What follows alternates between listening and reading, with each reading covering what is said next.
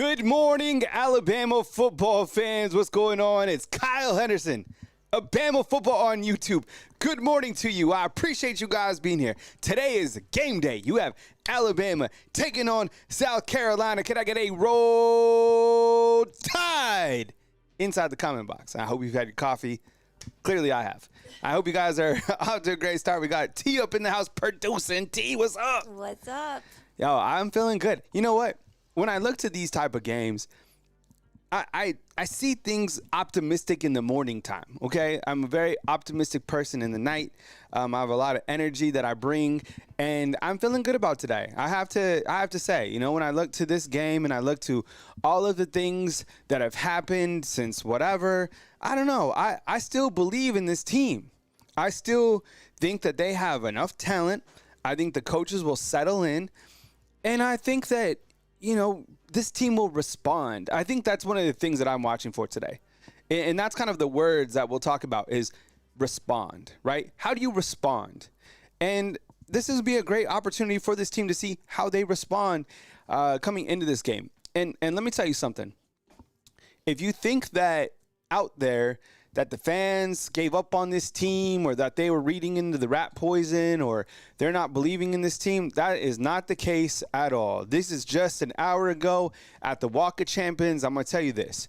All right, I have my father and my brother in town who are here to watch the game, and they are absolute. I mean, the amount of people in Tuscaloosa right now. You got a family day. You had basketball last night, the revealing of the Final Four.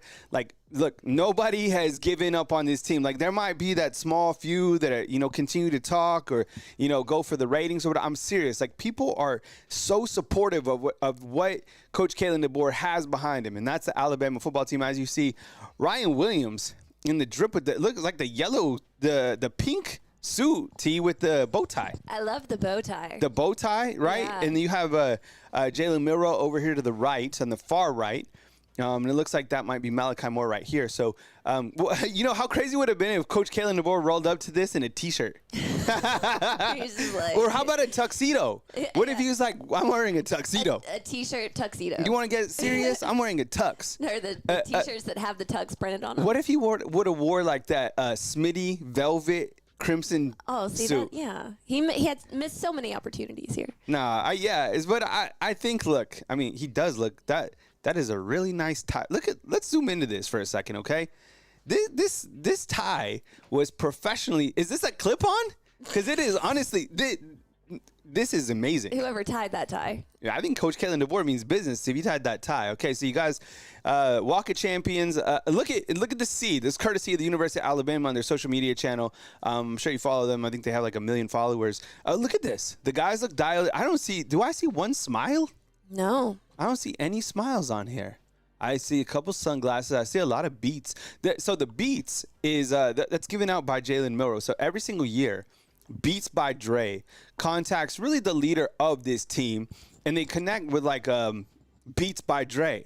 So Jalen Milroe is able to distribute, you know, Beats by Dre to everyone. I've never had Beats by Dre. I would like some, you know, for Christmas. I had a pair. They were pretty good. Solid? Yeah, I hear what you're saying here. Yeah. Hey, Christmas isn't too far away. All right. What's up, FMC Clips? Analyzing the Walk of Champions. I know, it's crazy, man, but this is what we do. So this is the Roll Tide Watch Along, and I appreciate you guys being here. So this is how it works. We watch the game with you. The game is on ABC at 11 a.m. Central Time. My name is Kyle Henderson of Bama Football on YouTube. So watch the game with us. Interact. We talked about the live score of the game, highlights of the game, interact with you, ask you questions about this game, about other games in college football. And by the way, if you're like hanging out today, I hope that you have steaks. I hope that you have burgers or turkey burgers. I hope that you are grilling. I hope that you have friends, and I hope that you are enjoying. And I hope that most importantly, that you have a big screen TV somewhere, or at least YouTube TV to watch the games, because today's college football slate is absolutely fantastic. All right. So when you look to the college football world, we have been blessed with an incredible day of college football. All right. So what I'm going to do and by the way, we stream all the way through Coach Kalen DeBoer's press conferences. So at times you might roll through and you might have a commercial, which looks like this. That means I'm probably refilling the coffee or taking a bite of a Chick-fil-A sandwich or something like that. Jersey Mike's kind of sounds good, but we do Wingstop. Usually Wingstop is a Sunday thing. So you might see that from time to time. But I'll bring everything else right here on Bama Football on YouTube. Here's the college football slate, and we have some fantastic football games. I am actually happy that this game is at 11 a.m. I know you're like, Kyle, geez, man, I'm barely hitting my Bloody Mary or my Baileys and coffee. Baileys and coffee, hey, drink responsibly if you're of age. Baileys and coffee is certainly a fan favorite. But look at these games this morning, okay? All right, so you got South Carolina, Alabama. This is why I like where this game is at for 11 a.m. Stay with me. You got Clemson and Wake Forest, right? Kind of a Carolina battle that we got going on right here. Keeping my eye on that. Clemson taking on Wake. Clemson 4-1 and 3-0 in ACC play. All right, I'm looking at that game with my far right of my eyeball. Then I have Missouri taking on UMass. Missouri should bounce back from that game. But here where things get serious. Okay, on today's college football slate. I know. See, Beth James. I hope you guys are cooking today, and I hope you have some great food and a big TV in front of you. Texas and Oklahoma. So what we're going to do right now is I'm going to go and I'm going to ask you just who wins these games, okay? So this is the first major big-time football weekend, like college football. Who wins today, Texas or Oklahoma? And so type T for Texas and type O for Oklahoma. Okay, now in these rivalry-type games, things get squirrely, all right? Like, I get it. Right now, I would imagine that there's a sea of T's inside the comment box, right? Because when we look to this series and where it's at right now, Texas should be the team that is able to take care of business, right? Well, be careful. Like, when you look to this overall series, I didn't even know this was on the screen. Well, here we go. Look at the history of the last time that these two teams have played, okay? Oklahoma, in the games in Dallas, the Red River Rivalry. Try to say that fast. T, go ahead. Red River Rivalry. See? You can't. It's very difficult for everybody. Say it out there if you haven't had your coffee yet. All right, so Oklahoma won last year by a score of 34-30 when Texas was the favorite, okay? Before that, Texas won in 2022. But before that, all right, look at Oklahoma, 21, 20, 19, 18. So my point is, these rivalry games, they're wild. They go different directions, right? And today, I don't think it goes a different direction, but I'm just saying we know what rivalry games are because you have one with a team that plays in a barn, okay, which is Auburn. So, T, you good? Are we on the right channel? Yeah, ABC. Yeah, they're doing like Oh, baby? Yeah, they're doing it's Oh Baby, and you of course have college football game day, but they're doing some zoo stuff, and then we'll go to the game. So, rivalry games go crazy. Like the team that plays in a barn right now that is 0-3 on the season, like the rivalry games are rivalry games. That's why you play them. So I would imagine that Texas wins this game. You look at the particulars around this game. It looks like a lot of people have T's, but I do see some O's in there, which I'm not surprised to see, considering it's a rivalry game. Now, while Arch Manning comes in this game with 901 yards passing, which I guess that's he's leading the Longhorns because he's been in for injured Quinn Ewers, who's dealing with a abdominal strain. I think he's going to be back for this game. Former Alabama wide receiver Isaiah Bond leads the team in receptions, 20 receptions for 364 yards, which is 100 yards less than what the freshman here at Alabama is receiving for in Ryan Williams, right? And then Blue, the running back, has 51 carries for 238 yards. So it looks like it's kind of mixed inside the comment box in terms of Texas or Oklahoma. Yeah, you know what? So Utah lost last night. The Big 12, well, we know there's parity in football. Utah losing, I'm not surprised to see it. So it doesn't really surprise me. That's all I really have to say. I'm not surprised by it. Tonight you have Colorado and Kansas State taking place. You could literally watch football. That game's at 9:30. So if you're still awake by some chance and you're still watching TV at that point in time, hey, there you go. How about this game? All right, everybody inside the comment box, and as soon as the game starts, we'll start talking about the game. But we have, what is it? We have a little bit of time. Get comfortable. Have breakfast. Penn State and USC. Penn State, USC. Type, and I'm asking you, who wins this game? Penn State, type P, or USC, type U? Penn State or USC? Penn State or USC?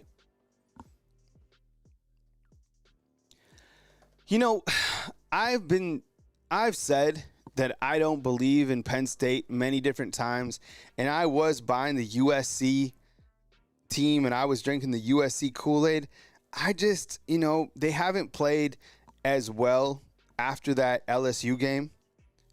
So, and according to Tony Sukalis, this just in, Kalen DeBoer is wearing his typical all-black hoodie, athletic pants combo. Okay, so he hasn't gone to tuxedo. So we'll watch that. I'm not. I mean, look, you got to be comfortable. It'd be like me all of a sudden, like somebody complaining about my hoodies. Yeah. I know I'm just a YouTuber. Like I know. I get where I'm at in the world. But if somebody was complaining about my hoodies, I don't know if I would change into a tuxedo. Surprised he didn't, but I don't think he should. I agree with him. I kind of like this call of going with the all black attire. Yeah. Anyways, all right. It looks like people are going for Penn State all the way.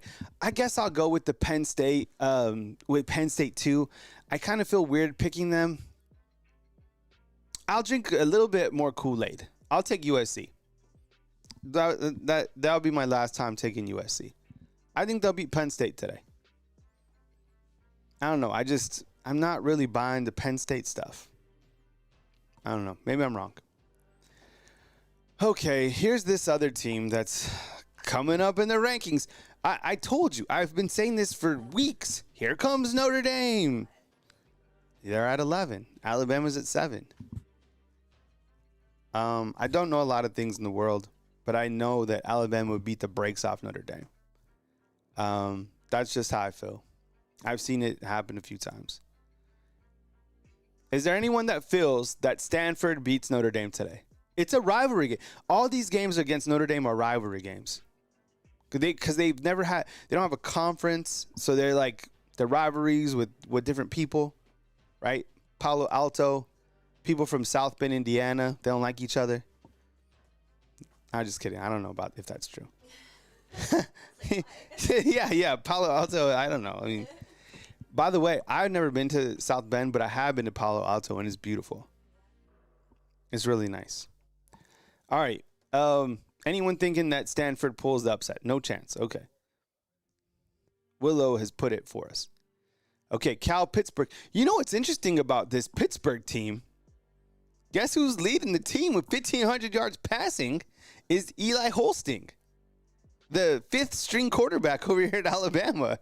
Think about this. He would have never played. He would have been behind probably Austin Mack right now on the depth chart, and he goes to Pitt, and he's thrown for 1,500 yards, and he has Pitt ranked in the top 25. So, that just shows you the talent over here in Alabama. But, yeah, Eli Holsting, he's thrown for 15 touchdowns, 3 interceptions. All we saw him, when he was here at Bama was just in a spring game come in and throw like 5 passes, right? Who dat for life is he thinks Stanford can run with it. Yo, Willow, what's up, man? I appreciate you. Thank you so much. I hope you're doing well too. And I hope you guys are feeling good about today's game, all right? I gotta fix the lighting. I don't know. I'm not feeling that lighting. Can you flip the light switch on and off? No. The main light deck, please. Behind you. Like the one that controls. Thank you. Appreciate it. Yeah, turn it on one more time. Yeah, I guess so. We'll work with it. We'll rock with it. It's the morning time. All right, you got Purdue taking on Illinois. Not interested in that game at all. Arizona, BYU. Not interested in that game at all. BYU's 14? Mississippi State's taking on Georgia. I would imagine Georgia runs, right? Runs the table on that. Florida and Tennessee, right? Tennessee. I would imagine Tennessee has a bounce back game similar to what Alabama does. This Florida team, they're one. I didn't expect them to be 1-1 in SEC play. That's the same record as Alabama right now. That's the same record as Tennessee. That's the same record as Georgia. If you look at the back end of Florida's schedule, it's pretty dicey. But now, when we were looking at it at the beginning of the season, we felt that Florida State was going to be this incredible team. Now Florida ends their season with Florida State. I don't know. I know Billy Napier is clearly on the hot seat. He can't even sit down. But I don't know. They're taking on Tennessee and Rocky Top. I would imagine that Tennessee has a good game, and bounces back in anticipation for the third weekend in October, which is next week, between Alabama and Tennessee. Sammy, what's up, man? I appreciate you. Thank you so much. Nate H, what's up, man? Appreciate you. Yeah, Keelan Russell last night committed to Alabama, absolutely went crazy. And so did the basketball team. If you saw any of the highlights from any of the team reporters, they did the unveiling last night, and you saw the guys flying in the air, and you saw Keelan Russell absolutely balling out as a quarterback. Does anybody think he has a shot to start next year? Is it too early to start talking about next year's quarterback? What if Keelan Russell comes in and starts over Ty Simpson? No, I mean, look, if I really wanted to stir or just ask a question, dude, Keelan Russell's a baller. Absolutely. All right. All right. Okay. So then, how about this one? Ohio State in Oregon. Now, the game is in Oregon. Ohio State's undefeated. Oregon's undefeated, right? Dylan Gabriel, 1,400 yards passing on the season. I watched Oregon play against Michigan State. What was that, last Friday? I did like their game. I did. And, Dan Lanning, he's an exciting coach to watch. A lot of fire. I don't know if I felt like at that point in time that I watched them that I was like overly blown away. Now, I did watch Ohio State versus Marshall. I mean, clearly they dominated them. I felt that Ohio State has more explosive players, if that makes sense. So let me ask you, type O for Ohio State and type O for Oregon. Just kidding. All right. So if you think Ohio State will win, type B for Buckeyes and type D for Ducks. I think in this game, let's see. Neither team has really played a tough opponent. Angel's right. If you're looking for injuries, Kendrick Law is a game time decision. Kobe Prentice is out. Yanzi Pierre is out for Alabama. This is just a pregame show, warming it up, warming the vocal pipes up, right, for 5 hours of continuous streaming. All right, No Flex has B for the Buckeyes. Bet James D for the Ducks. Brenda, what's going on? Overton is saying D for the Ducks. Chris from New Jersey, what's up, man? I appreciate you being here. I think I'm going to go with Ohio State. I feel pretty confident in this pick. I do like Dylan Gabriel at quarterback. I don't know. I feel that Ohio State has more playmakers. I mean, I see the total amount for this game is 54.5. So I would imagine there's way more points than that. And yeah, so give me Ohio State by a touchdown. Mike G says he hates Ohio State. Shamika, what's up? Asking about Jaden Roberts, if he's going to play. Yeah, the only thing that we've really heard about Jaden Roberts is that he is in pain every single game. That came from his offensive line coach, Chris Kapilovic. And we did hear this week from Nick Sheridan that he's kind of been rotating in with Geno Vandermark at guard because Geno Vandermark deserves to play. So, I mean, I don't know. Jaden Roberts had surgery before the first game of the season. Maybe somehow, it's flaring up a little bit. I don't know.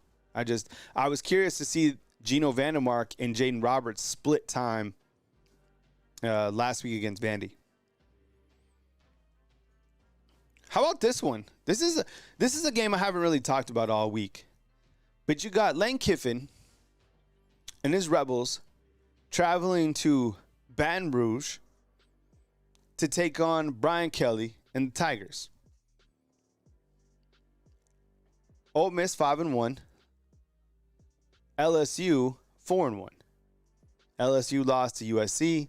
Ole Miss lost to Kentucky. Type O for Ole Miss and type L for LSU. This is a good one. 9 versus 13. The total, I would imagine there's even more points than that. 62.5.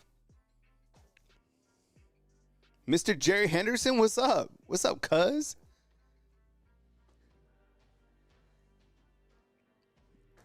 LSU.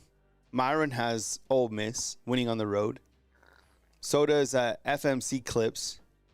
This one's I would imagine this one's kind of split. I don't know. I'm going with with Ole Miss. I think because I favor Lane Kiffin more than I do Brian Kelly. That's why I'm picking Ole Miss. I don't even think it's like a schematic style approach. I really don't know who the better team is at this point in time. So I'm just going with, and I know the home field probably matters a little bit. I just think Ole Miss will be able to outduel Brian Kelly. I think they'll be the point total will be in the 80s. I would imagine it's like 48-41 or something like that.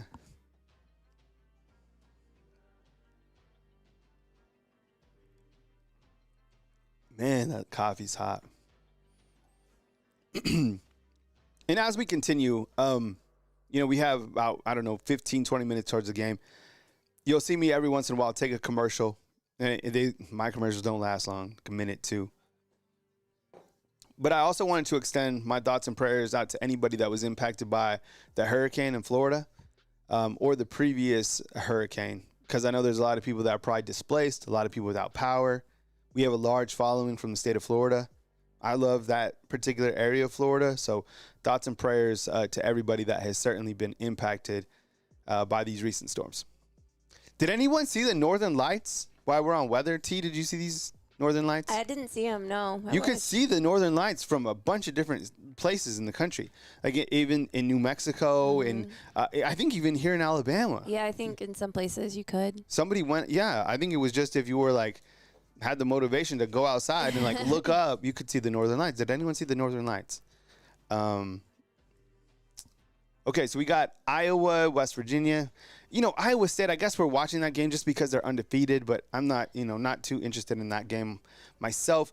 I am a little bit interested in this next game. 9:15, I don't know where I'll be mentally, if I'll be tired. Not to, I've had a long day already.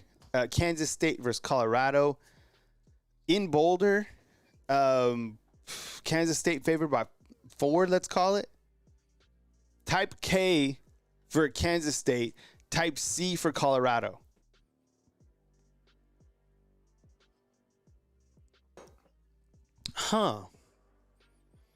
If Colorado wins this one, they're clearly back into the top 25. Colorado does seem to have an ability to win tight games. I am excited about this game. Okay. FMC, what's up, man? He's saying K. Chris is saying Kansas State. A lot of people saying C. Okay. Yeah, I would probably say the ratio is going to be 4-1 in this game for Kansas State. I I don't know. This would probably be one of the bigger wins for Colorado because Kansas State can play some football. They're a good team. I think this game what's crazy is I think this game either is like a Hail Mary win by Colorado or Kansas State just blows them out the tank. I don't know. Give me Colorado. I don't know. Give me Colorado. And if you're really staying up late, holy cow. Look at this one. We're going out to Honolulu, T. Boise State taking on Hawaii. That game's at 10 Central Time. Temperature is 84 degrees. Is there any games past that? Man.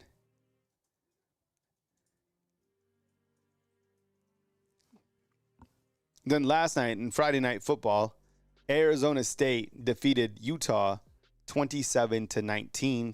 Cam Rising throws 3 interceptions. Matthew Pate, what's up, man? Appreciate you being here. Thank you so much. Matthew Pate wants to know the hoodie and the hat. Okay. So the hoodie, here's my what is it? OT outfit of the day. OTD. So the hat is from, what is it from? Mobley? Mobley. Mm-hmm. I think. And so is the top. The top is from, and it's like this very like stretch fabric. Do you see? It's like super, super light. So I got each of this attire from Mobley. So tell him Kyle Henderson sent you. Mobley has some cool stuff. I love this hat, and they also have this hat in black. And I know a lot of people feel like Alabama fans don't like to wear black because Georgia has black, like the black and the red, right? I like the way that it looks. Mike Jason, Dollar General. Dude, you know what? Some of the best hats that I've got are from gas stations. No, every single time I stop in a local that's why I go from every single, I go to all sorts of gas stations here in Tuscaloosa and I'll look around just for some funky hats. All right. Mike G's recommending Family Dollar. For hats? I'll definitely go check it. If they have unique hats, I'll check it out for sure. I'm sure you guys have seen the hat that I have, and it says Roll Tide on the bottom of the brim. I got that one at a gas station that just opened up on the other side of town. No, I appreciate it, Matthew Pate. Yeah, this is I feel good. This is my game day attire. I wasn't ready for the tuxedo. But for those of you that have been here, and we'll get to Alabama and South Carolina here at 11. And for those of you that have been, on the show for a long time or subscribed for a long time, I used to rock just the straight up blazer, right? Remember, I would do the blazer. I didn't have a beard. Those were yeah. Well, whatever. You change, you morph. I might go back to the blazer. Who knows? I don't know. We'll see what happens. Okay. We get to Alabama versus South Carolina. I appreciate you guys being here. Kyle Anderson, Bama Football on YouTube. Walk of Champions took place not too long ago. Let's dive into this game. Let's do a little bit of a pregame talk before Alabama and South Carolina kick off. The game is on ABC, so watch the game. I'm watching it with you, providing my detail as the game happens. Live stats, scores, all that right here on Bama Football on YouTube.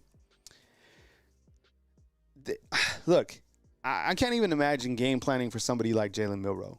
I mean, over the last 2 weeks, really the entire season, he's put together a great first 5 games. I mean, if I had to grade him, I would definitely give him an A, and I'm a very difficult grader. I think what he's been able to display based off the schematics of Alabama's offense. And we really haven't heard too much about Nick Sheridan, other than the fact that he called those gadget plays that we didn't really like in the second quarter against Georgia. Overall, I think Jalen Milroe has played magnificent. I think we've continued to see growth from him as a quarterback. I think that the way that he's been able to spread the ball around to different wide receivers has been one of the high points of his early success. Yes, Ryan Williams is target number 1. Jeremy Bernard is target number 2, but he has put the ball in 11 different wide receivers, tight ends, running backs' hands against Georgia, and then he followed that up by distributing the ball 9 different times to 9 different receivers, tight ends, whatever, against Vanderbilt. So, and I think what we would continue to see from him, in terms of the touchdown pass to Jam Miller to the outside, him continuing to work downfield, working down the intermediate passes that I know a lot of people were really hypercritical of. He's done a really good job. And I think the other thing that we just have to accept is we might not see Alabama have a sustained running game. Now, can they run the football? Yes, they can. Jam Miller, he's averaging 8 yards a pop. So is Justice Haynes. But the main runner for this team is Jalen Milroe, because he's 230 pounds and he runs a 4.4. So, I think overall 1,500 yards for Jalen and 19 total touchdowns, right? Matthew Pitt, I'd love to see him run the ball too. I would. And I think that a lot of his success comes from the fact that the offensive line has done really well in pass pro. Now, with that said, that was a good thing. Here's a concerning thing, okay? It's my responsibility to tell the truth. I feel that there is, at least right now, I am concerned about the play of Elijah Pritchett. That does worry me on the right tackle. Clearly, Welcome Formby, he got eaten up and he got subbed out for Elijah Pritchett, who honestly, I don't even know how much better he is than Welcome Formby.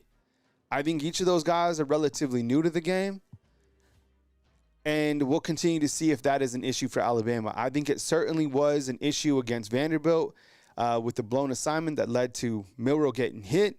I thought that might have been a targeting call. It turns into a fumble, whatever the case is.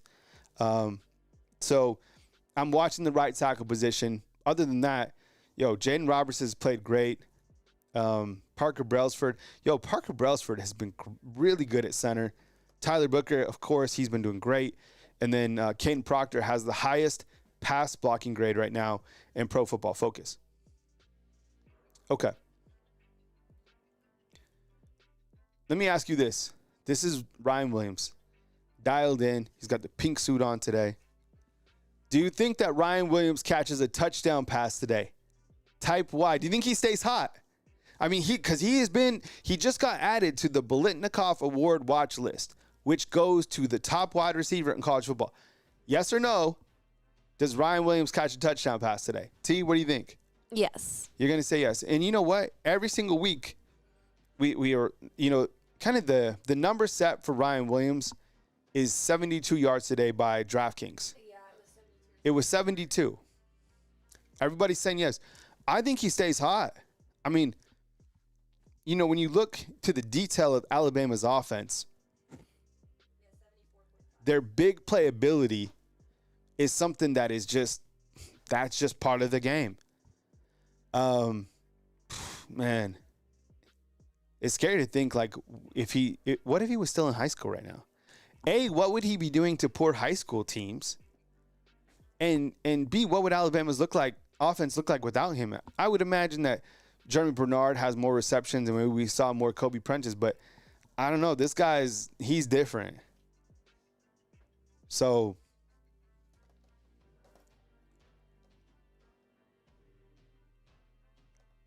Willow's asking, where's our giant tight end turned wide receiver, Odom?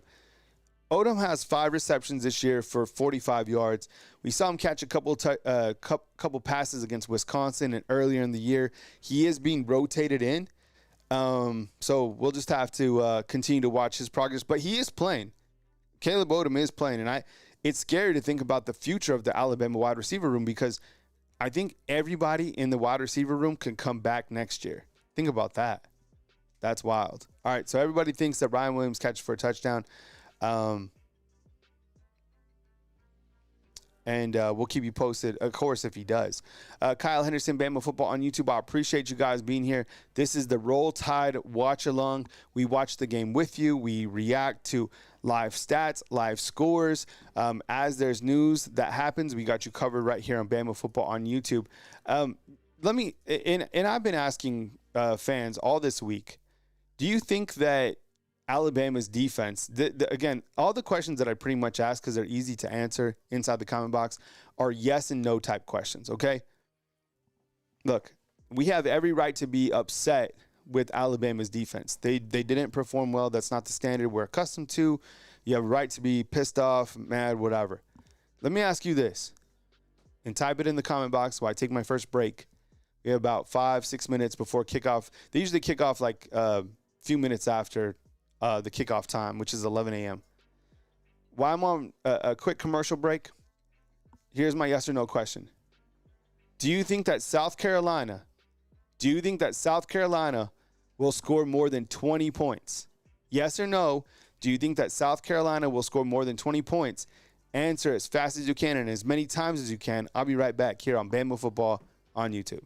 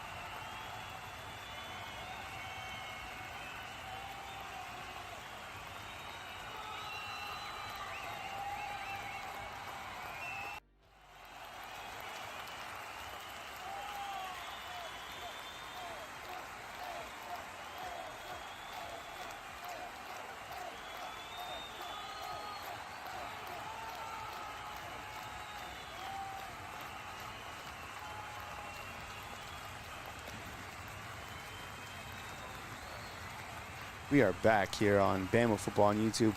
This is the Roll Tide Watch Along. Are you guys watching this? This is step off the side of the screen real quick. Yeah, this is it. You got Alabama and South Carolina coming up next right here on Bama Football on YouTube. The game is on ABC. So if you want to watch the game with us, there's so much good college football on today. I cannot wait for this game to take place between Alabama and South Carolina. All right. Is this SEC Network? All right, so you can control it. I don't think that's it. How's everybody feeling on a scale of, does anyone have any nervousness about this game? All right, this is the Roll Tide Watch Along. What's going on? It's Kyle Anderson at Bama Football on YouTube. I appreciate you guys being here. Thank you so much for joining us today as South Carolina with a 3-2 record comes into Bryant-Denny Stadium to take on the Alabama Crimson Tide. Got live stats, scores, everything that you need right here on Bama Football on YouTube as we celebrate another Alabama football game at Bryant-Denny Stadium. You know, I'm really curious to see how this team clearly responds coming off the loss to Vanderbilt and how this team kind of faces adversity. And yeah, and I think, you know, look, I already said my score yesterday. I feel that Alabama wins this game by a score of 42-13. I don't think that this team scores over 20, but I mean, considering what happened last week and the way that Alabama's defense let us all down, I feel, you know, a little bit of nervousness, and I am a little. If I have any anxiety, it comes from Alabama's ability to stop Raheem Sanders. I mean, the guy's a really good running back. This is an ABC 3340. All right, so we're watching it with you guys on ABC 3340. So if you're in the Birmingham, Tuscaloosa area, that's what channel it's on over here. Team's about to run through the $1 Million Band. It's you should see the day that we have been blessed with today in Tuscaloosa. It is absolutely gorgeous. The kickoff time is 75 degrees. Willow has it 45-17 inside the comment box. Army 32-75 has it 45-27. See, I just don't think there's going to be that there's not going to be that amount of points with each team. I wouldn't imagine it's like a 45-27 type game. I don't think that South Carolina has the offense to be able to do that here in Tuscaloosa. Mike G has it 40-39. and Mike V-Dog has Bama 15-0 in 2024. He doesn't even remember that loss last week. He just has Alabama still running the table from here on out. Love it. Neil has it 58-13. Yeah. Type your final second score prediction as fast as you can because we're about a few minutes away from kickoff between Alabama and South Carolina. T, do you have an updated score for us? Oh. Score prediction. I'm going to go 1, 2, 3 pick. 38-14. 38-14. I love that score. That is a really good score. No, I'm serious. And the 35, I could see him get to 35. You know, and at some point, they had kicked a field goal from Graham Nicholson, right? And it goes in clearly. He's only kicked 2 field goals this year. You know what? That's a surprising stat. That is. That's weird. Right? I mean, we're played 5 games. You would think there'd been, many different times where he's come in and kicked field goals. All right, Myron has it 45-20. Mike G has it 40-39. Derek Lancaster, I wonder if you're related to the Lancaster who's the quarterback at Tuscaloosa Academy. That young man is absolutely balling. So Tuscaloosa Academy, I don't think they've lost a game this year. Yeah, I have. And their quarterback is an absolute stud. Kimberly is up in the house. What's up, Kimberly? We appreciate you being here. Thank you so much. Game is on ABC 3340, ABC, wherever you're at. This is the Roll Tide Watch Along. It is 11 a.m. We are talking college football. There is so much college football that we are talking about today. Cannot wait to watch all of these games, but most importantly, this one right here in Tuscaloosa, Alabama. Ponderosa has it similar to you, 38-10. I like those scores. I kind of like them better than mine. I have it, 42-13. So we'll see. You know what? And you kind of look to, and the game should start here any minute. Some of the things that I look to.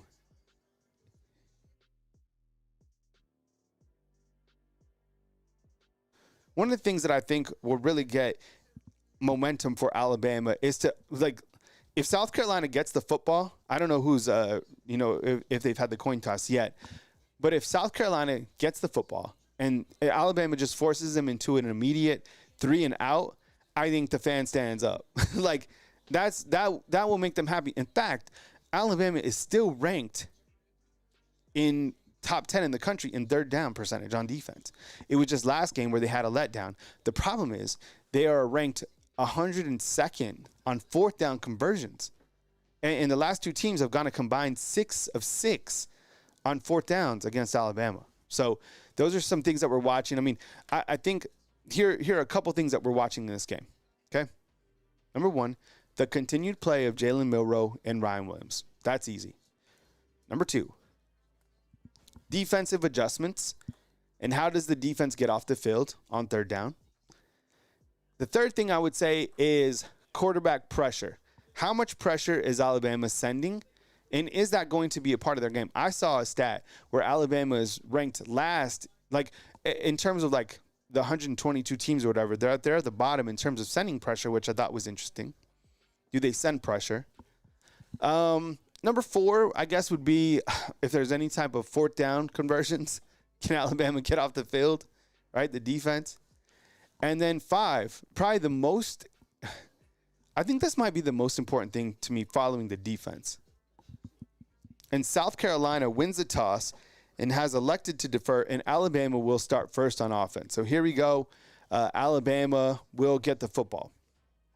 I would say penalties. Game's about to kick off here any minute. We're watching it with you on ABC 3340. The penalties right now, Alabama's ranked 102 in the country in penalties per game, averaging 73 penalties per game. By the way, did you see on College Game Day? I saw this, Chris. Chris is saying Pat McAfee's hilarious. Absolutely. The kid hit the field goal and won $100,000. So during game day, you always have to, they have somebody come and try for a field goal. And the kid hit it right down the uprights. Is good. So he gave Saban a big hug, and he gave McAfee a hug, and walks away with $100,000. That's before the IRS is like, yo, what's good? Nice kick. But got a little thing called the IRS. We made the field goal too. All right. I appreciate you guys being here. Kyle Henderson, Bama Football on YouTube. We're about to get going here in beautiful Tuscaloosa, Alabama. I appreciate you guys being here for the Roll Tide watch along. Someone is saying free Keon Keeley, right? If I roll this side, I just have a better vantage point of my TV on this side. So we'll see what Alabama does in this game, which we are considering it a bounce back game, considering what happened last week with Vanderbilt. So let's see what the Alabama Crimson Tide does. South Carolina is set to kick, and away we go from Bryant-Denny Stadium. Kyle Henderson, Bama Football on YouTube on the Roll Tide watch along. Let me ask you this, yes or no? Yes or no? Does Alabama score on its opening possession? Type Y right now as fast as you can if you think that Alabama scores on their opening drive. Here comes Jalen Milroe. 1,200 passing yards on the season, 283 rushing yards, total touchdown 20 on the season. Type yes as fast as you can right now if you think that Alabama is going to score on its opening drive. Put me in for a Y on that, all right? Cole Adams starting for the Alabama Crimson Tide in place of Kobe Prentice. And here we go. Alabama with 3 wide receivers down to the side, including C.J. Dupree is a tight end. You got Cole Adams, and Jalen Milroe is going to dump it out to Justice Haynes. And Justice Haynes is going to get about 4 yards as Alabama's quarterback goes right to a running back in the opening part of this game. How many yeses do we have so far? I'm still going to give you an opportunity. Type yes, type Y if you think that Alabama scores on its opening drive against South Carolina. I said why. I think they will, and I think that's going to be a big sign of momentum for Alabama. C.J. Dupree in motion. Jalen Milroe motions a wide receiver to the outside, and he's going to hand it off. Justice Haynes is going to get another 3 yards, and Alabama is facing 3rd and 2. Appreciate you guys being here. Kyle Anderson, Bama Football on YouTube. Alabama's opening drive of this game. Let's see what they can do in their opening drive. Alabama scoring 44 points per game. Appreciate you guys being here. Here's a handoff to the outside, and looks like Alabama is going to be short. Did they get that first down? Looks like it's going to be fourth down. Oh, man. How do they not get that? I do like the misdirection, and here they come with Jalen Milroe out on the outside. How can you not get that first down with him, right? And Alabama on a 4th and 1 moves the chains, and they get a first down. I can't even imagine trying to stop Jalen Milroe on an opening drive like that in a 4th down situation. That's kind of like the, what do you call it, the Hurts push? Man, I mean, you're just not going to stop Jalen Milroe. First down for the Alabama Crimson Tide. Here comes the Tide right here. It is 1st and 10 on the Alabama 36. You have 3 wide receivers to the top, Jalen Milroe in the back after a first down. You motion a man, which is Ryan Williams, and now you have 2 wide receivers at the top, at the bottom, and you got Jan Miller floating out to the outside. It is going to be Jeremy Bernard, who picks up the reception, a long reception, and he is going to go for, let's say, man, what a connection. That's the thing. You've been talking about that intermediate passing game. I mean, there it is right there. You saw Jalen Milroe find Jeremy Bernard, and Bernard picks up a really great gain, and he's going to go for a first down and much more. Big connection from Jalen Milroe to Jeremy Bernard. Type G for Jeremy. Man, he's been so good. All right, here comes the Crimson Tide. It's a high snap for Milroe. Comes to the right of his pocket. He's going to find Cole Adams. Cole Adams is going to get to the 3. Yo, this is great. Like, this is that type of offense. And you talk about how does this team – and I think this opening drive tells you what was said in the locker room. I'm serious. Like, they know. They listen, right? Miller gets about 2 yards. It's going to be a 2nd and goal. But I think this opening drive tells you what was said in the locker room. When you talk about respond, well, the offense certainly responded. And we knew that the offense isn't the problem of this team. So let's see what happens. And Jan Miller is going to be stuffed. Appreciate it. Yeah, if you guys are ahead or behind me, it's all good. I mean, there's nothing that I can physically do. I have cable, Hulu. I have literally, I'm paying for 5 different packages right now, and I'm just decided just to watch the game with you. So, It's just where you are. yeah, I appreciate, yeah, exactly. So maybe it's because I'm here in the city, but I appreciate you guys being here. It is 3rd and goal. Don't tell me what happens. Mike G's ahead of us, and I appreciate it as the Alabama Crimson Tide look to put a drive together to go for it, to punch the football into the end zone. Here comes the text messages from the family members. They're excited because Jalen Milroe gets into the end zone. Touchdown, Alabama Crimson Tide. Jalen Milroe, just like that, was too easy.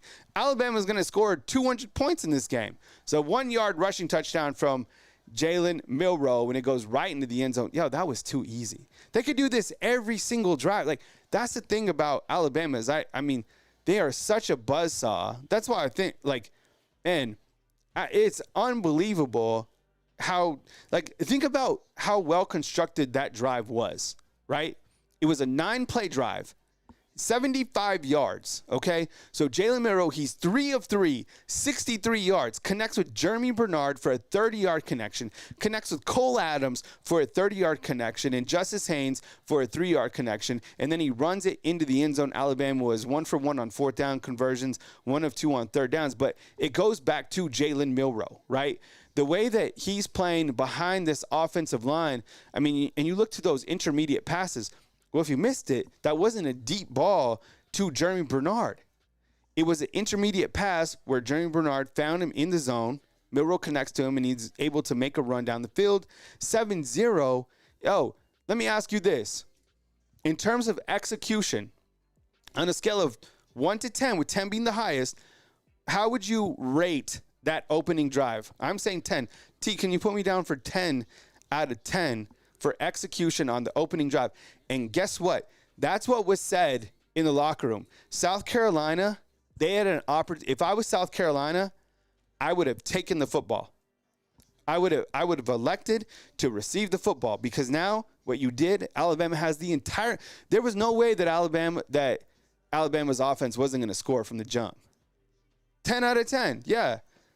Bama still seems like a hard grader. He says 9 out of 10. That's going to be the lowest grade that we have. I don't see anything wrong. Yeah, that was absolutely amazing for Alabama to construct that drive. I'm telling you, they could do that every single time. And you know what? They would have scored in that last game if they just had another opportunity. It's going to be so hard for anybody to stop this offense. 7-0. We'll take a quick commercial. Come right back on Bama Football on YouTube. That was absolutely baller. Alabama up 7-0. There's 11 minutes left. The game just started right here on Bama Football on YouTube.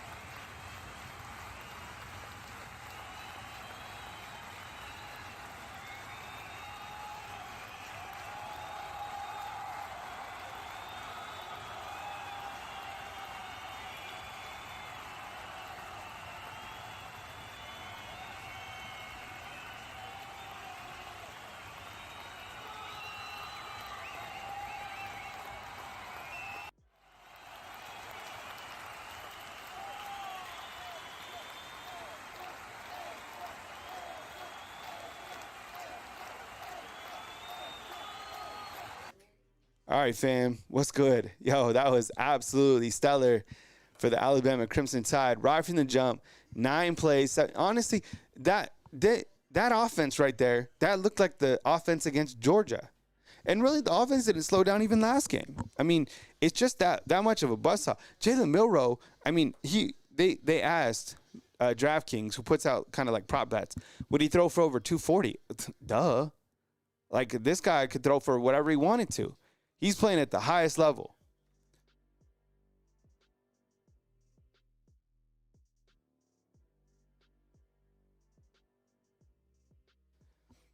Crimson Tide leading 7-0. I guess since it was 4th and 1, I'm not surprised to see it. I think you need momentum from the jump, right? So let's see what happens here in this opening drive for South Carolina. You know, the fans go crazy. We'll all go crazy if Alabama's able to get a 3-and-out, you know, somewhere on it, or at least, you know, turn it up on 3rd down, which I think they will. I mean, they're still ranked 10 in the country. What will make fans mad right now is if you have a long sustaining drive or a touchdown. So let's see what happens. I appreciate you guys being here. Kyle Anderson, Bama Football on YouTube. Sellers, Lenora Sellers, big dude, 6'3", 242 pounds. Appreciate you guys being here for South Carolina's opening drive. Who thinks they score in this opening drive? I'm going to say no. The pass is already batted down by Alabama. Good play in the opening play of this drive. I didn't even see who batted the ball down. Yes or no does South Carolina score in this opening drive? I'm going to say no. Like, I'm feeling like 95% confident. No. All right, let's see what happens. Sellers. He's back to pass. He dumps it off. And it's going to be a big pickup for about, I don't know, let's call it 15 yards. South Carolina moving the football. Gets their first down of this game. Yeah, Malachi's playing. From what I saw, yeah, there he is. He's up at the top of your screen. Basically couldn't get to the quarterback. He's an athletic quarterback that can move the chains. Made a good play and got the first down. Raheem Sanders runs for, let's call it 4. They're facing a 2nd and 6. Little up-tempo type offense. Sellers is going to run for another gain of 4. So it's going to be a 3rd and 2 for South Carolina. Just under 10 minutes in this first quarter. South Carolina on a 4-play, 22-yard drive. Big play was a completed pass to Sanders that went for 14 yards. Man, Sanders could run for sure. I'm not sure why he didn't take that first down on that last carry. It's a 3rd and 2 for South Carolina. You know, this team was up on LSU by quite a large margin before giving up a significant lead. And each of these teams do have a commonality, which is a lot of penalties. All right. So here you go, Sellers in shotgun formation. Here comes Alabama, and big play from the defense, and they're going to get a quarterback sack. That is Deontay Lawson, Alabama's inside linebacker, that comes up with the big sack. Fans on their feet, and South Carolina will have to punt. See, I just, like, South Carolina clearly has guys. I just don't think they can execute. That's why I'm heavy on Alabama today. Big stop right there by the defense, and you get a punt from South Carolina. Curious to see who returns it, right? It's going to be Cole Adams. Cole Adams is returning.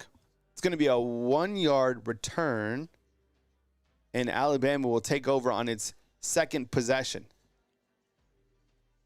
All right, so I'm going to ask you again, yes or no, do you think that Alabama scores on its second drive of this game?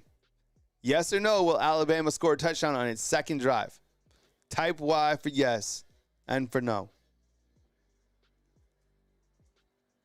I'm going to say yes. I think they get off to another fast start. I'm going to say they score in 6 plays. Give me 6. I appreciate you guys being here. That was good from the defense. I mean, they did give up that little toss to Raheem Sanders, but, I mean, they get to the quarterback. That's what we wanted to see. They got a quarterback sack. They tackled where they could. They got South Carolina to punt. Alabama already has 75 yards in this game. North Alabama Storm Chase is calling for a field goal. I think they score in six plays, and I think it'll be a touchdown to give me C.J. Dupree somehow in a touchdown. T, who do you think scores next for Alabama? Jan Miller? I like Miller. Yeah. I like Miller. Who do you guys think scores the next touchdown for Alabama? Type that inside the comment box. What do you think? I'm going to go with C.J. Dupree.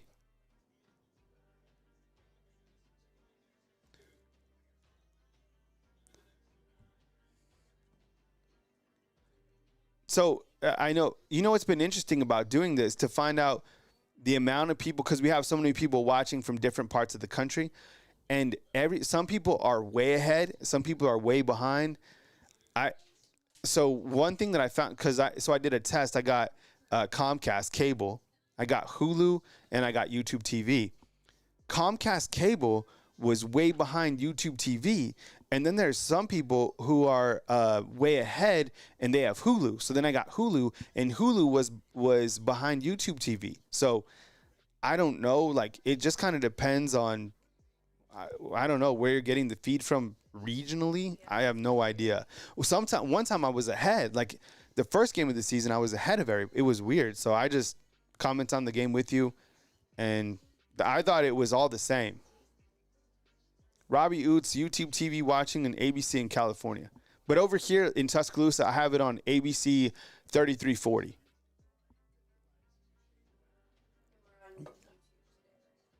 Yeah, I'm on YouTube. Yeah, today we're on YouTube TV.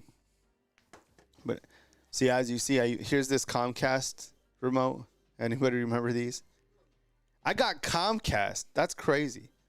I know. Nobody gets Comcast is on the down, right? Yeah, we shouldn't have done that. Look at this. Look at this remote. When can we give it back? I'm not. I signed up. I'm not on a contract. Look at this thing. It's archaic. All right. Jalen Milroe with a short pass to Ryan Williams. Looks like for a loss. It was a short pass, screen, whatever. It's a first opening drive. I have him at 6 plays scoring a touchdown. Let's see what happens here. But it was basically kind of like a bubble. That's what it was. And Ryan Williams gets put in the dirt, and it is 2nd and 11 for the Crimson Tide. I mean, the last drive, I felt it wasn't strangely creative. It just worked. Everything was like, and usually the first and second drives are all scripted. You know this, right? The offensive coordinators, based on what they've seen with the defense, it's all scheduled out. Now you start to see them reacting to, field position, whatever it may be. So Alabama facing a 2nd and 11 right now. You have a man in motion that looks like Caleb Odom, and it's a handoff to running back that looks like Jam Miller, and he gets 2 yards. So Alabama facing a 3rd and 9. 7:32 left in the first quarter. Alabama 7, South Carolina 0. It is an absolutely beautiful day, and it is a short pass that is incomplete to Ryan Williams, and Alabama will punt. It's 4th and 9. So there we see a drive that, I don't know. The play calling seemed a little bit weird on that. I don't know. They didn't really take – it looks like they're trying to force it to Ryan Williams on this particular drive. There was a little bit of pressure. And on this play, he goes for it, and it was a deep pass to the outside right to Ryan Williams, kind of the play that they're known for. Would have been a touchdown 100%. And let's look at it again. Ryan Williams gets off the ball, has his man beat, and it's just going to be overthrown by Jalen Milroe. Now, that's a play where that's on Jalen Milroe. Like, he's responsible for ending that drive, because that would have been 1,000,000% a touchdown, like, for sure. All right, so here is James Byrne up to punt. It's a 4th and 9. That's not good accuracy on the deep ball. And that looks like the punter got hit. It's a long punt. Looks like, I don't know, they're saying it's 66 yards, but I would imagine that it's roughing the punter, which would extend the drive. Yeah, I think that's going to be the call. So it's clearly accepted. And Alabama will be retaining possession. And this is the thing. For all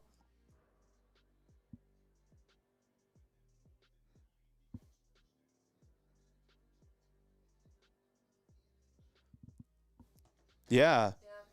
And this team gets more penalties than Alabama. All right. Alabama's ranked 102 in the country in penalties. These guys are ranked 106. Like that penalty right there is why South Carolina loses games.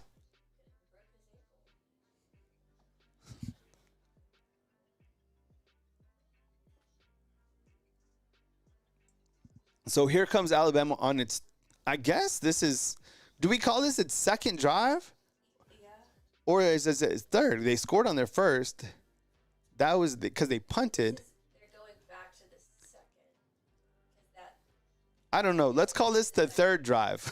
All right, here we go. Jalen Milroe fakes the handoff. It's going to be back to throw. Milroe throws a bullet to the outside, and it is going to be complete to Jeremy Bernard for 12 yards.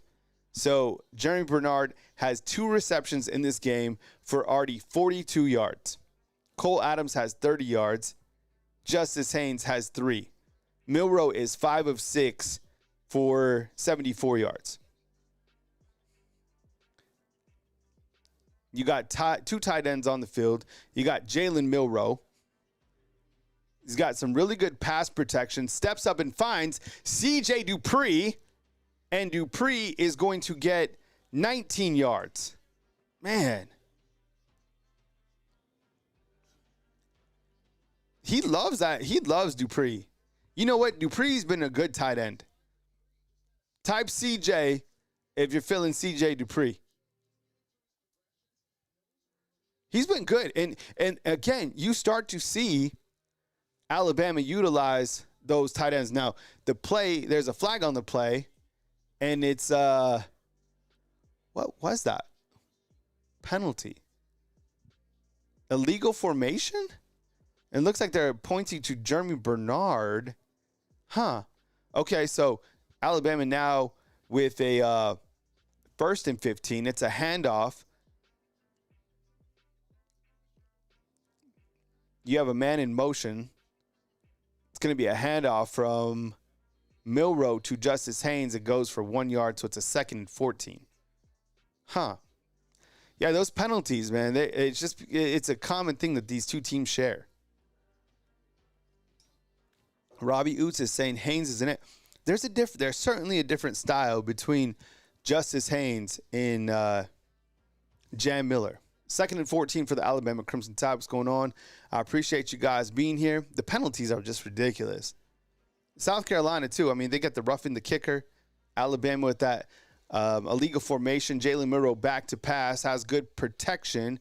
Fires it out to Josh Cuevas. And it's complete for 5 yards. It's going to be a 3rd and 9 for Alabama. Okay, do you think Alabama scores on this drive? Yes or no? Right now, as fast as you can. Yes or no? Do you think they score on this drive? I don't know. 3rd and 9. T, you think they score? No. All right. Yeah. All right. 3rd and 9 for Milroe. Let's see where they got 2 wide receivers to top and bottom. Actually, you got 3 wide receivers. So you got no running backs. Here we go. Jarvis is saying no. You got pressure, and Caden Proctor's beating the outside, and Jalen Milroe is sacked.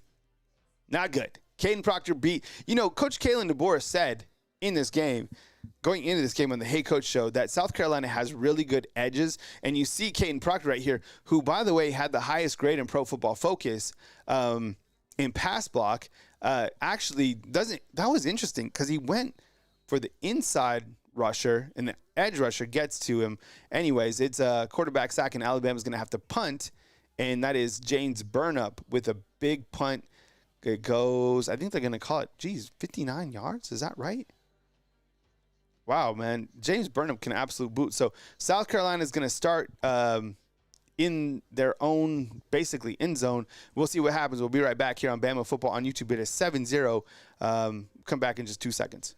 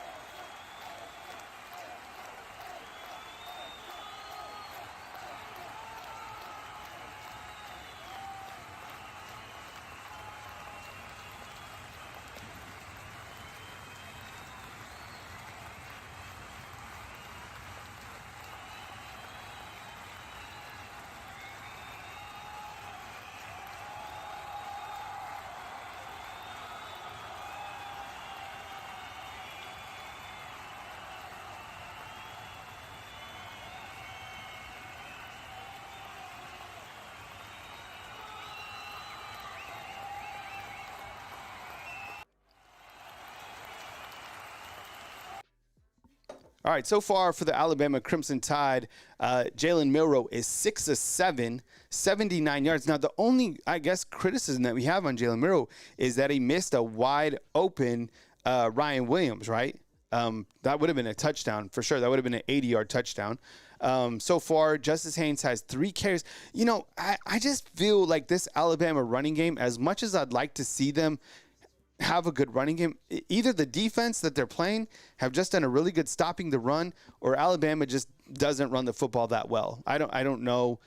Maybe it's too early to tell, but Justice Haynes has 3 carries for 7 yards. Jan Miller has 3 for 5. Something's not going right. Jalen Milroe has been sacked, and that was on Caden Proctor, who allowed that sack. Jerry Bernard has 2 catches for 42 yards. Look, the first drive, I would say, is 10 out of 10. I don't necessarily like the play calling on the last 2 plays. But Alabama does have 85 yards. South Carolina only has 20 yards, right? Yeah, Joshua, like, because that's what I'm saying, man, from the 615. Does it seem like this team, like, just can't run the football? Yeah. Right? Oh, it seems like they don't want to run the football and that they can't. It kind of makes you a little bit open. Yeah, it kind of makes you a little bit upset on that. So far, they have just 6 rushing yards. Each team has a penalty. So Alabama coming back.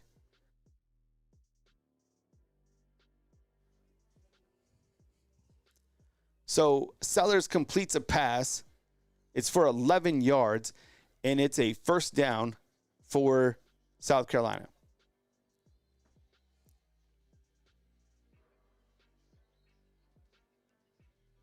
Sellers so far in this game, 2 of 3 for 25 yards. They're moving the sticks.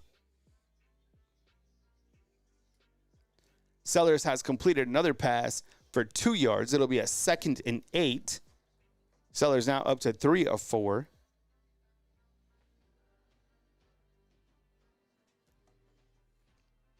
Just kind of like a short little dump off. And I guess good open field tackling for the most part so far. 2nd and 8. A turnover would be great right now, right? We could wear the turnover chain.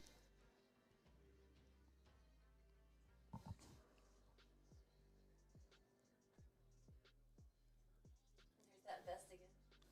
Yeah, now Kane Womack's been rocking the vest, The black right?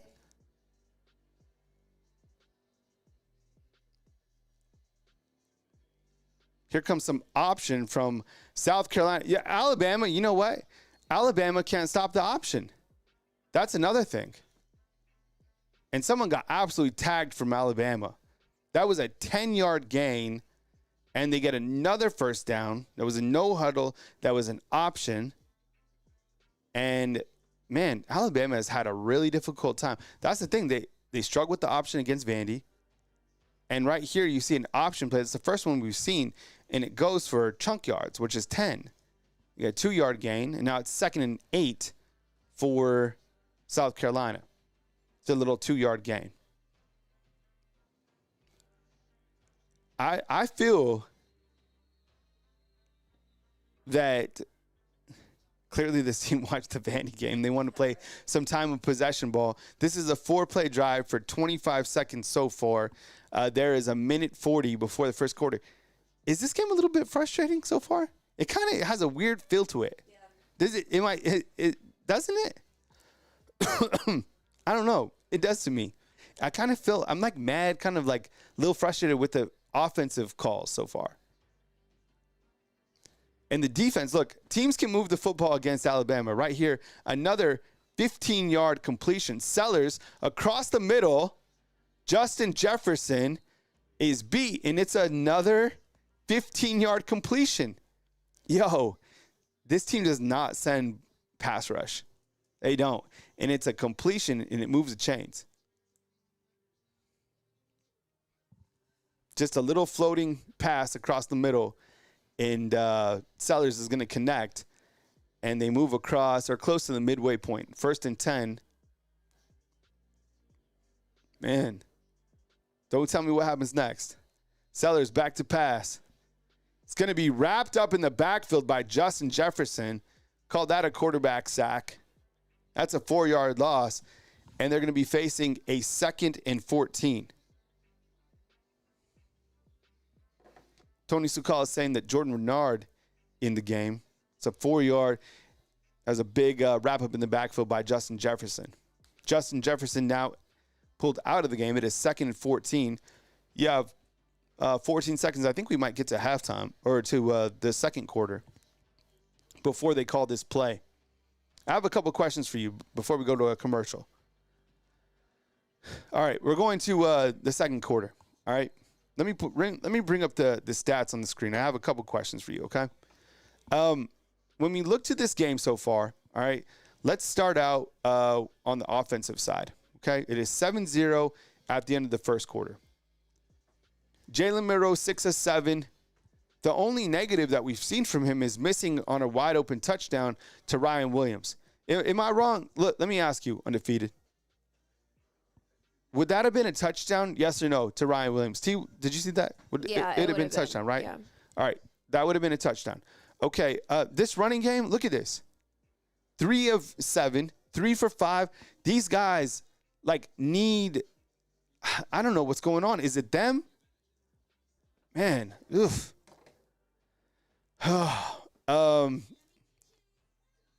Jerry Bernard, he's looked good. He's had 2 nice catches. Cole Adams, and then you have one to C.J. Dupree that was called back. On the other side, you have Sellers, who is 4 of 5, 42 yards. Rushing, they have a guy who's Ladarian Gage, who has 10 yards. Beth James asking. All right, let's ask this, okay? We ask it as they come in.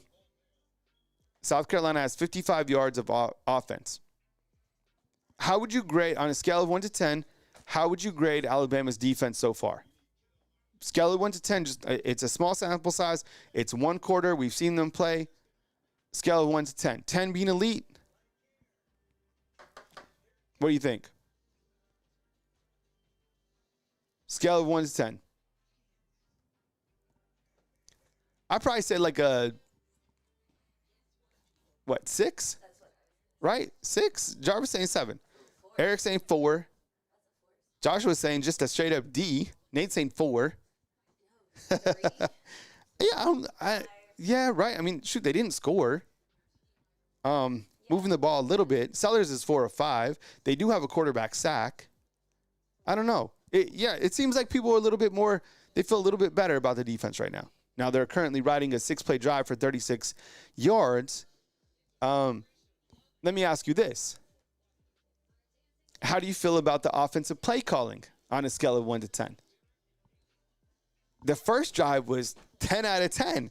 The next 2 drives, one was on Milroe, and then I think another time, sometimes Nick Sheridan seems to kind of complicate things, it seems. So what I'm asking you right now, the offensive play calling after the first drive. The opening drive was that's as good as it gets. Offensive play calling, 8 to 10, or 1 to 10. 7, 8. I mean, look, if Jalen Milroe hits that pass, it's a touchdown. Yeah. So that's not on play calling. That's not on play calling.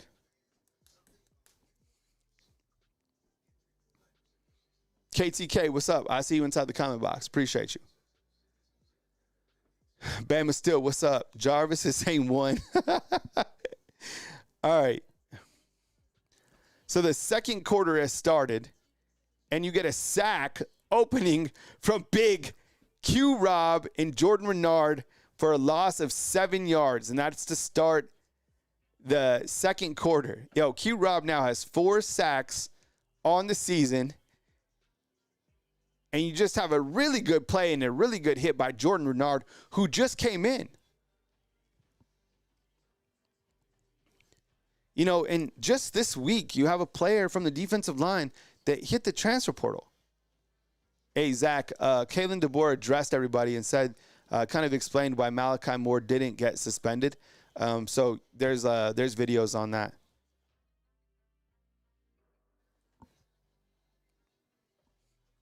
Sellers on a screen pass is going to find his running back, and it's going to be, looks like, a gain of 12 yards, and it looks like there's going to be a roughing the passer penalty that is called.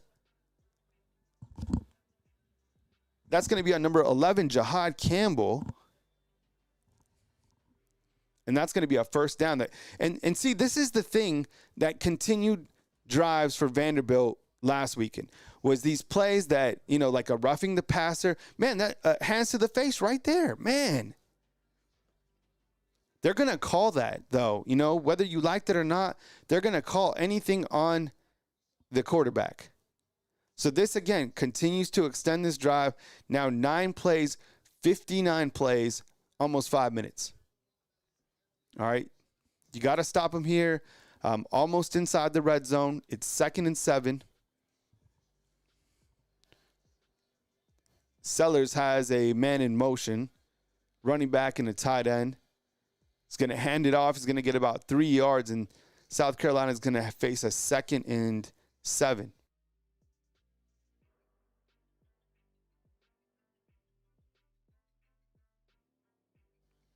Second and 7 it is, and now a 10-play drive. These are we've seen a drive like this almost every single game. Kane Womack rocking the all black and the black vest, trying to get a stop with this Alabama defense. Sellers had his man to the outside. It's going to be a gain of, let's call it 4 by South Carolina and their quarterback. It's like an option keeper. And it looks like Damani Jackson is a little bit shaken up. Ooh, that is not good. That is not good. Damani Jackson being helped off the field. Yikes. I don't know what happened. He came in on the tackle. It looked like and that looks like something to his hip. I don't know what happened with Damani Jackson. He goes right into the injury tent. Probably a foot injury. I don't know. They didn't show anything hitting the foot. That was weird. Man, prayers up for Damani Jackson. I don't know what happened to him. It is a 3rd and 3 for South Carolina.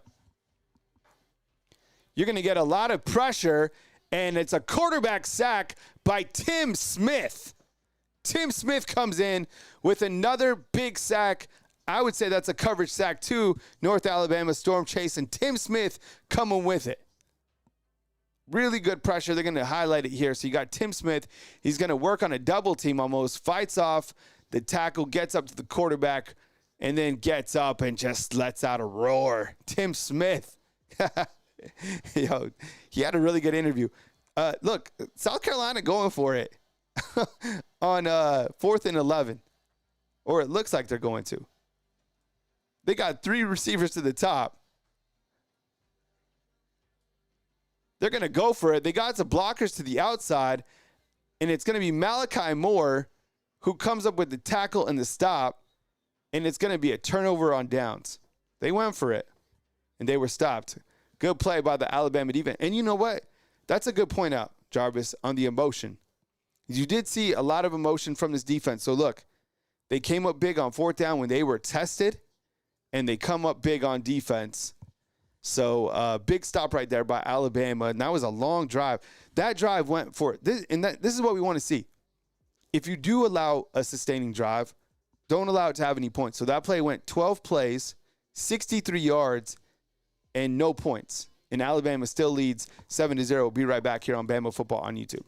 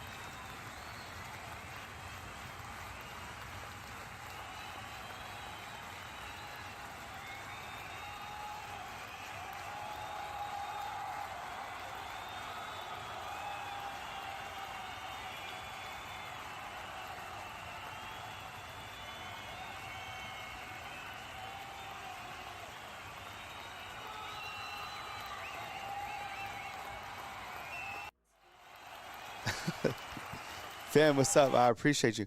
You know, I was thinking about this. Maybe have you guys seen Ryan Hall, y'all, the weather YouTuber?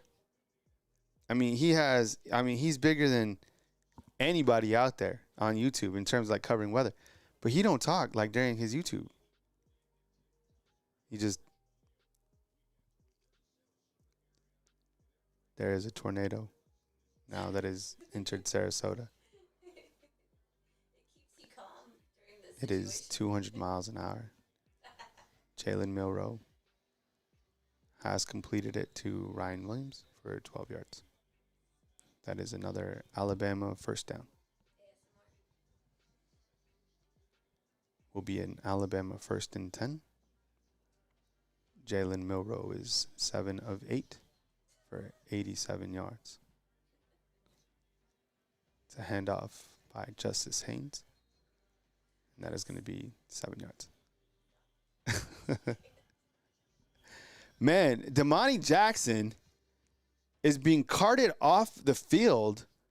Man, this looks to be a very serious injury for Damani, man. That I don't like that. Damn. Will you write that down so we could follow? So I don't follow. I'm going to follow up on that. All right, Jalen Milroe back. Kyle Anderson, Bama Football on YouTube. Alabama trying to put something back in the end zone, leading 7-0. It's going to be another handoff up the middle of the field. It's going to be first down by the Crimson Tide. Good running from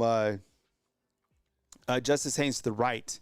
And it's another short pickup. So, we've continued to see a little bit of Justice Haynes and some of Jam Miller. Justice Haynes, for example, has 5 carries for 19 yards. His longest of 7. Jam Miller has 3 carries for 5 yards. Still haven't been able to really get that running game going yet. Here is a wild throw to the outside off of pressure. Man, see, and look, credit. Coach Kalen DeBoer is said about those edges, but, man, that was a dangerous pass. That could have been pick 6. Let's see what happens here. So Jalen Milroe steps to the left. It's a quick pass. He throws it so high up in the air, it was almost just intercepted by, I guess, the corner on the outside. Yikes. Shotgun, Alabama. A lot of motion, a lot of things going on. You have 3 wide receivers up at the top. Here comes pressure from South Carolina. It's Elijah Pritchett. It's everybody, and Jalen Milroe is absolutely sacked in the backfield. And that is not good. It's going to be a 4th and 13. Whoa, yikes. Where did this guy come from? Because some guy beat Pritchett and was chasing him down, but it wasn't him who made the sack. Where did this guy come from? He came from the opposite side. Here comes the pressure from the edge. That's on Jam Miller on the swing out. Pritchett can't get there. Got absolutely beat. It's just going to be the outside linebacker who gets to Milroe, and that's a sack. Man. Yo, Zach. Hold on. I haven't heard Zach comment in the comment box. Zach is so right, man. These edge rushers are ferocious. Absolutely. So James Burnup with the big punt, 52 yards. I think it's going to be returned. That was exactly what happened with Cole Adams. It's like a 2-yard punt return.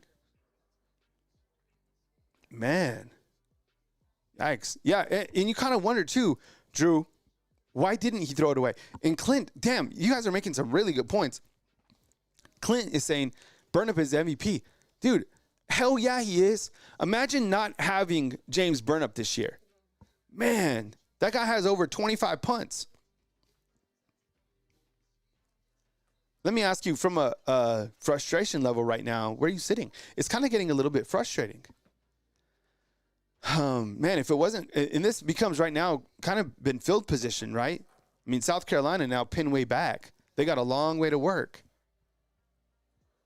Man, these guys are good though. They have 2 guys. One guy has 6.5 sacks for them. Alabama, their leading guy has what? 4.5. Who's Q-Rob, who has a sack in this game. Another penalty on South Carolina. Man. Neil saying relax. I like that. Yeah, these guys are penalty plagued, man. 7-0, 9:45. Clint saying relax. It is second. It's going to be a 1st and 15. Huh. Robbie Ashford at quarterback. Why did they put in a different quarterback? Is this something that they do? This is another designed quarterback run up the middle, and it's going to be a 9-yard rush. So they're going to be facing a 3rd and 4 after another 2-yard gain. Huh. Another quarterback in the game, and that's just Robbie Ashford.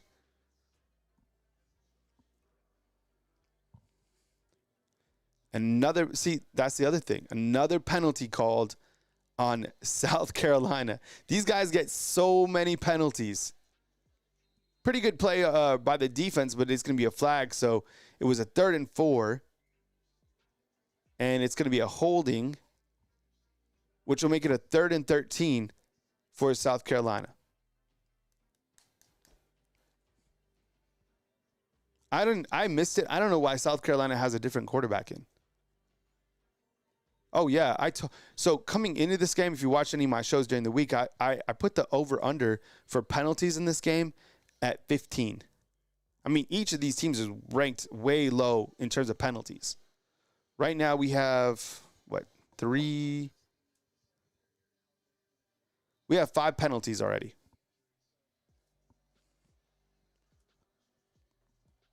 So it's going to be, what is it?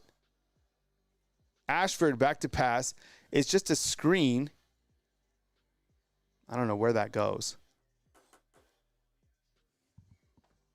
You have another quarterback in. The thing about it is Alabama's controlled so far the field position game. I didn't anticipate that it would only be 7-0 at this point in time, but it is what it is. Incomplete pass by South Carolina, so it's going to bring up a 4th and 9, and South Carolina is going to have to punt. Quarterback pressure by LT Overton nearly gets to him twice before Sellers misses a wide open wide receiver, which probably would have been a touchdown as well. Damn. 4th and 9, and South Carolina will punt. It's a 54-yard punt by South Carolina, goes out of bounds. So the Crimson Tide will take over at the 33. That would have been a touchdown. Man, Keon Sabb was absolutely cooked. Did you see that? Did you see that guy downfield? Man, Alabama, honestly, probably could have allowed 8 touchdowns this year if quarterbacks could complete the ball. They just don't against Alabama. It's a common theme. Still haven't gotten an update on Damani Jackson, who was carted off to the locker room. 7-0, it's 8-10. Be right back here on Bama Football on YouTube.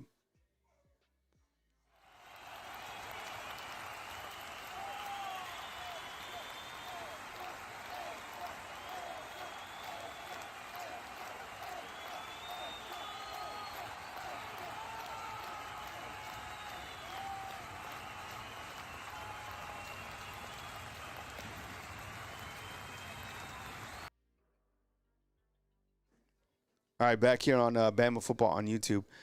Yeah, I really don't know what to take away from this game at this point in time. Are you guys still in relax mode? South Carolina, they're pretty good. I feel that Alabama's missed a couple times on offense. I feel that when you look to, does it say how many sacks that there's been? I guess if we look to the defensive sacks, South Carolina has 2 sacks. Alabama has 2 sacks at this point. Yeah, it is time to punch one in. There's 8 minutes left before halftime. Did you have it 7-0 at this point in time? I mean, Alabama was a 21-point favorite in this game. So, I think they've done a good job getting pressure in these last couple drives. It seems like the play calling's been a little bit weird, but maybe that's just because South Carolina's putting on the pressure. I don't know. Let me ask you this. I'm going to ask you a serious question, okay? Just at this point in time, like right now, does this look like a playoff team? Yes or no? Just be honest with yourself. Take your Alabama hat off. Does this look like a playoff team?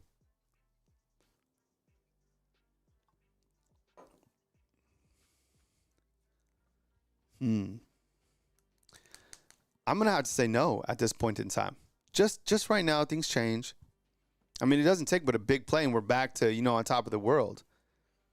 Hey, Phyllis, I agree. I can't put my foot on it, but I feel like it is kind of a weird play calling on offense.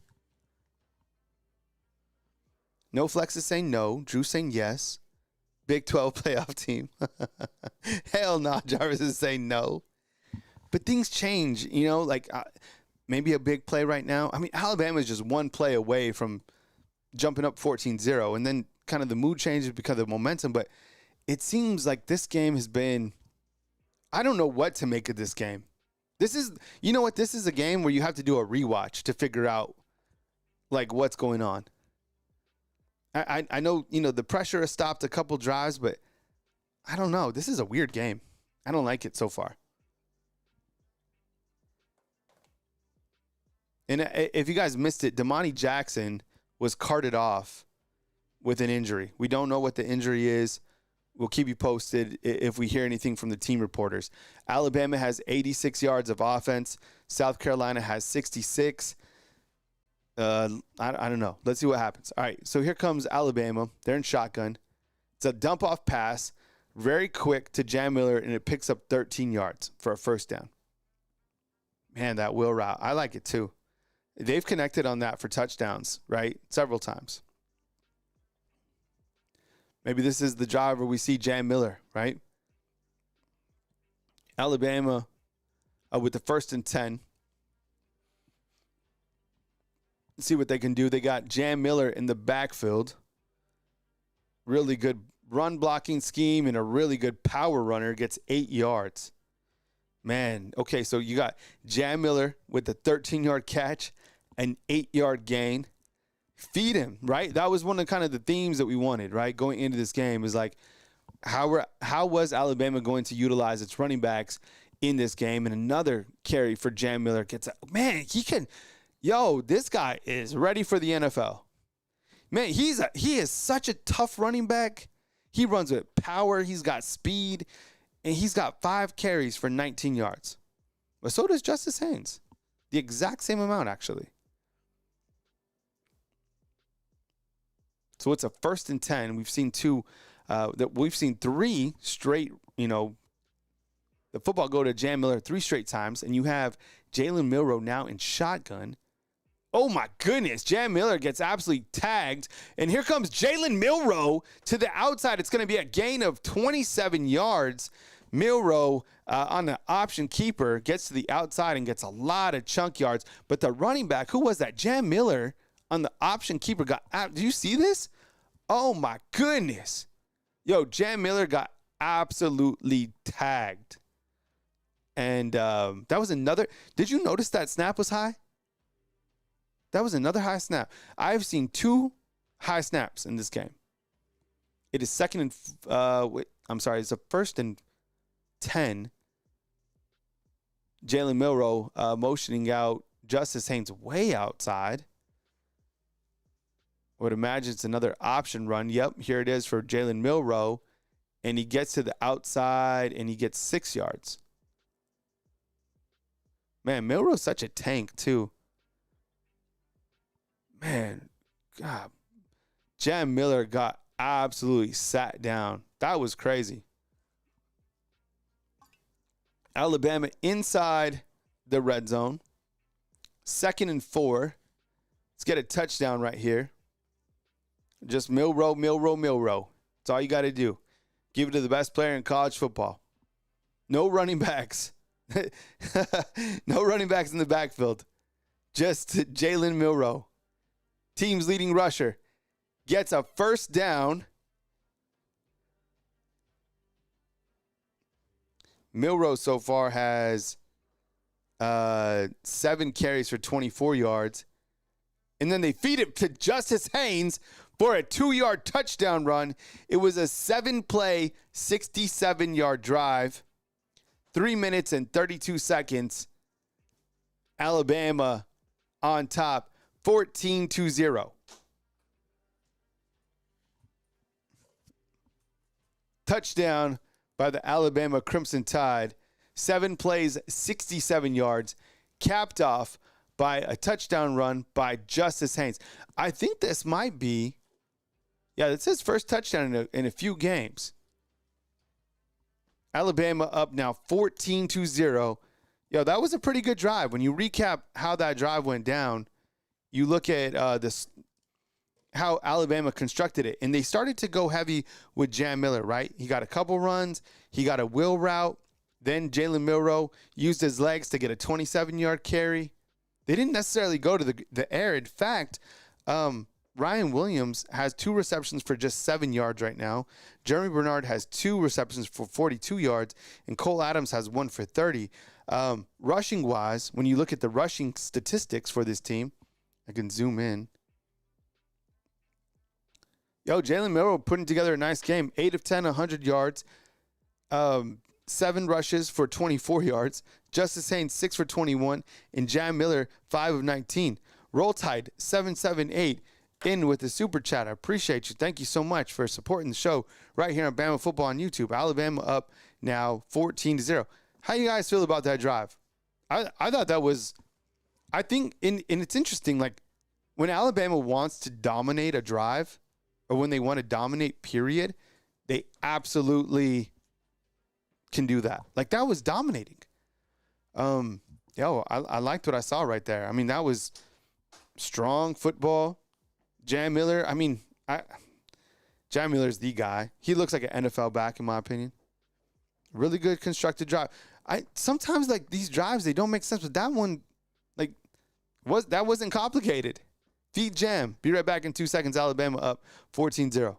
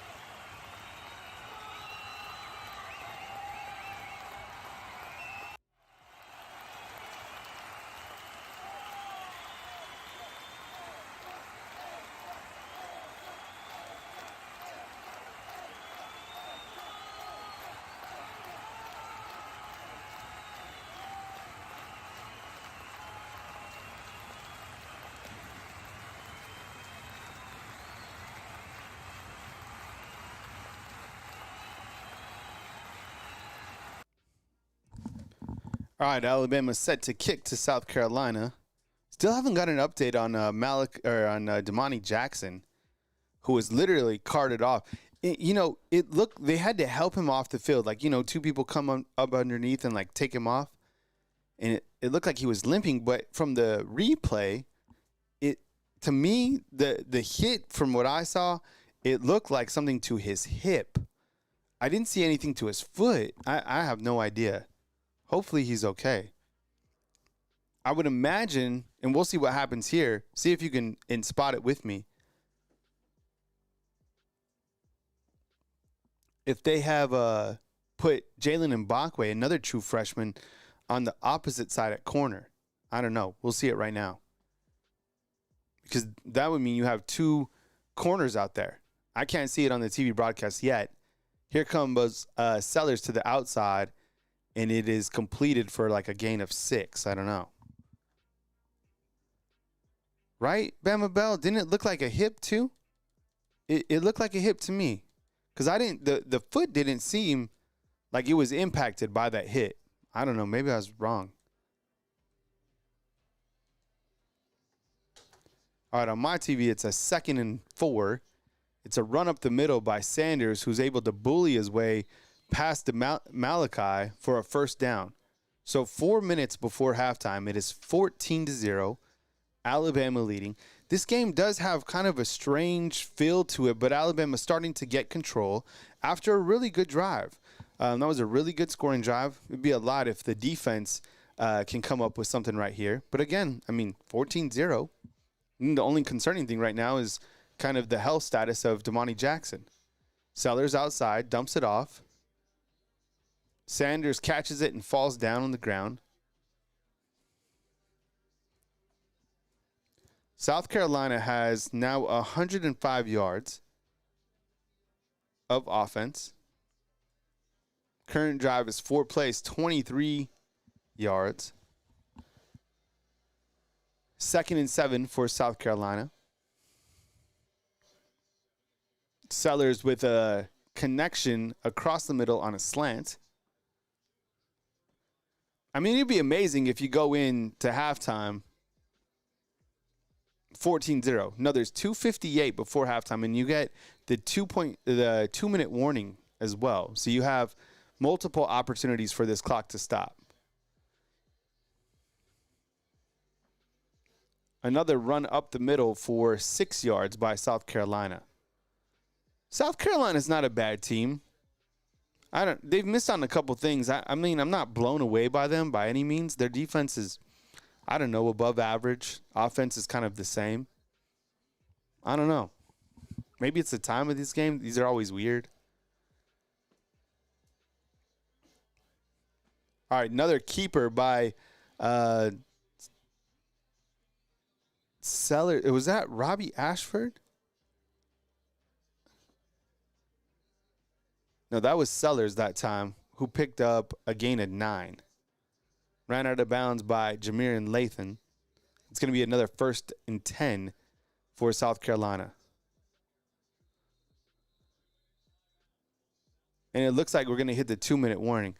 All right, so South Carolina's on Alabama's 37-yard line. Clearly, if you want the Crimson Tide to come up with a stop right here. Have you guys noticed who's starting at the corner spot with Damani Jackson out? And remember, South Carolina gets the football at halftime, right, coming out. They gave it to Alabama. Alabama put it right down. So, I mean, Alabama's had 2 absolutely outstanding drives in this game. And then let's say, I don't know, they've had 3 or 4 drives that it's kind of left us confused. With that said, the stats aren't that bad. I mean, Jalen Miro was 8 of 10 for 100 yards. Jeremy Bernard has 2 for 42. Ryan Williams has been pretty quiet. Okay, so Robbie Oots for Heisman says Jalen Mbakwe and Deshaun Jones. Deshaun Jones is the transfer from Wake Forest. Those are the corners next in line, opposite of Xavier Brown. Now behind Damani Jackson is Damani Jackson. C-Dub. Deshaun Jones is number 7. So those are the corners in on the opposite side of Xavier Brown. So I would imagine, yes, Mbakwe's 9. And Deshaun Jones is 7. I haven't seen it so far. I mean, sometimes they rotate. Yep, Deshaun's 7. David Pastor, does Womack ever think about sending pressure? He's reminding you of Pete Golding. You have 2 sacks in this game. You don't see an overwhelming amount of pressure from Alabama's defense, to be honest. Eric Branch says Devontae Smith didn't maintain outside leverage.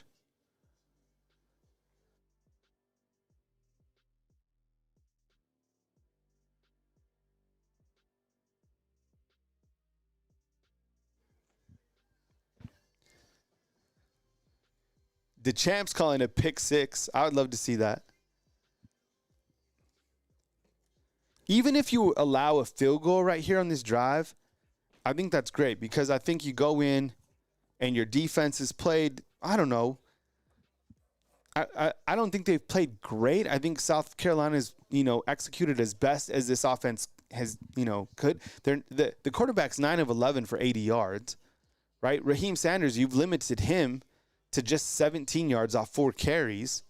He's also their leading receiver. So I think stat-wise, the defense has done a pretty good job. On third downs, South Carolina's 0-4. And on fourth downs, South Carolina's 0-4. So those are the things that we wanted to see. South Carolina hasn't been in the red zone yet. And then time of possession, it's been pretty even. In fact, Alabama has controlled it 14-13 in terms of minutes. Alabama hasn't turned over the football. Running the football, Alabama really, Milroe has 7 for 24. Justice Haynes has 6 for 21. Jam has 5 of 19. That's their 3-headed running back attack. But when you look to those different elements, I think the only thing that, we've seen is Milroe's been sacked twice. I think once probably was on him because I think he could have got rid of the football. And then penalty-wise, they have 2 penalties for 20 yards. So it's actually not that bad of a half, to be honest. It's really not. When you kind of look at those different elements, it's actually not that bad of a half. All right, Sellers in shotgun formation, he's going to get, 2 yards. You going 14-3? I think you're happy with that. You going 14-0? You're feeling pretty good. And think about this. South Carolina, they're only averaging on first down drives 3.7. So actually the defense has been playing better than you think when you start to look at the stats. 0 for 4 on third downs, 0 for 1 on fourth downs. It's actually not. It's actually a pretty good half. All right, quarterback back to pass. Here comes pressure. He's able to escape, and he overthrows it. It's going to bring up a 3rd and 8 for South Carolina. I thought Malachi had that.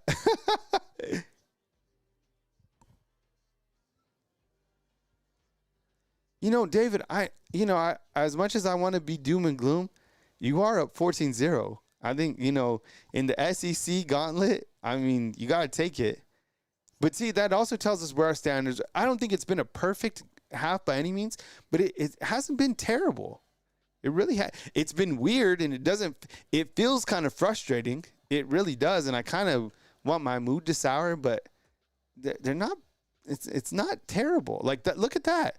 That's a good tackle right there by a freshman, Jalen Mbakwe, which forces a 4th and 9. And so I don't know. I think they go into the locker room with some good momentum. Fromm's feeling kind of froggy. He's saying Florida can beat Tennessee. That was a really good open field tackle by Jalen Mbakwe. And that's a type of play that creates momentum, right? South Carolina, they're not going to get points before half. So 14-0 at the halftime break. It's not half yet, but if they can milk the clock and get out of here, it's not bad. We'll go over some stats. There's not a lot of scores to talk about on the college football scoreboard because we are one of the early games. Clemson on top of Wake Forest right now, 21-7, and then Missouri all over UMass, 21-3. But we'll go over some stats, and I'll take a couple questions, and we'll kind of go back and forth during the halftime show. But right now, Alabama's still up 14-0. Look, it's a beautiful day. They're winning. Freshman comes up with a big play. It's 4th and 9. Oh, shit. South Carolina facing a 4th and 9. I don't think you're going to like this. All right, Sellers back to pass. He finds a wide receiver. He's open, and a DB was absolutely cooked. And it's going to be a 36-yard touchdown on a 4th down. All right, absolutely cooked. I think that was Red Morgan, another freshman. Alabama has 3 freshmen out there in the secondary. Where did that come from? It was a post, which basically ate up the safety, And, 36-yard touchdown. Absolutely not it on fourth down. So you've seen, again, for the third consecutive game, teams having success on fourth down. It is a 10-play, 75-yard drive. It is 14-7, but there's a lot of time left. Definitely not it. 36-yard touchdown. Look, freshman absolutely going to get cooked, and that time, that was bad. That just wasn't it. 4th and 9. That's not it. Let's see what happens right here. So, yeah, that's Red Morgan. Was sitting in coverage, didn't see the wide receiver stinking behind him, and then just wide open. Oof. Yuck. That is not good. That gets you beat in a lot of different games. I mean, you look at the fact that South Carolina had an open wide receiver at the beginning. It should really be 14-14. Actually, it could be 21-14 because if Jalen Milroe would have hit Ryan Williams, whatever the case is. There's still a lot of time before halftime. I didn't even think they're going to go for it on 4th down and 9. Man, 4th and 9. Last week was 4th and 1. Yo, people aren't going to be pissed about that. That is not good. Yo.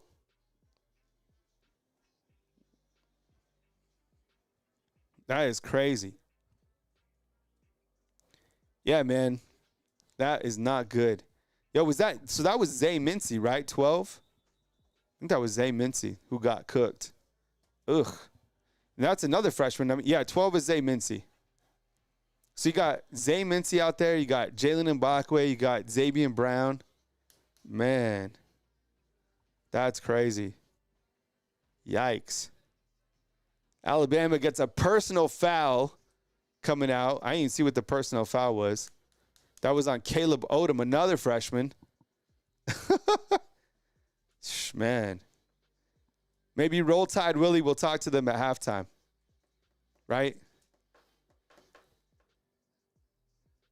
I don't know. Maybe Kalen DeBoer will call Roll Tide Willie to come talk to him.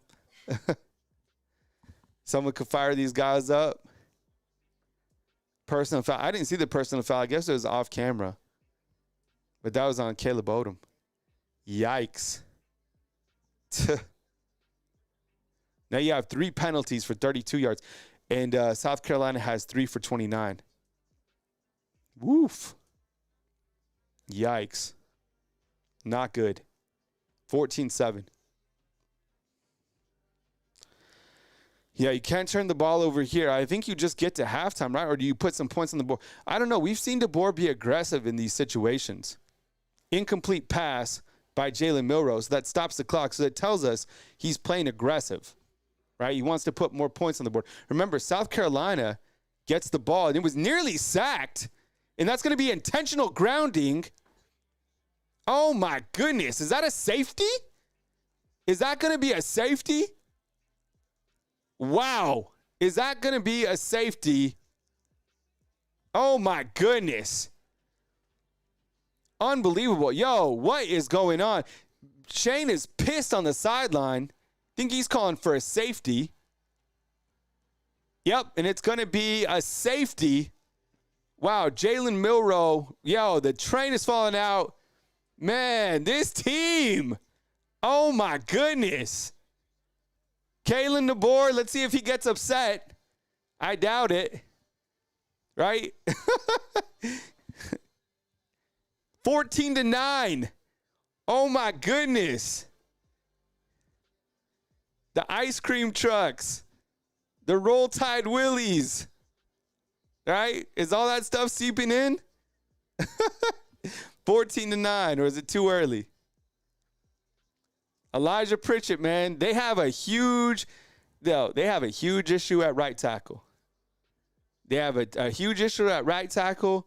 The secondary is in trouble. Kane Womack, they can't stop him. This is not good. 129, South Carolina will get the ball, and they get the ball at halftime.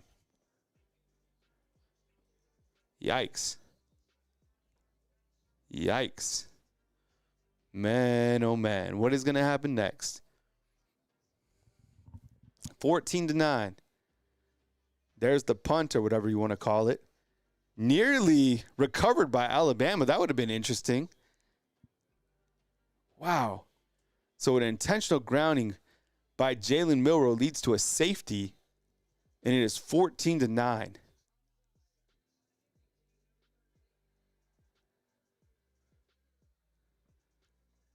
There's another penalty. What was that? Man, this is crazy. Yo, wheels falling off. What do you tell this team at halftime, honestly? What do you tell them? Who do you have talk to him? And what do you think about Coach Kalen DeBoer? What do you think? Like if you break this down, maybe we'll do this at halftime. Like if you break it down, is this kind of like self-induced? Is there issues with the secondary because they're so young? Do they have a right tackle problem? Is this team underachieving? I don't know, man. This is crazy. Yo, South Carolina just got an 8-yard. Man. Adam Lampello saying that Alabama's awful. Man. Have a preacher talk to them. 14-9. Man, this is scary. Here comes that play that Vanderbilt ran just last week. It's going to be another first down. This is crazy. Kalen DeBoer, what are you going to do, man?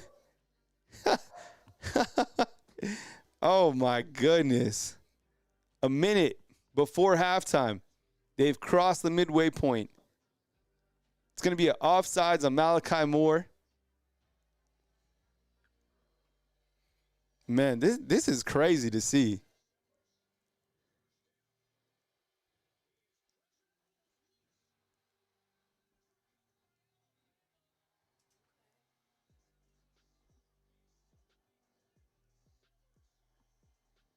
What was that? So they got to the quarterback. The ball pops out. Malachi causes some. Let's see what happened here. What the hell happened here? Alabama gets the turnover. It was Jahad Campbell who got to him. Sellers kind of throws it up in the air, and Alabama recovers. Okay. What? That was weird. Does that warrant the change? Yo, defense came up with it. All right. Yeah, that was, yeah, it does. That's a turnover. Got the turnover chain. That was a weird. This half. Okay, on a 10 out of 10 in terms of weirdness with this game, I'm going to say it's a 10 so far. Are they reviewing this? Yeah. That was a fumble. What are they even looking at? Is that a fumble? Yes or no? Yes or no? That's a fumble, 100%. Let's see. What the hell was that? That is a fumble. What are they trying to call it, a pass? That's a fumble. 1,000,000 times over. Oh, come on. That's a fumble, man. Come on. Doesn't it have to have forward motion? Was that a fumble? Yes or no? Sound off inside the comment box. Yes or no? Right now, as fast as you can, as many times as you can. Yes or no? That was a fumble. That's a fumble. Look at him. He's. Behind his head. I'm keeping the turnover chain on.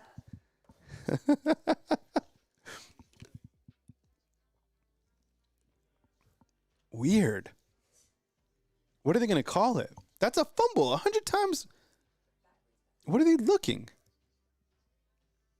It's a fumble, yeah.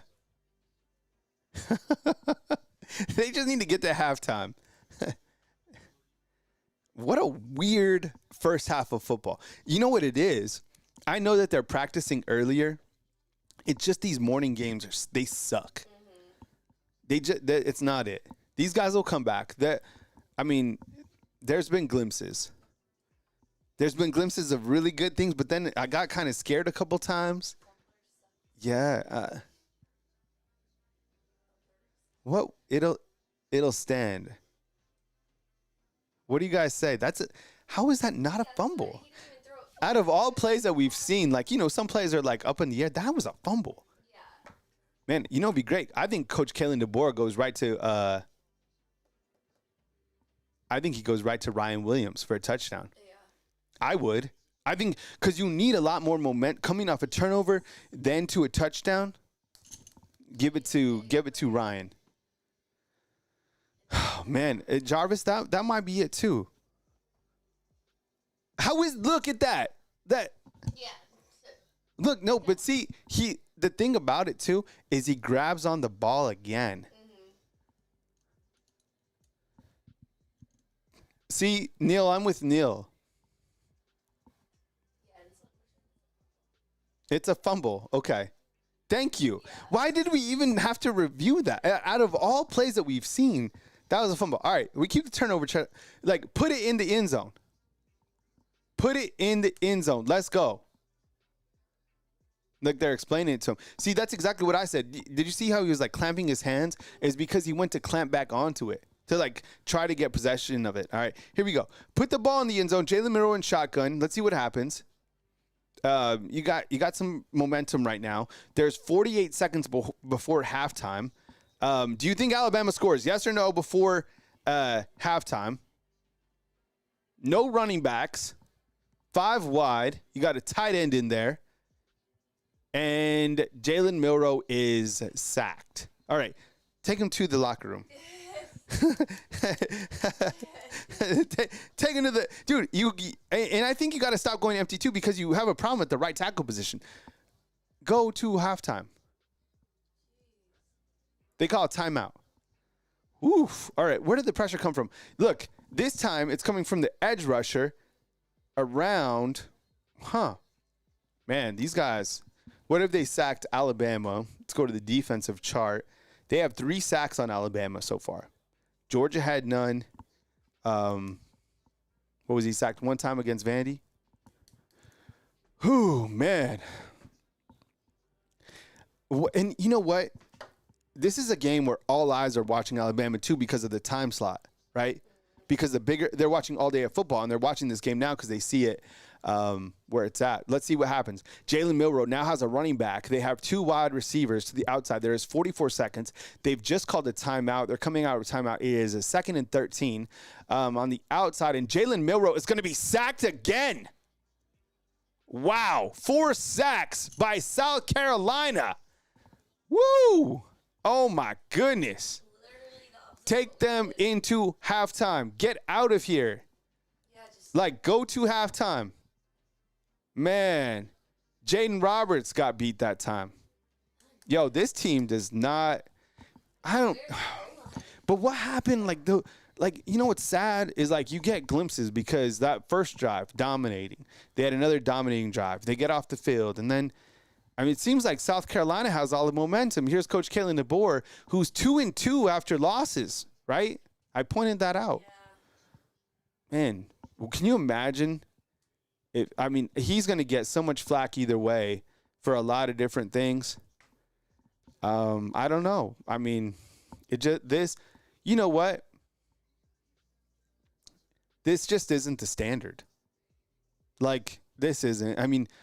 I think fans, as much as they want to support, I think you have to step back and be like, is this the standard of Alabama football? Or is Alabama football starting to take a step backwards under Coach Kalen DeBoer and his staff, under Kane Womack, You have to start wondering those type of questions and asking yourself that. I think depending on, what's going on now, there's a lot to be played, but from what we've seen and it's just not it. The second quarter has been terrible for these guys.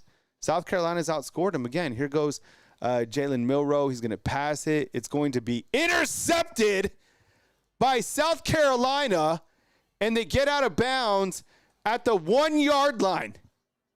I think he was out before that. Intercepted. Yo, I told you, take them to the half, man. Why are you playing? That's not it. You have 0 momentum. 0. You have 0 momentum. You have the lead. They are getting the ball at halftime. Now they have an opportunity to kick a field goal. Man, that is on coaching 100,000,000%. My goodness, man. That is crazy. You force a pass. You have no momentum. And they kick a 37-yard field goal. And you go into halftime now 14-12. 14-12 at halftime.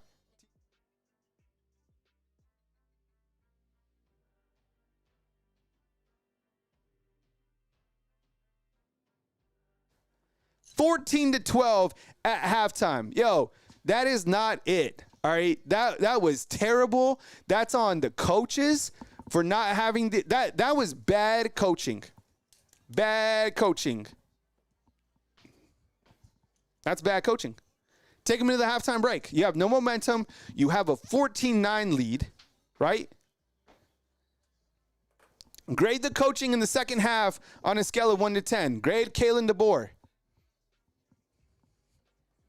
Man. Yo, this guy, man. Here he is. Everything will be okay. Everything will be fine. You know, we're going to have ice cream at halftime, and everything's fine. You know, we're perfectly fine.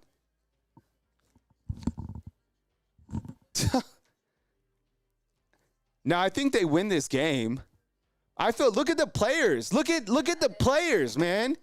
Yo, this is crazy. These players are defeated. Man, Coach Kalen DeBoer came in. Yo, do you think he would? Honestly, people are going to start asking the same type of questions. He gave 5 million different interviews. He talked about everything's positive, everything's good, everything's fine. Is this the standard? Is this what you want? Is this what you want? Is it too early to ask those questions? Man, yo, I was optimistic about this team, but yo, the way that they have played, they were outscored 12-7 in the second quarter. They didn't have to. They didn't have to be. Why did you throw that pass? Did you see how sad and deflated those players were at halftime? Or going into halftime? Is this a playoff team? Yo, Coach Kalen DeBoer, man, this isn't the Pac-12, bro. This is crazy. And you start to look at all the stuff happening at practice and, you know, the interviews with the shades on and all the other stuff. That's why Coach Saban ran a ship, man, like the tight ship. There's got to be a captain. No intensity, man. Out coaching. Woo! Crazy. Coach Kalen DeBoer, though, right? I don't know. I mean, and you know what's amazing is you get to hear from all of the assistant coaches and everybody, right? Everybody talks. I can't wait to hear like the different podcasts and all the additional Alabama people, you know, that will be talking. I wonder if people will, you know, all the media people that have such great access to Coach Kalen DeBoer will ask tough questions, or will they continue to say that everything is okay in Alabama? Yo, it doesn't look like it. Is it early?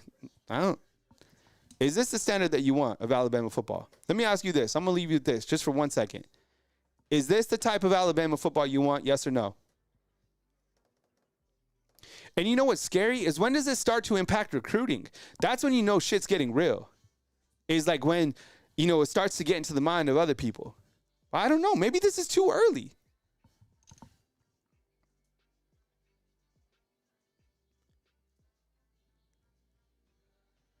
I mean, who knows? Is this the type of football you want? Yes or no?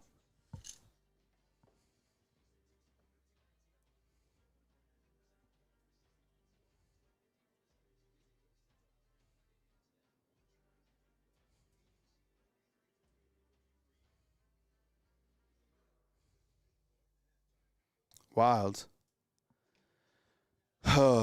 And I don't know. I mean, there hasn't, you know, people have still been saying they're locked in recruiting and all this. I don't know. I haven't seen it really impact recruiting. I still think that Alabama has such an amazing base that they should be fine, be able to weather a bunch of storms. But, man, I think a lot of people are going to be talking. I wonder about all the people that operate on Alabama football. Are they going to question Kalen DeBoer, or is it the players? Let me ask you this. Is this on the players or the coaches? Players or the coaches? Or do fans need to give this program more money to pay for better players?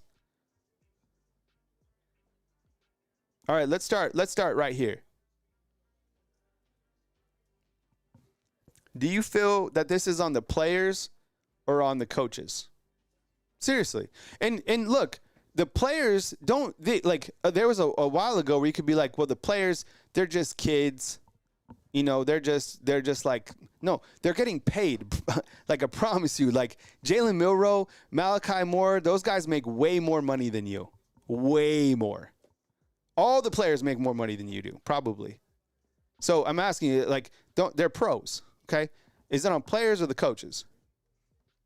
And it is like what's happening at Alabama, that's kind of, I mean, because Coach Saban won with the players.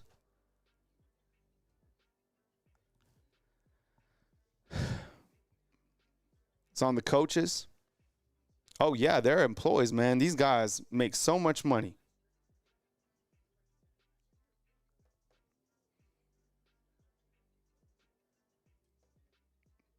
All right, let's look at some stats. All right. Yuck. All right.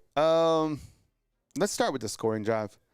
All right, so to start this game, you know what was amazing is Alabama came out in the this team can put together some first drives like we never seen before. They look like thunder and lightning. 9 plays, 75 yards, 4 minutes, 7-2-0. Okay? Takes out Alabama. Then they have a couple weird drives, and then they put together another 7-play, 67-minute drive, 67-yard drive for that last 3:32, and they score 14. So that's 14-0. This is where shit got crazy, all right? Is right here, okay? No, nobody respects Alabama's defense anymore. Let me say that again. Nobody respects Alabama's defense.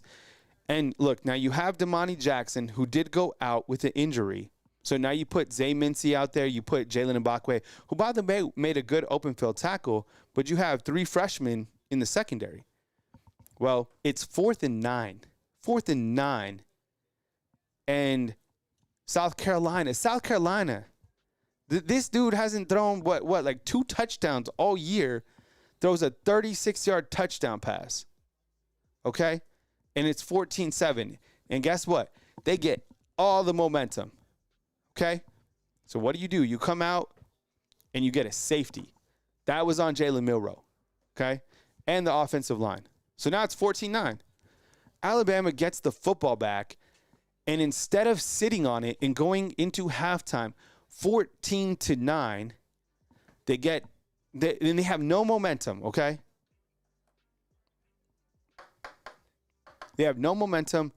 They force a pass. Jalen forces a throw. You know what? That is Jalen's first bad interception of the season. That was on him. The other interceptions, they were tip passes, whatever. That was on him. He forced that. And the dude nearly returns it for a touchdown, and they kick a 37-yard field goal, and now it's 14-12 at halftime. And guess who gets the ball at halftime? South Carolina. So, man,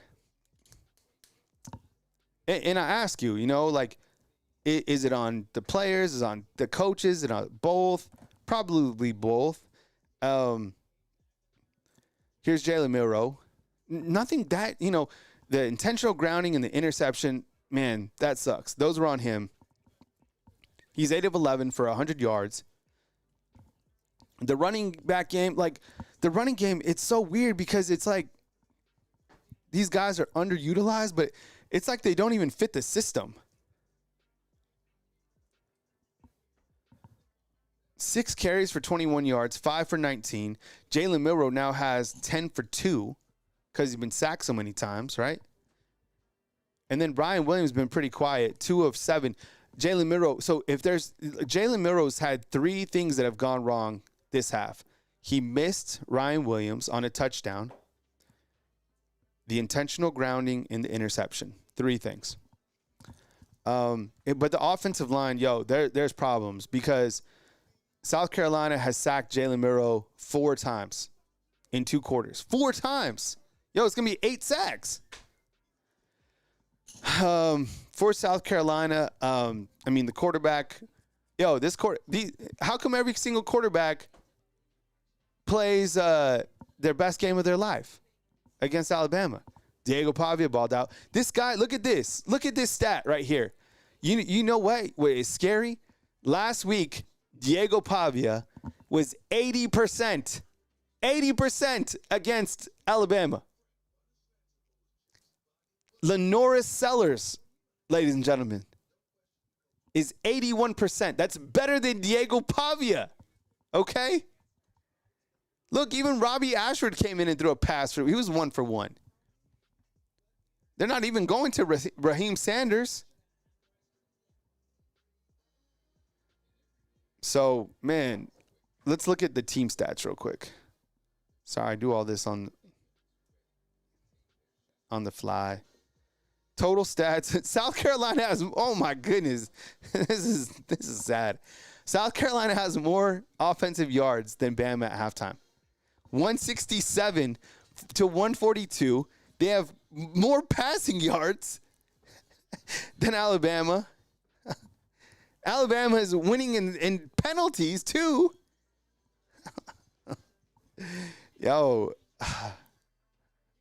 look at that. 4th down, 1 of 2. Teams don't respect Bama. All right, so here we stand. All right.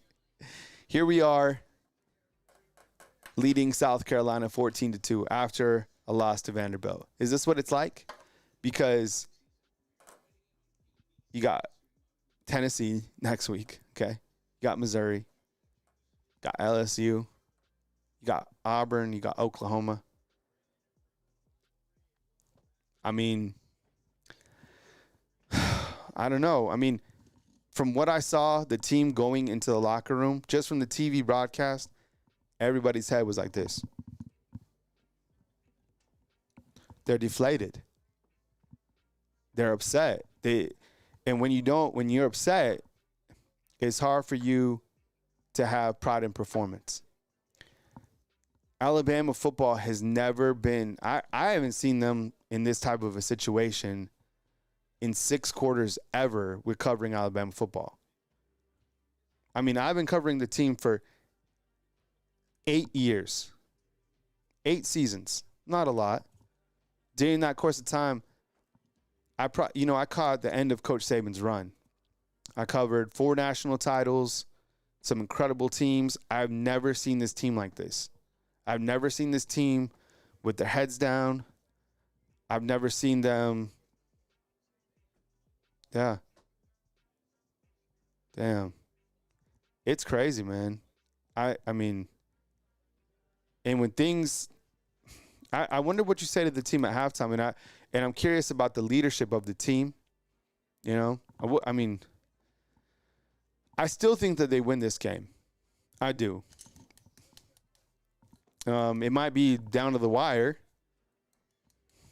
I don't know. It's disappointing to see the players, in this position because, what's up, Amanda? I appreciate you being here. Upper Strings Violin, what's up?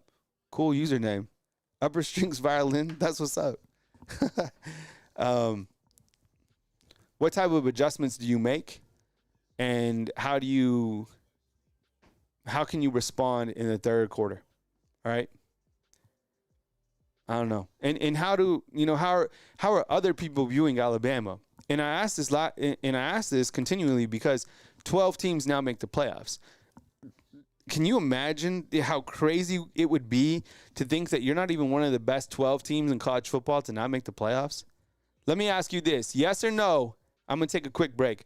Yes or no? Yes or no? Does this look like a playoff football team? Yes or no? Does this look like a college football playoff team?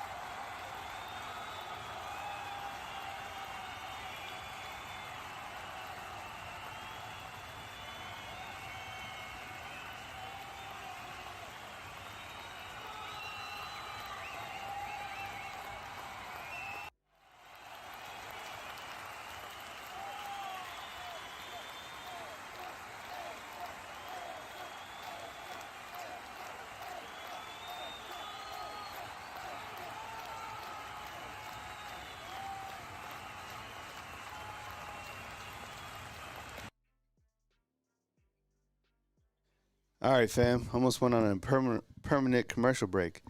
Tough crowd. Just kidding. All right, let's see what happens. All right, I'm going to try to be positive. I mean, it's frustrating. I get it. You know, like, we have a very active Facebook channel. It's basically like our website. You used to have to pay for all these, like, recruiting sites and stuff like that. You can go to Facebook for free, interact with.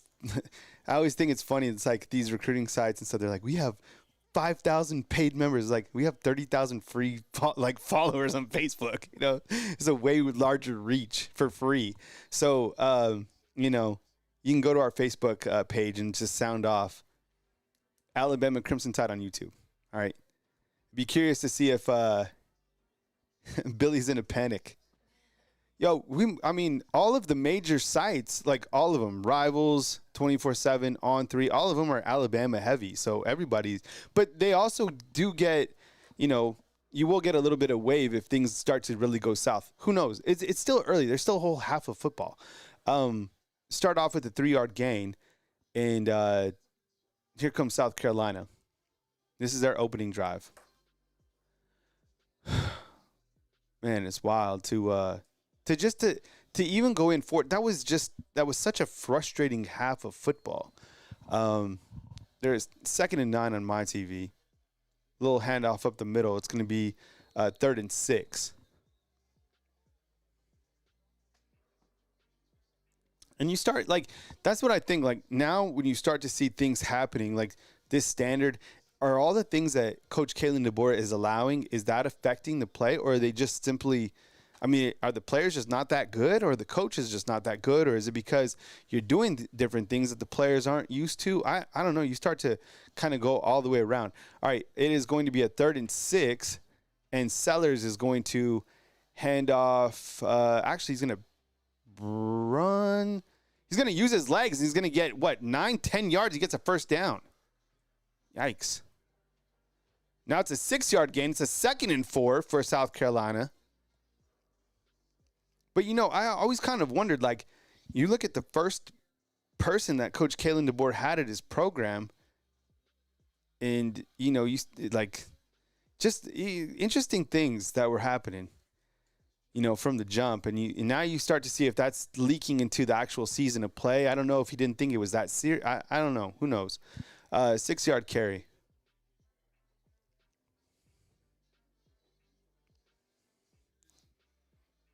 Do you see? Let me ask you this. Are you seeing red flags with this team? Type in a red flag emoji if so. Red flags, type it in. Raheem Sanders has 7 carries for 32 yards. 2nd and 4, it's another run up the middle of the field. It's going to be a 3rd and 1. 5 plays, 22 yards right now.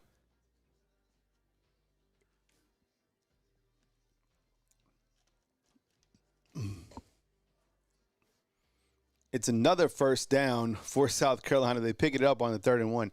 Seems like the defense has come out a little bit flat. Look at Jalen Milroe, no energy on the sideline. Man, this is wild. 1st and 10 now for South Carolina. Man, they're just running right at the Crimson Tide.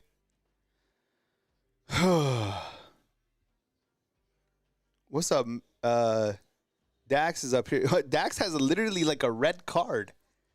Miss Self Love, what's up? Mike Dog is saying horrible. KTK, here come the plays from Vanderbilt. Clinton saying Alabama's hot garbage. Man. Sellers back to pass. He's steps out. It's going to be a gain of 14 yards by the quarterback. Man, they are absolutely just rolling down the field. This is crazy. Man. This drive from the jump is 8 plays, 41 seconds. Everybody in the world is watching this game too because of the time. There's no games have started yet. So now you've tuned in. Not good. Still don't have an update on Damani Jackson. Is this crisis mode? Maybe Mark Ingram was right. Mark Ingram said it was crack. Can you imagine all the former Alabama players, what they're going to say now? Man. Yikes.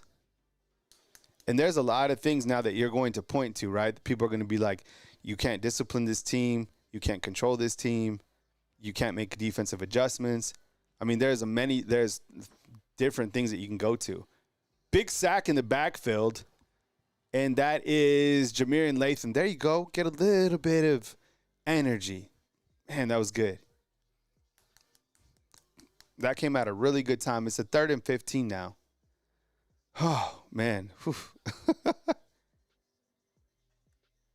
Greg says Jackson is available to play. All right. Appreciate it. Thank you so much. I don't know if I don't know if you were asking me.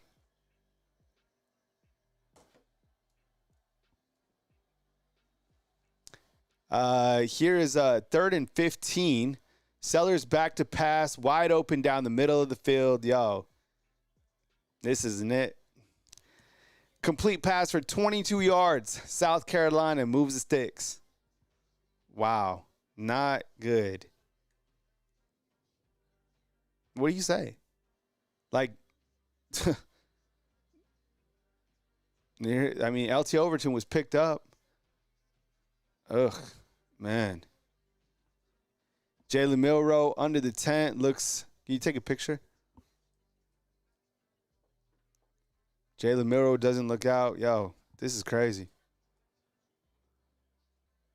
They're running the exact same plays that Vanderbilt is running. Did you see this? The exact same motions, everything.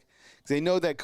Remember, the film guy broke this down. The film guy who does good film breakdowns, but he's not a professional coach, I don't think.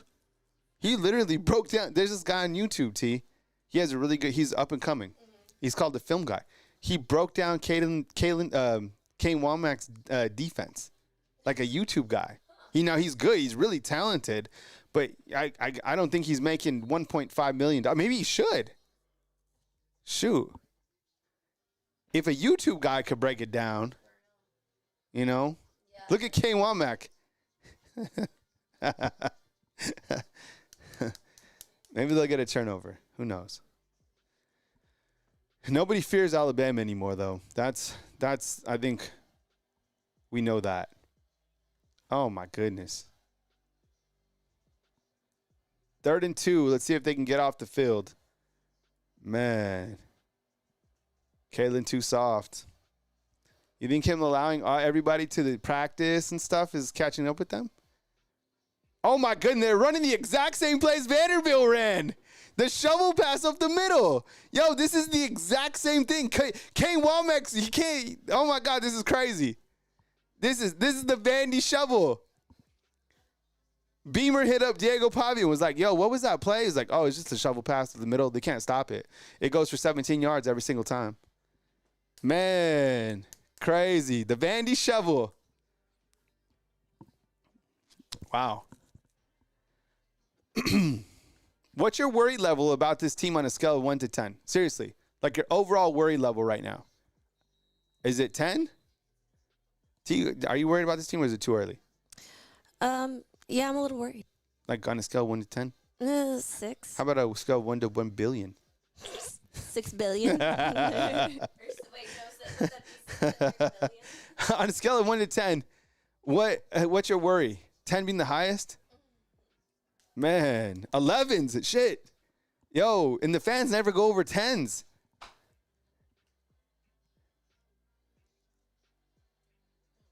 They're like at the 2. It's 3rd and 1. Man, South Carolina coming into Bryant-Denny Stadium, doing what they want. You know, my dad and my brother, they came out to see this game. You know what? He just texts me, and he says it's like 90 degrees at the game. 3rd and 1. Touchdown, South Carolina. It was a 16-play, 85-yard drive, 8 minutes and 35 seconds. Oh, my goodness. Kalen DeBoer, man, what's up? Yo. This is crazy. This is absolutely crazy. Man. Woo! Fans are starting to boo. Man.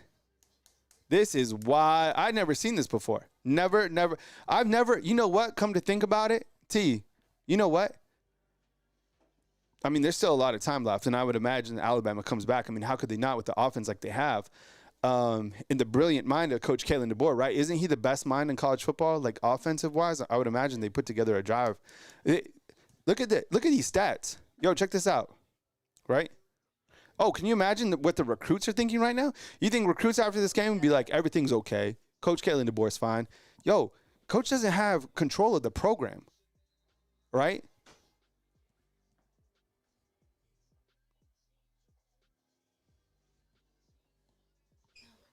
This is an avalanche. Yo, I'm about to show you something.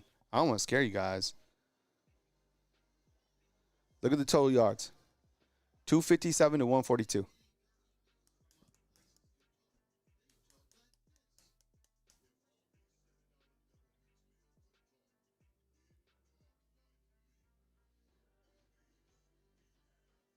Man.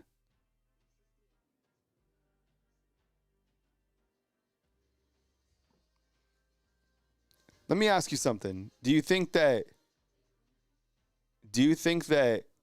Tennessee is better than South Carolina?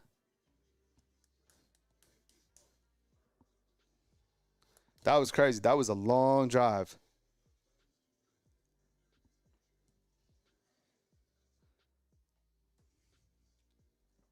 You know what I was about to say? I've never seen Alabama lose 2 games in a row. Never, ever, ever. Like, since covering the team. Right?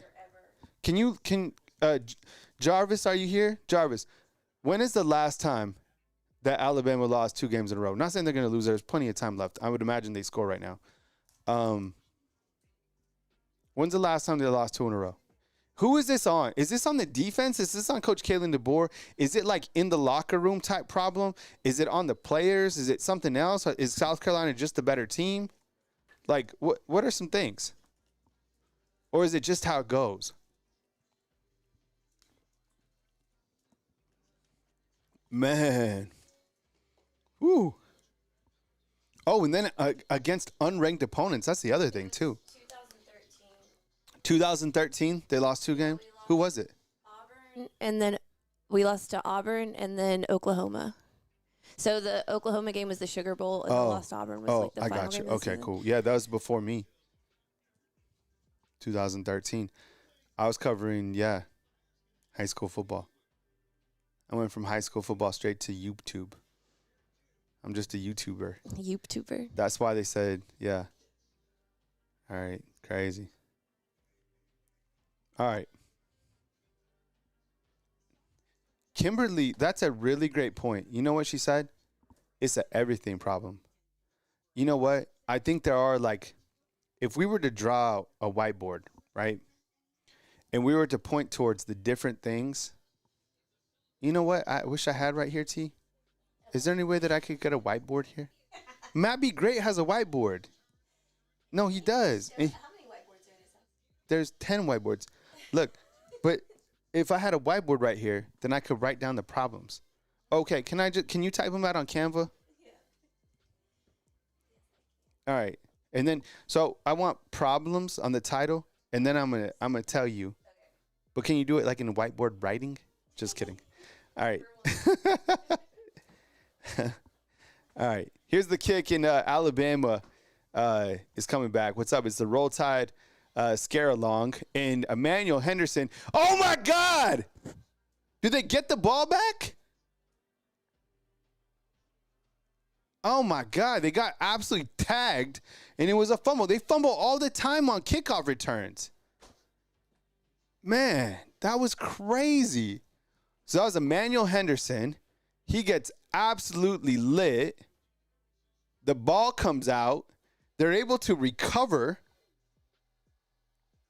Oh, my goodness. Yo, South Carolina was 5 for 5. Man. KTK, am I done softening the blow? What do you mean by that? Here comes Cole Adams on a what? How far was that? Cole Adams is having himself a nice little game.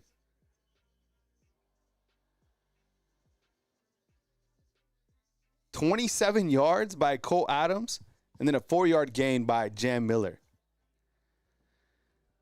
Man, Cole's having a nice little game here. He has 2 receptions for 57 yards. Yo, South Carolina was 5 of 5 on third downs on that drive. Nice little run right there up the middle.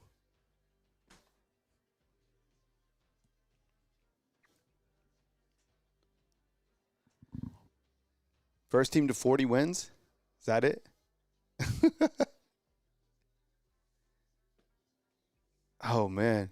19-14. Here comes Bama.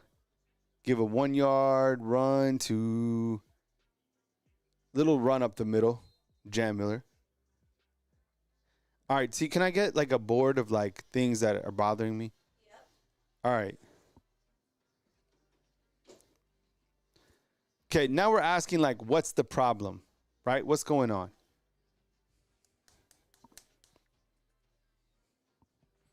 It's 3rd and 5 for the Crimson Tide on my TV as I step to the side. I thought that was almost a fumble, man. Jeez. All right, Jalen Milroe. He has a tight end. He has a running back. It's 3rd and 5. Milroe connects over the middle. Beautiful pass to Jeremy Bernard. Milroe is 10 of 13 in this game. He hasn't thrown a touchdown with 1 interception. I would just say defense as one of them. I would say limited pass rush.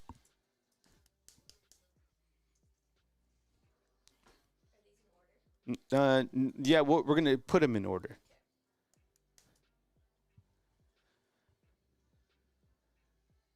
All right, 1st and 10, and it is going to be a throw to C.J. Dupree, who is absolutely eaten up in the backfield. Is that a loss of 7? What the hell? What was that? Weird, at times, strange play calling. Offensive, strange play calling. That was weird. 2nd and 17. It's 3rd and 17 on my screen. Incomplete pass. Jalen Milroe back to pass. It's going to be tipped, and it was nearly intercepted. Oh, my goodness. Where did that come from? It was pressure. Man. It's going to be 4th and 17 for the Alabama Crimson Tide. This is crazy. Man. Is there, like, off-the-field issues? You know, like too many people at practice or this and that? I don't know. That's one of those hypothetical things. You'll never know. It is 3rd and 17.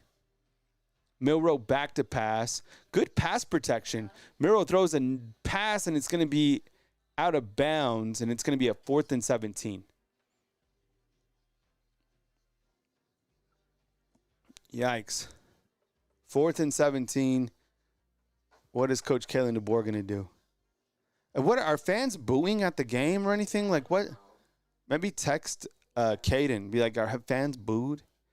It's 4th and 17. Oh, man. Too many interviews. I don't know. They're always talking, right? They're punting the football right now. James Burnham. Let's see if he can get this inside the 20.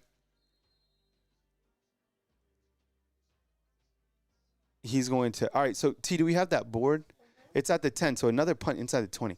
Okay, so what we're looking for, just so we can kind of organize our thoughts, what are things that are going wrong when you look to Alabama football? Like, is there anything that we can point to?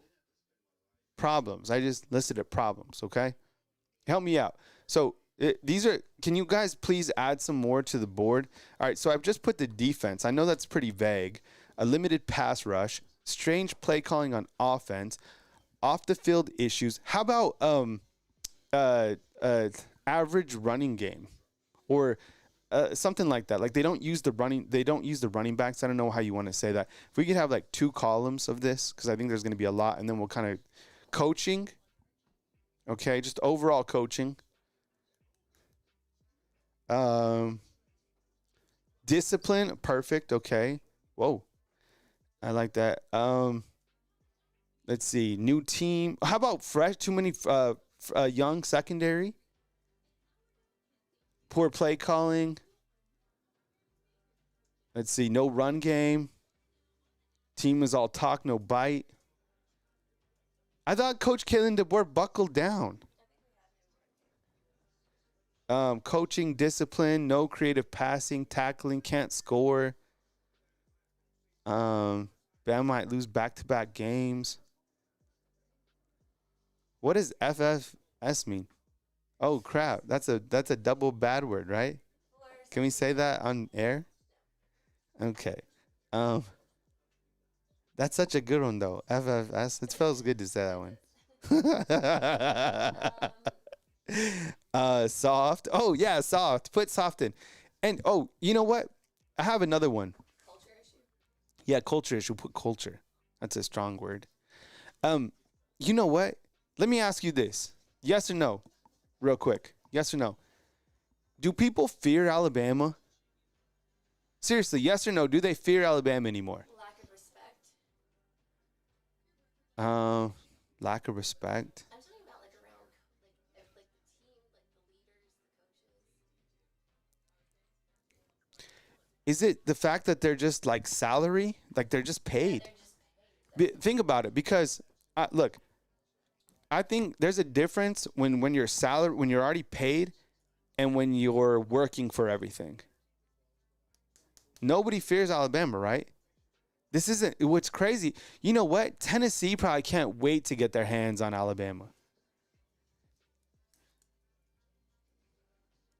Yikes. What other problems are they? Nobody fears them. Remember, what did they say? Fear none. I don't think anybody respects them. And we're not really letting these naysayers know. Oh yeah. What about the NIL? What about Lank? Is that how we feel about that? I don't know. I think a lot of it is on DeBoer. I'm serious. I think a lot's on DeBoer because he's up at the top. I mean, look at everything that's changed since Coach Saban. He's the one that's changed it all. You know, like he changed everything. He changed the practice times. He changed the practice dynamics. He changed everything. And he changed, you know what he did? He changed the way that people view Alabama, and now that they feel that they can just do whatever they want against Alabama football. And he's changed that. Because people used to fear Coach Saban, and I don't think they fear Kalen. Yeah, I'm seeing some lack of leadership. Yeah. And who knows? You get an interception right here for a touchdown or something like that. Yeah. Oh, the reconstruction. Yes, KTK. The reconstruction of the defense. How about that?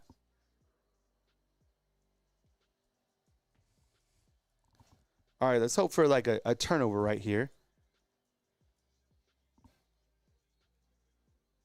It's going to be out. Going to be now a 4th down. And they're going to have to punt. Okay, so good stop right there by the defense. And you start to see, and that's the other thing too, is put this down. Freshmen, there's so many freshmen in the secondary. I haven't seen if Damani Jackson's in there. And you know what? Most of those problems are probably still fixable, even within this game. I mean, we're just one big play away from Alabama taking the lead. Look at the field position they're going to have right here. I mean, almost at the 50-yard line. Yeah. Look, they score right here, kind of settle in, get some momentum back. That was a good stop. All right. Put some points on the board. and you get momentum back. We're almost in the fourth quarter. There's 2 minutes before the fourth quarter. Be right back in 2 seconds.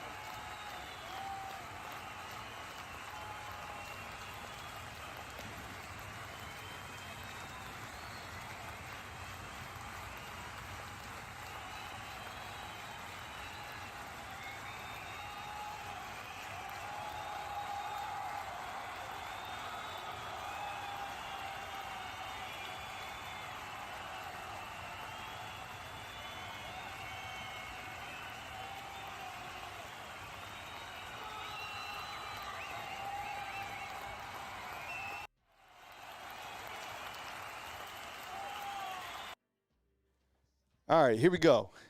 Here comes Alabama. Get some points on the board.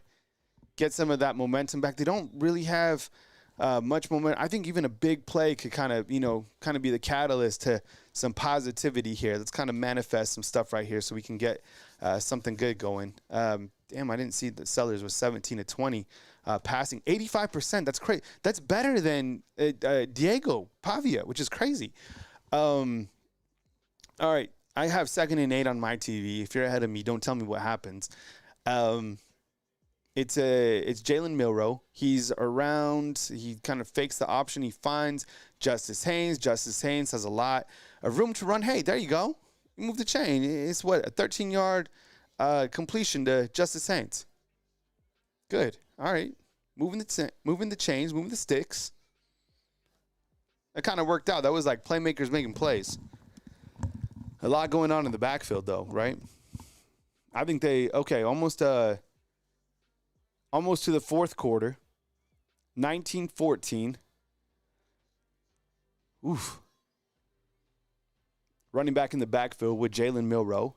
Jeremy Bernard is going to get a fake, and it's going to be Jalen Milroe for about 9 yards. We'll go into the fourth quarter. Going to the fourth quarter, trailing to South Carolina, 14-9. All right. Okay, I like where things are. I really do. The only thing that I think they'll put some points on the board. I think they'll score a touchdown here. I really do, to start out the fourth quarter. The only thing that was concerning is the fact that South Carolina in that opening drive was 5 of 5 to continue to move the sticks, right? So those are things that like you kind of look towards, those sustaining drives. Down by 5 against South Carolina. Did we think that was going to be something that happened? Absolutely not, considering that Alabama was a 21-point favorite. We've pointed to a lot of different things that we didn't like. But I think when you kind of zoom out to look at Alabama's offense and you look at the statistical information that's put in front of us, and when we kind of go deep into it, you see it, Jalen Milroe, 12 of 17, 146. I think at times today, I have seen a few high snaps, and I've also seen Jalen be a little bit more inaccurate than he's been in the past. He missed on Ryan Williams. He's thrown some strange passes a couple of times, but nothing like absolutely mortifying. I mean, the intentional grounding was bad. The interception was bad. Jam Miller and Justice Haynes, these guys, I don't know. It's just like the running game just doesn't seem to get going for this team. It is what it is. I don't know.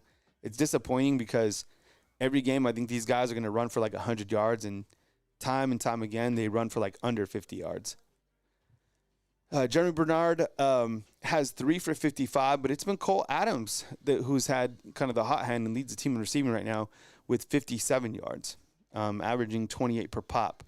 I think what is most surprising to me is up at the top right here is that South Carolina has more offensive yards than Alabama, 264 to 204, right? On third downs, once again, you're starting to find teams are having more and more success against Alabama. And another thing that is really standing out to me, too, is in this particular game, you're starting to see a lot of the same plays that Vanderbilt ran last week that South Carolina, like the shovel pass or some of these options where you motion out the wide receiver and he becomes a pitch man. I've noticed that. Alabama has 5 penalties for 36 yards and South Carolina has 4 for 34. I put the total penalties at 15. We're currently at 9. I could see a few more penalties in this game. I would be surprised if we see 6 more, though. I mean, considering we're going into the fourth quarter. Each team is 2 of 2 in the red zone. And time of possession. Look at this time of possession one more time.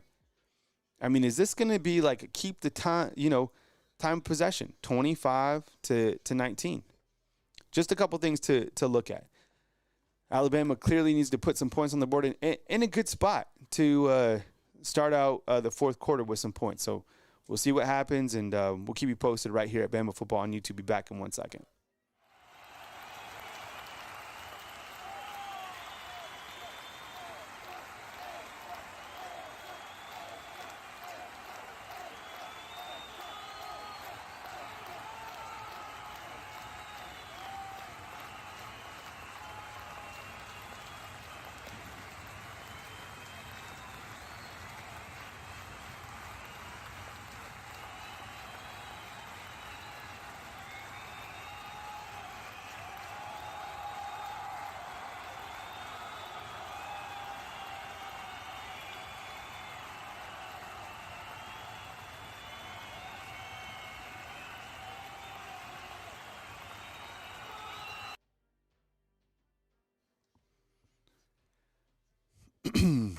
We start the fourth quarter. Alabama with good field position.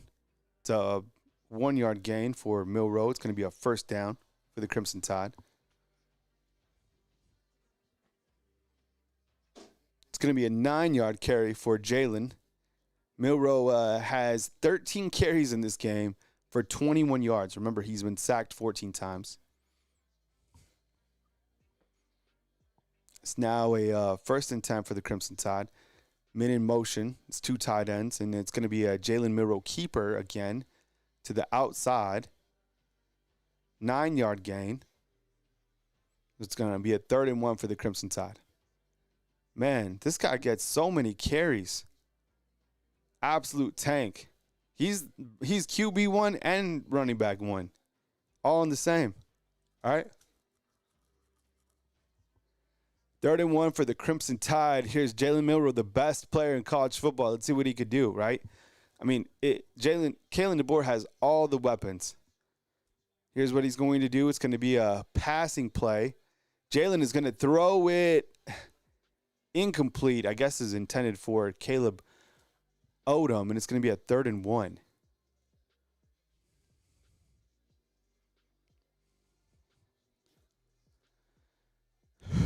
Nick Sheridan faces a critical 3rd-and-1. So does his quarterback, Jalen Milroe. Following the game, we'll take you to Coach Kalen DeBoer's press conference, which will be right here on this stream. Before we get into our instant reaction, appreciate you guys being here. 3 wide receivers. It's going to be a handoff to the outside. Jam Miller is going to pick up the 1st down. Really nice run for the big man. 7 yards. Alabama moves the chain. Feed him. Now up to 8 carries for 31 yards. 2nd and 11.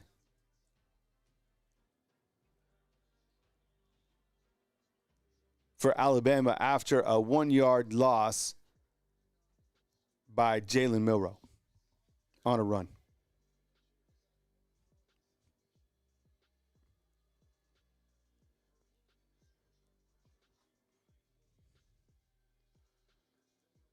Milroe's going to be wrapped up, so it's 2nd and 11. 19-14, Alabama trails by 5. 12 minutes remaining. Who do you think scores this touchdown? Hollywood? I'm going to say C.J. Dupree. Hey, I'm with P. Cola. P. Cola also said C.J. All right, let's see. Feed him. Jalen Milroe, back to pass. Here comes pressure. Throws it up in the air, and it's going to be intercepted. Intercepted. Oh, my goodness. He floated the pass, and it was picked off, and it's an interception. That's another bad decision and another bad and costly interception by Milroe. That was on Milroe again. He's thrown 2 bad interceptions in this game. Those are on him. He's accountable for those. He's accountable for the intentional grounding as well and overthrowing Ryan Williams. Those are 4 things. T, will you write those down? 2 bad interceptions. Let's see what he had. He kind of just lofts it up, forced it to Jeremy Bernard, doesn't see the corner coming back. Wow. Gigantic. Get into the red zone, man. Man, that is crazy. That is wild. Can you imagine Coach Kalen DeBoer coming in with all this talent? Unbelievable. So he threw 2 interceptions. He's responsible for the intentional grounding.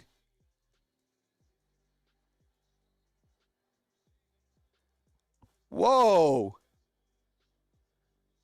Look, they're trying to get in Malachi's head. There's a flag on the play. Yeah, because they know he'll. And he overthrew Ryan Williams. Those are 4 things that we'll hit on. Wow. Unbelievable. Pass interference. That's going to be an automatic 1st down. Crazy. I can't believe what's happening right here.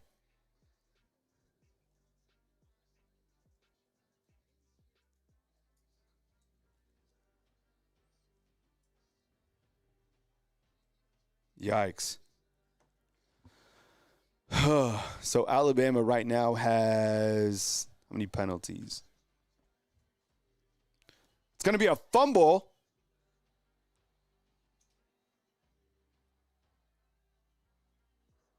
Alabama gets the fumble.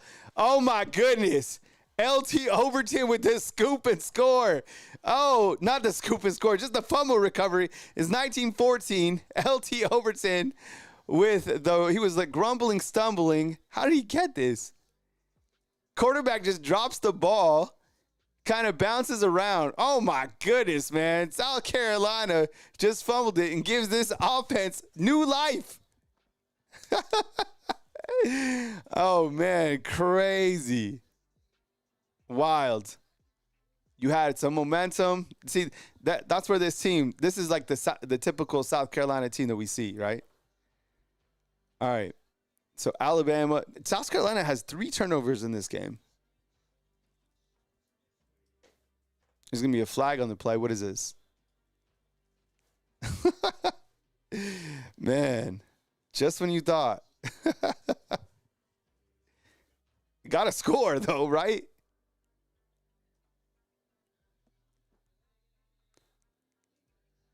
Where are my penalties at?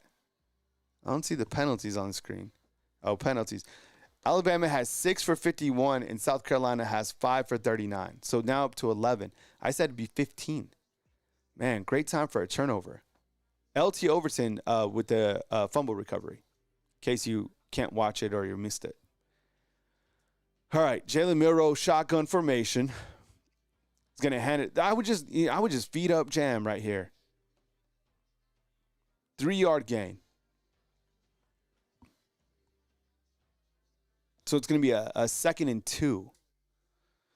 Oh man, you need a touchdown here.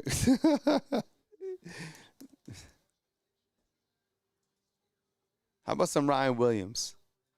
Little Hollywood. All right, let's see what happens. All right, 2nd and 2. Running back split out.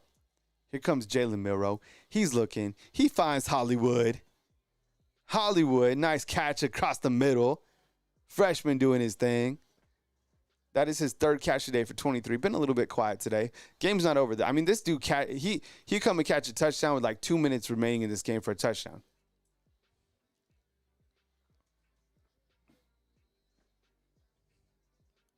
All right, 1st and goal for Alabama. 19-14, South Carolina leads. Let's see what Alabama does. They motion the man wide outside, which is Jan Miller. So Jalen Milroe is the running back. And he's going to take it to the outside, quarterback keeper, and you get in the end zone. Jalen Milroe in, and Alabama takes the lead. 20-19. 20-19. Touchdown. Jalen Milroe. It was a 3-play, 31 yards.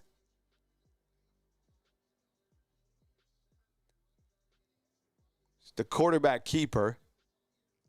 And let's see what they're going to do right here. It was a 3-play, 31-yard drive. Lasted 1:23. Clearly Alabama going for 2, which would make it a 3-point game. Let's see what they do here. I mean, you got to just give it to Jalen Milroe, right? I'm sure they'll motion a running back out and just give it to Milroe. They motion in Jeremy Bernard. Milroe back to pass. He's going to throw it. It's going to be tipped, and it is no good. So it is 20-19 with 10 minutes to play. A failed 2-point conversion. It's a 1-point game with unranked South Carolina at home. You scored. You got in the end zone. Jalen Milroe on the game has 15 rushes for 27 yards and 2 touchdowns rushing. Now, passing-wise, he's 13-20, no touchdowns and 2 interceptions. Okay, if you voted in our box, have you? Do you think that Alabama can hang on? Do you think that the defense can rise up? All right?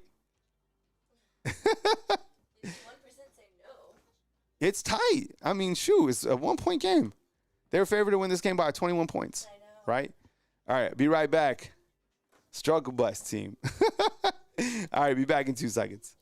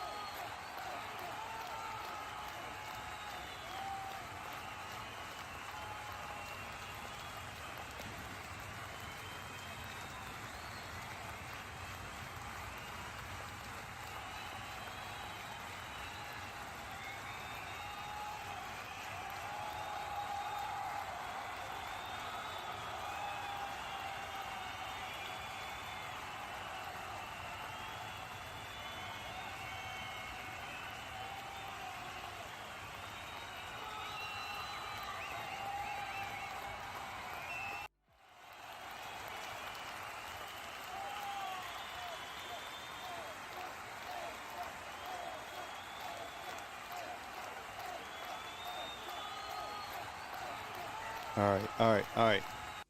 Dogs are barking. See if the defense can start barking a little bit. See if we get a stop here. All right. 20-19. I appreciate you guys joining me. How the watch along works. I appreciate you guys being here. And as we push forward, what happens is I take you guys through the post game. So I will give you an immediate reaction following the game, followed by Coach Kalen DeBoer's press conference. And then, we'll post stuff on our YouTube channel as we see fit. And you can also join our Facebook channel, Alabama Crimson Tide on Facebook. We have 30,000 followers. Please support us, too. Think about becoming a fan funder. Super Chat's greatly appreciated. Thank you so much. And if you think that Alabama is going to win this game, hit the thumbs up on this video. 300 of you watching. I appreciate you guys. Thank you so much. And let's see what this Alabama football team can do. See if they can hang on to this 1-point lead in a critical situation. How we got to this point is South Carolina led 19-14, and South Carolina actually got an interception in the end zone off a Jalen Milroe second interception, but they fumbled the football. Alabama jumps on top of it and puts together a 3-play scoring drive, capped off by Jalen Milroe, who got into the end zone, which makes it 20-19 at this point in time after a failed 2-point conversion. So here we are with the defense that has struggled, throughout the last 3 games, whatever you want to say, and with the opportunity to you help this team get back on track. This is a run right up the middle. This is obviously not going to help. That run went for 23 yards, just a simple gash up the middle of the field. And Raheem Sanders now has 13 attempts for 66 yards. That is not good. 291 yards now put together by South Carolina.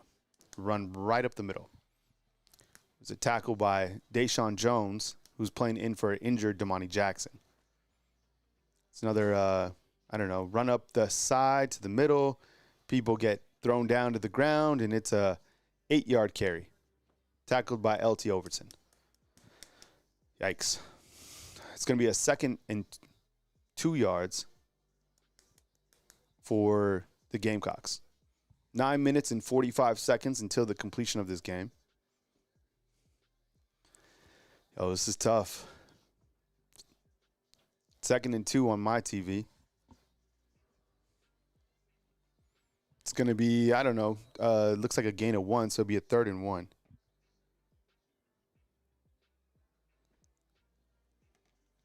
Man, this is... I saw Malachi definitely got pancaked. This is time where you start to get a little bit nervous, right? Got to come up with a stop here. 3rd and 1. See if you can get off the field on 3rd down. So far, South Carolina is 5 of 11. And facing a 3rd and 1. Man in motion. Raheem Sanders is able to get, 2 or 3 yards, and he gets a 1st down. So they're continuing to move the chains. This drive is 4 plays, 35 yards. Oh, yeah, the defense is soft, man, for sure. 3rd downs, South Carolina is 6 of 12. All you need is one big stop, one big turnover, something, right? 1st and 10 for South Carolina. Very critical moment of the game. You're only up by 1 point. Here comes Alabama. Sellers back to pass. Finds his wide receiver. He's open. That's going to be a 1st down, tackled by freshman Jalen Mbakwe. South Carolina with another 1st down. South Carolina has 19 1st downs in this game. Alabama has 16. Man, South Carolina gets a lot of penalties.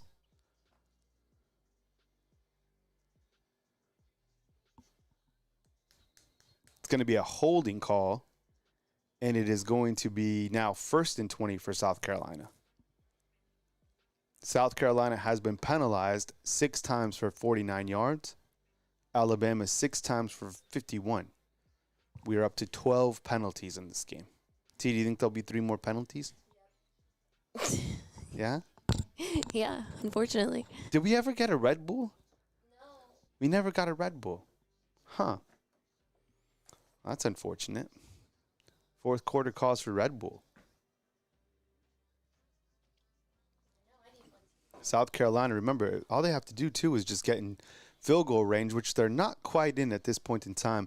They're facing a 1st and 20. It's a long way to go.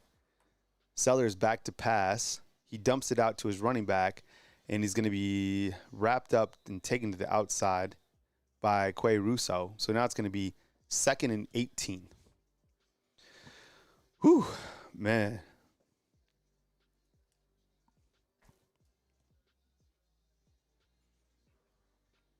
All right, get a stop here. 2nd and 18. Man. I think people will be calling for Coach Kane Womack. I really do. I think it's kind of that dire. And I think you have to, if you know like what a problem is, that's going to be incomplete. So it's going to be a 3rd and 18 for South Carolina. Dogs fired up in here.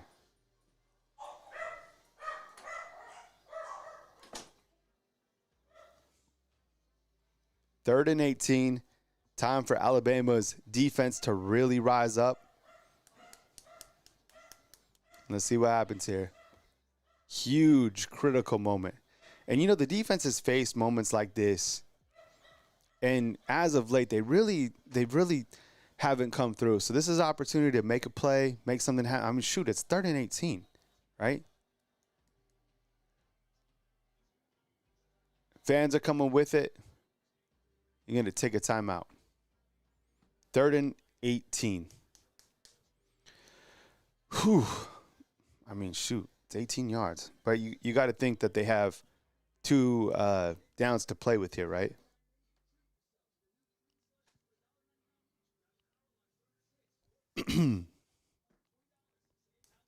You sense some pressure.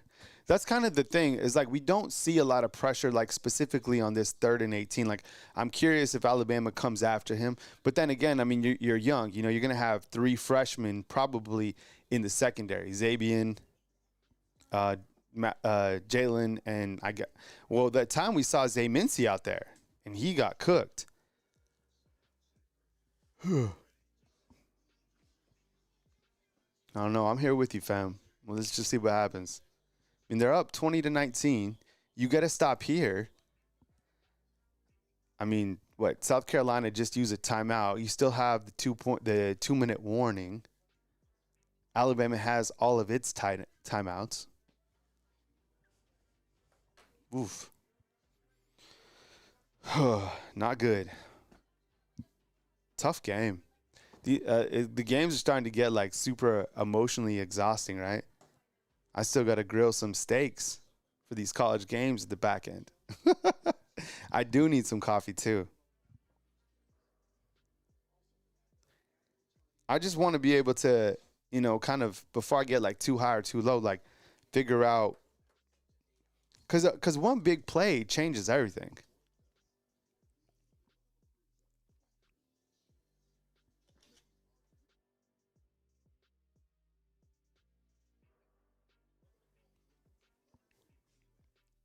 I think they still win. I think they're able to hang on to it. Think about it. It's a 3rd and 18. You know, critical situation. I don't know. South Carolina's offense, I mean, the quarterback has just been really effective. He's 19 and 23, 185.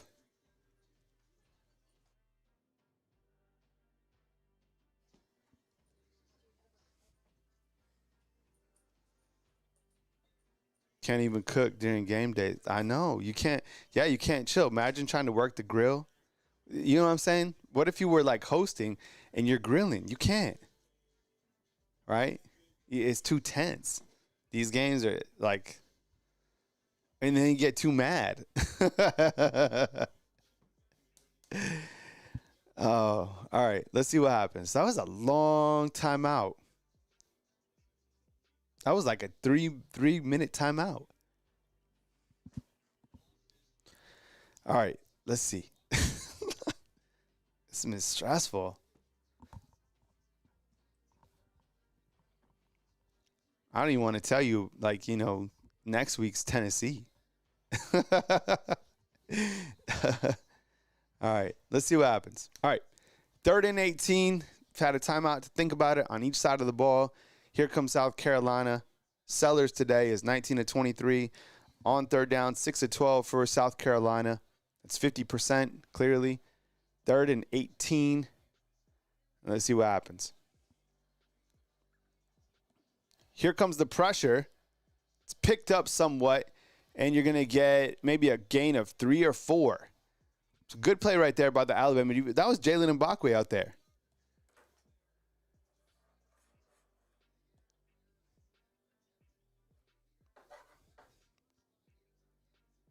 So they're going to kick. How far is this? This is a far field goal that they're going to kick. What is this, 50 yards? 51-yard field goal. There's no way he makes this. This is ridiculous. No way. That was so stupid. God bless. That was stupid. No way he's going to make that. Are you kidding me? Oh, my goodness. All right. Chill. All right. I thought they were going to fake it. If anything, there was like 0% chance they're going to make that field goal. I'll be right back in 2 seconds. That was comical.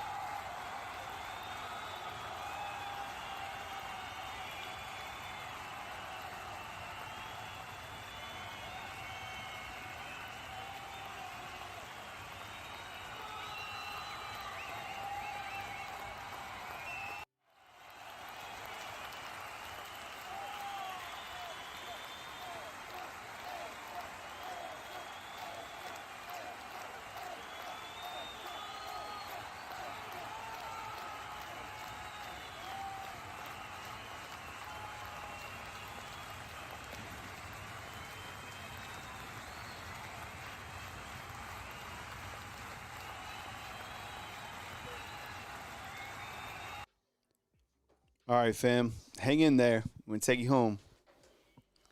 20-19, Alabama hanging on to a 1-point lead after a 51. Why did they kick that? That was so. I would have bet $5 trillion that he missed that kick. I would have thought that they would have went for a fake. Shoot, they should have just gone for it. Teams against Bama on 4th down are pretty much doing what they want. But you come up with a stop. So now put together. Look, this is where I would like to see Alabama feed the running backs. Right here. Right here. All right. Now, Jalen Milroe is the number 1 running back on this team. That's it. A run to the left for 0 yards, and he goes out of bounds. Why not just give it to Jam Miller? Like,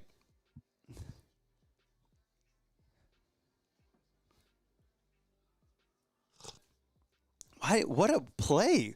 Why? I don't understand it. Okay, so I guess it's just gonna be all Jalen Milroe, which is fine, I guess. I mean, he's the best player on. Here he is. He's going to evade a defender, and he's going to run up the field, and he gets the first down. Okay.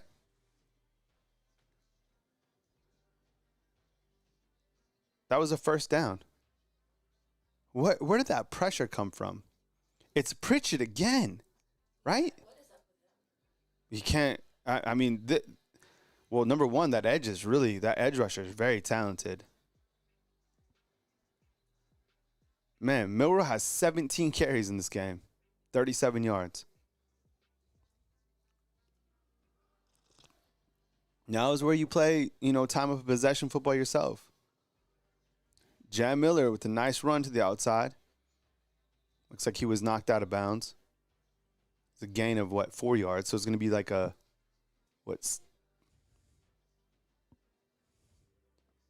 Yeah, Jalen has 17 rushes. Jam has 10, and Justice has 7.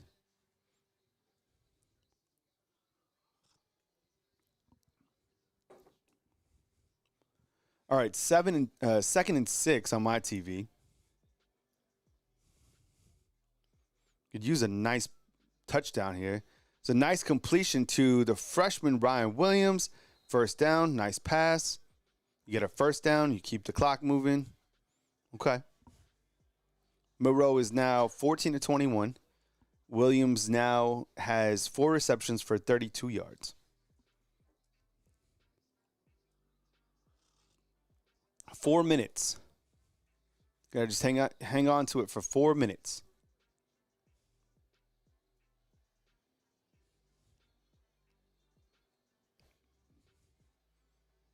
Milroe's looking for the play. Looks like they're going to switch it up.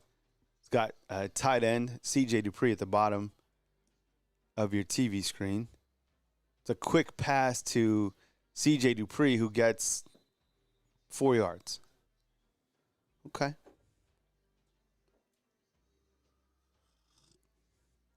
Man. 15 to 22 for Jalen. 175, no touchdowns and 2 interceptions. It's going to be a 2nd and 6. 3:32. Clock is just running.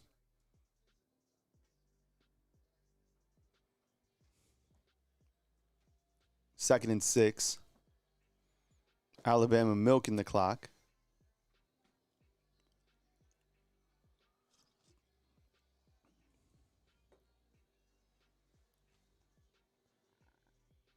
And Justice Haynes for a gain of 3 yards. So it's 3rd and 3, and South Carolina is going to take a timeout. So they can stop the clock, 2 more times, because they could take 1 more timeout, and then you have the 2-minute warning. So all Alabama has to do is really just hang on to the football and just keep the chains moving. They still have more yards in Alabama, which is crazy. 312 to 276. 3rd and 3.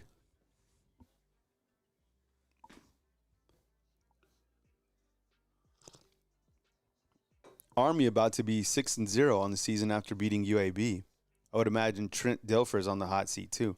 T, you could take down that poll. What's the poll read? We had 55% now say Alabama is going to win. Okay, cool. All right, thank you. You could take it down too. Coming up next, Texas and Oklahoma. Yeah, almost 400 votes. Nice.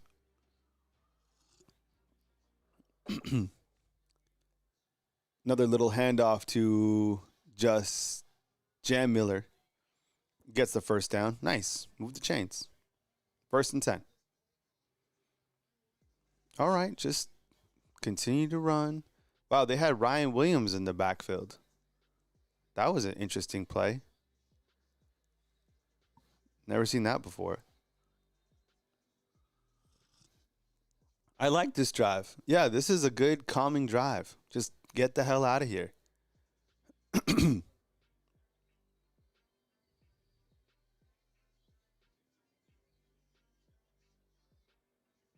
All right, so Jalen Milroe is going to hand off to Jam Miller, who's going to be wrapped up, and South Carolina takes another timeout.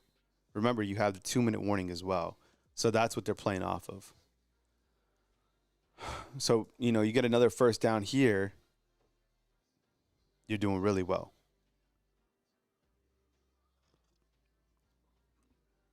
Be right back in 2 seconds. Remember, after this, we'll go right to an instant reaction, and then we will go into Coach Kalen DeBoer's post-game press conference. Be back in 2 seconds.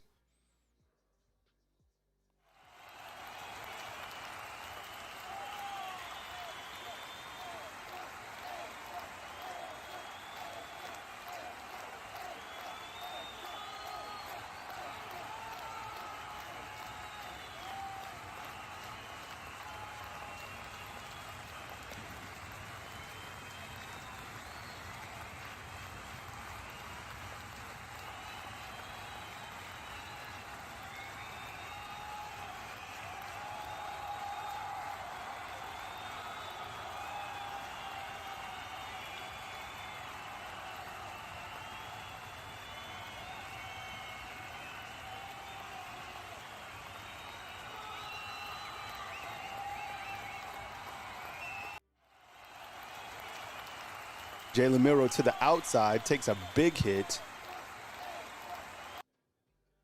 And we're going to go to the 2-minute warning now.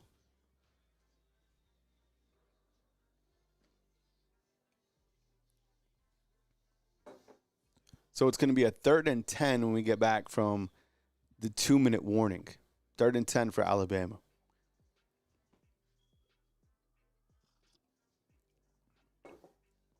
Here we go. What would you guys grade Nick Sheridan in terms of his offensive play calling? What 1 out of 10, 10 being the highest. Nick Sheridan, because we don't really talk about Nick Sheridan, but I think a lot of people kind of disappointed with Alabama's offensive play calling, right? I mean, he's the one calling the plays. What would you guys say? Nick Sheridan, his play calling, 1 of 10, 10 being elite. By the way, that Subway sandwich looked elite. I haven't been to Subway. I was going to say 6 too. 6? All right, let's see. 4, C, D. I like the people when I ask the numbers and they give the grades. That's fine. C plus, 3, 10. Kind of all over the board, huh? F is anything from 50 below. Mitch is saying 5. Timothy's saying straight up D. 4, 3. They're getting lower. Not creative. 4, 5, 6, 5. Huh. You know what? See, you know what the data points are like? They're exactly like Nick Sheridan's play calling. Yeah, all over. Really, really good and bad. Really, really good and weird. Really, really. It's like it's like, hey, that was a great drive. Then it's bad. Then it's a great drive. Then it's bad. It's like It's exactly what people are saying. That's exactly how we feel. So with that said, I'm gonna say 5. Right? Like 50, like it's kind of in the middle. But it's up, down, up, down.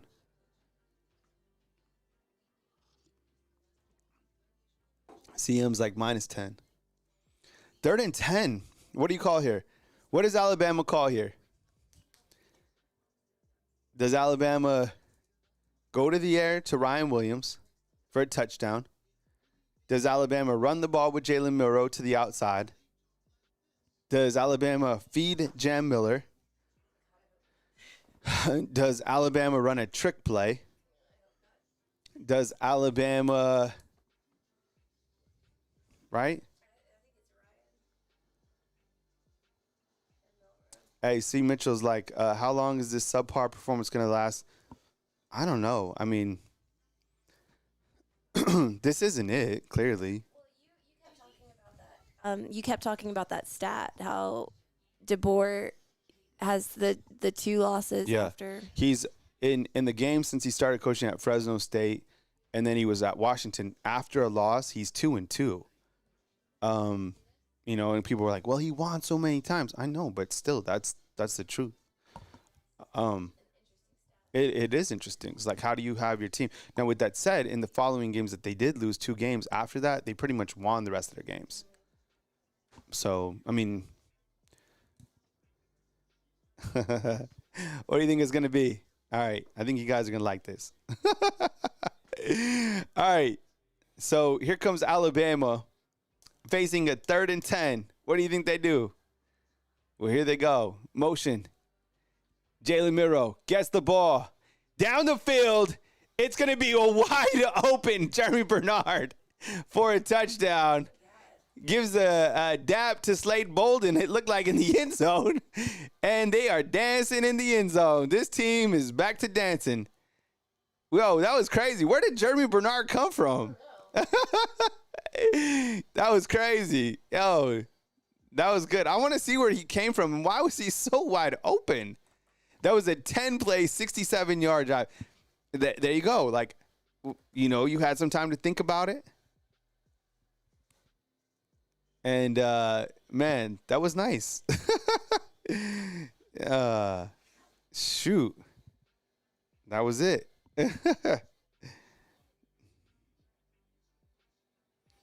All right, so there's a lot of time left. There's 154, but South Carolina doesn't have any timeouts, right? And you got to score and you got to get the 2-point conversion to tie it, right? So let's see what happens here. This is where Nick Sheridan, Coach Kalen DeBoer shine, right? So they send some guys. Oh wow, what a play design! And that's just, I mean, that's good schematics. That's good football. Yeah, that was Slade that he gives dap to, and he throws it a great ball, nice catch, turns it up. That was good. Love it, yo. That was like, where did he come from? Oh, so he comes up. And we've seen this from this team, you know, that they come up with big plays at critical points. I point to when they were trailing against Georgia, came up with a big touchdown. And that's another thing about Jalen Milroe in late game situations. The guy does come with it. You can point to countless times throughout his career where he has thrown a big touchdown or whatever. And that's another one, right? I mean, the team certainly needed it. You have limited momentum. You're facing a 3rd down. You're coming out of a timeout. That was good play design, good execution, good pass, good catch. You put 7 on the board right there, and you go up by a touchdown. Now, offense, they answered the bell, right? Can the defense answer the bell? And that's what it comes down to. Here's the defense's opportunity to stop South Carolina right now. You get a stop, and that's it. And remember, South Carolina is going to go for it on every single opportunity. So this is a situation that we've seen before. What do we see in terms of growth in late game situation from the defense? All right, here we go. Really, I like that. That was great. Really good play put together by Sheridan and great execution by the team. Good blocks, good catches, everything. All right. 1:42. Here's Sellers. Get some good pressure from Alabama's defensive front. But Sellers going to be able to run for, 4 or 5 yards. Let's go defense. Let's get a stop here. Come on. 27-19.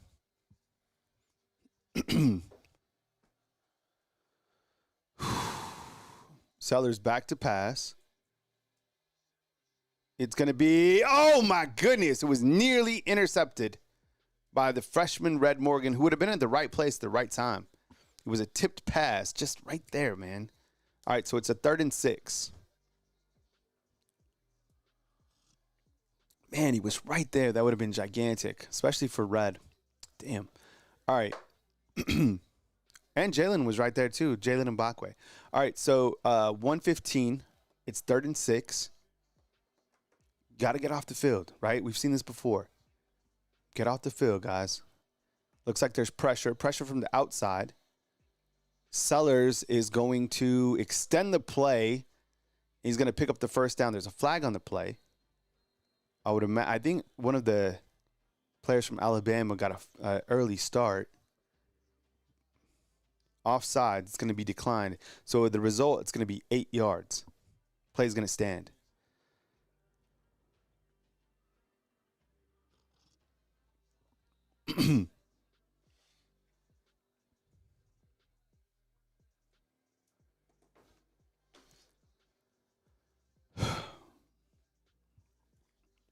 Here we go.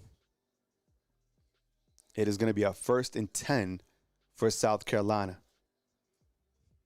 Minute 55.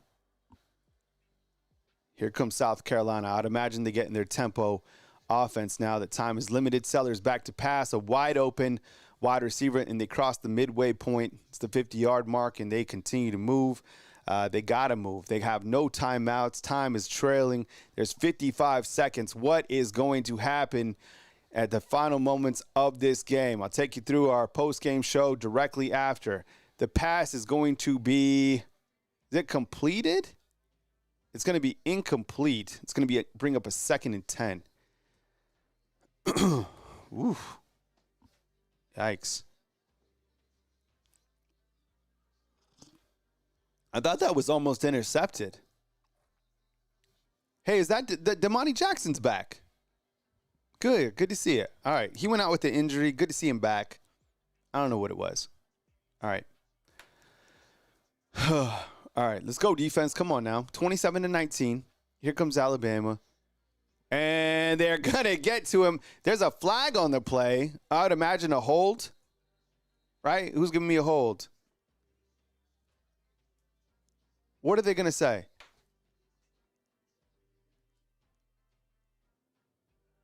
I didn't see people. Some people saying face mask. Was that a face mask? Oh my goodness, that's a face mask. Oh man, that's a face mask all the way on Q Rob.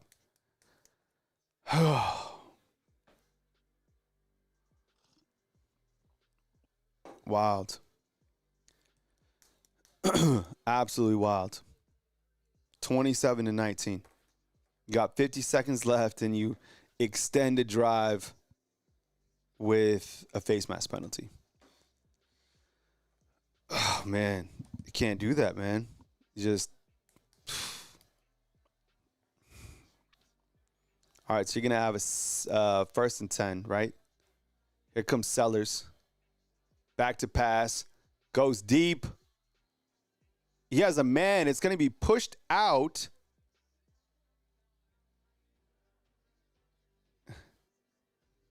He was out of bounds. He caught the pass around the end zone. He's out, right?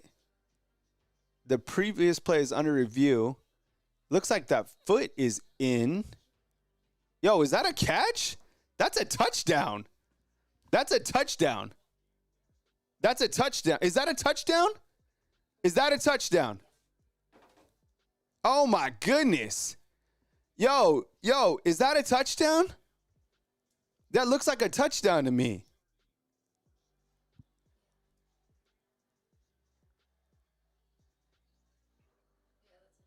I don't know, but does he have control going down?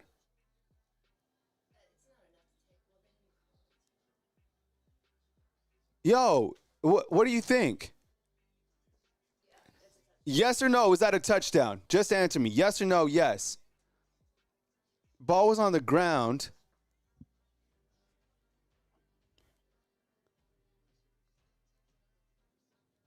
Huh. I don't know. It kind of looked like the ball. It looked like the ball was moving on the ground.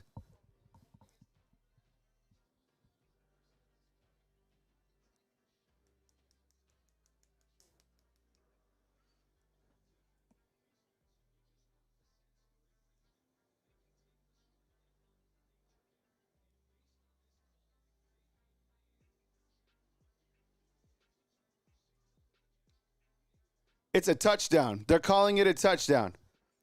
It's a touchdown. Wild, wild, wild, wild. Wild. Wow, crazy. 27-25. They're going for 2. Unbelievable. Crazy. This is, man, unbelievable.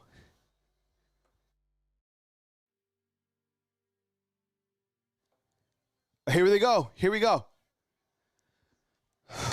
Oh, my goodness. Can you believe this? This is it. This is the team. This is the team. Oh, my goodness, man. I can't even believe this. This is absolutely wild. All right. Here we go. They got to get a stop here, clearly. Oh, he overthrows it. Nowhere, and that's it. The defense comes with a stop. Oh, my goodness. What a terrible play design. Man. The crowd goes crazy as Alabama hangs on to beat an unranked opponent at home. Wow.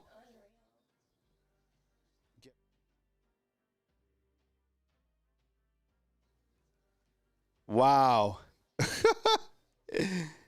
Oh, man. Oh.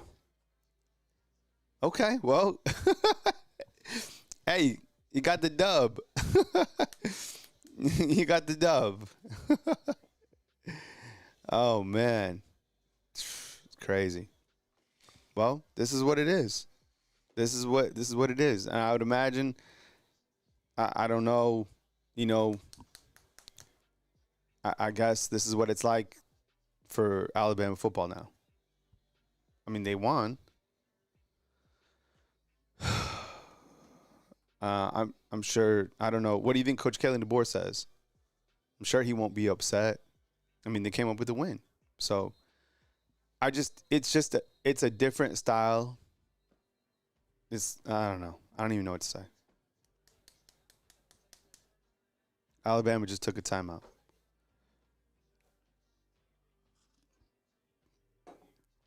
Oh, man. Woo.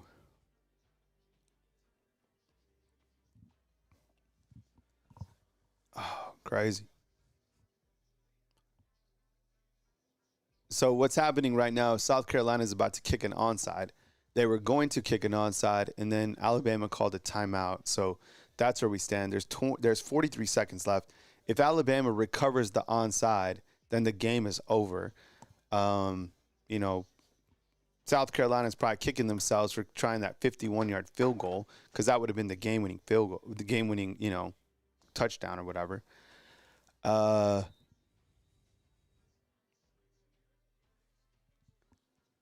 South Carolina recovers the onside kick.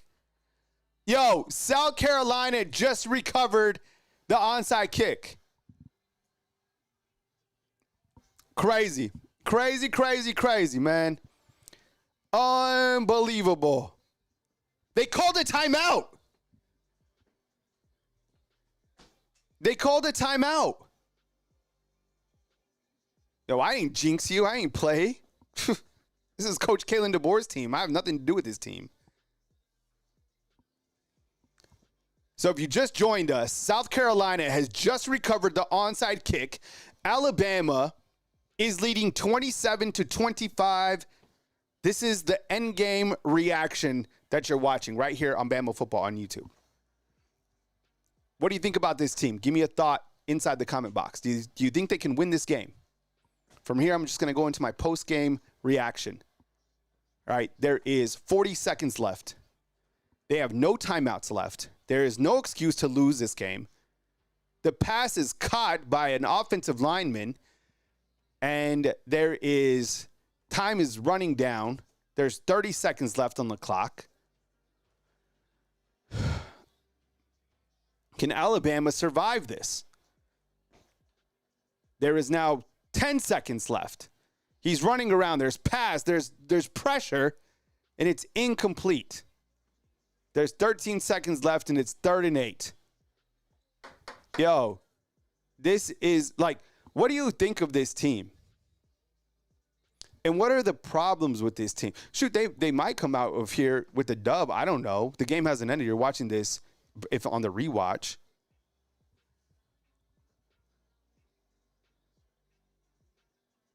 It's 3rd and 8 with 13 seconds. This is a playoff team. This is an SEC type caliber team.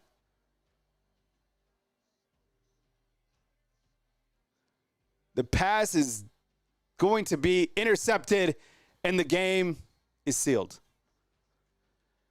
Oh, my goodness. All right. Malachi Moore, I guess, or Damani Jackson. All right. 3, 2, 1. What's going on, everyone? It is Kyle Henderson of Bama Football on YouTube. Alabama survives unranked South Carolina at home by a score of 27-25. South Carolina recovers the onside kick, has an opportunity at the end. Damani Jackson, who was injured, comes in, makes an interception. Alabama survives an SEC game against an unranked team. Look, I want you to answer this inside the comment box, okay? You got the W. What are the problems with this Alabama football team? Are you happy just with winning games, or are there issues that are very apparent and large here in Tuscaloosa? It doesn't feel like this is the standard that we're accustomed to. Or are all these just teams, is there just that much parity in the SEC? Here's Coach Kalen DeBoer. He's smiling and laughing after the game. It doesn't look like he's stressed out at all. I think there's millions of Alabama football fans that do feel stressed out and probably aren't smiling, but maybe just winning is just it. I mean, they say just win. All right, when we look at the detail of this game, look, South Carolina came in, and Lenora Sellers is 23 of 31 in this game, 238 yards, 2 touchdowns, and an interception, and it really had an opportunity to beat Alabama in the final, moments of this game. Raheem Sanders, 16 carries, 78 yards. Let me ask you this. The defense, grade the defense on a scale of 1 to 10, with 10 being great and 1 being absolutely trash. I mean, what is it? Right? What is the defense right now? Because I think that's certainly one of the issues with the team that we continue to talk about going into this game. You know what? South Carolina was running the same plays that Vanderbilt was running. The shovel pass, right? I don't know. It doesn't seem like Kalen DeBoer is too stressed out about this game. He's happy. You win the games. Look, Jalen Milroe clearly didn't play his best game. 16 of 23, 209 yards, an interception, two interceptions, and he had 1 touchdown, and he had 2 touchdowns on the ground, so a total of 3 touchdowns. He ran the football 18 times for 36 yards. Jam Miller had 12 attempts for 42 yards, and Justice Haynes 8 for 26. What did you think about Jalen Milroe's performance? It wasn't his best performance, but you know what? When it was critical, when Alabama had a timeout and they came out in a 3rd down situation, he threw a really nice touchdown to Jeremy Bernard. Jeremy Bernard finishes with 89 yards in this game. He was targeted 6 times, and he came up big in the end. But what do you think about his overall performance? There's a lot of problems with this team, a lot of problems, a lot of red flags. I am concerned when you kind of go into this game next against Tennessee on the road. It's an ugly win, but you did win an SEC game at home. I don't know. I mean, you look at the games remaining, Tennessee, Missouri, Auburn, Oklahoma on the road. I mean, you seem like this is the SEC, but this isn't the Alabama team that we're accustomed to. The team going into halftime, they look deflated. They didn't look themselves, but, in the end, they're able to pull out a win against South Carolina by a score of 27-25. It was a I guess, thrilling ending to a game that at times, felt like it was kind of going up and down. And I was asking you guys even about Nick Sheridan. What do you think about his play calling? Right? Seems good, bad, good, bad, good, bad. Then he calls a really good 3rd down play, and Jalen Milroe puts it on the money to Jeremy Bernard. I don't know. When you look at the stat line of this game, South Carolina in this game had 374 yards of offense compared to Alabama's 313. So they had more yards than Alabama, right? You look at the penalties. This was still an issue. 7 penalties for 66 yards. And you know what? I have no idea what happened to Alabama's 3rd down defense, because guess what? They were 7 of 15, South Carolina, and they were 1 of 2 on 4th downs, including another touchdown pass on a 4th down situation. So there's a lot going on with Alabama's defense. It's clearly not the standard. I know a lot of people are calling for Coach Kane Womack, but I think there's bigger issues at Alabama. We'll talk about those issues as we continue to think about them. But what I want you to do right now, All right. Number one, celebrate the dub, right? Like Alabama won. Alabama's able to, continue jockeying for SEC positioning. If there's 2 issues that are bothering you, or 3 or 4 about this Alabama football team, will you please post them inside the comment box? All right. So what are the issues that you physically see? If you're an expert in football, if you could break down plays, post them. If you just are seeing stuff like the common fan, post them. What are the issues that you are seeing with the team, and can those issues be resolved? You look at the players. I mean, no coach in college football history has inherited more talent than Coach Kalen DeBoer. That's why it is so amazing to me to see this team fighting for its life. That's what's happening right now, right? That they were fighting for their life against Vanderbilt, and this is what I just said.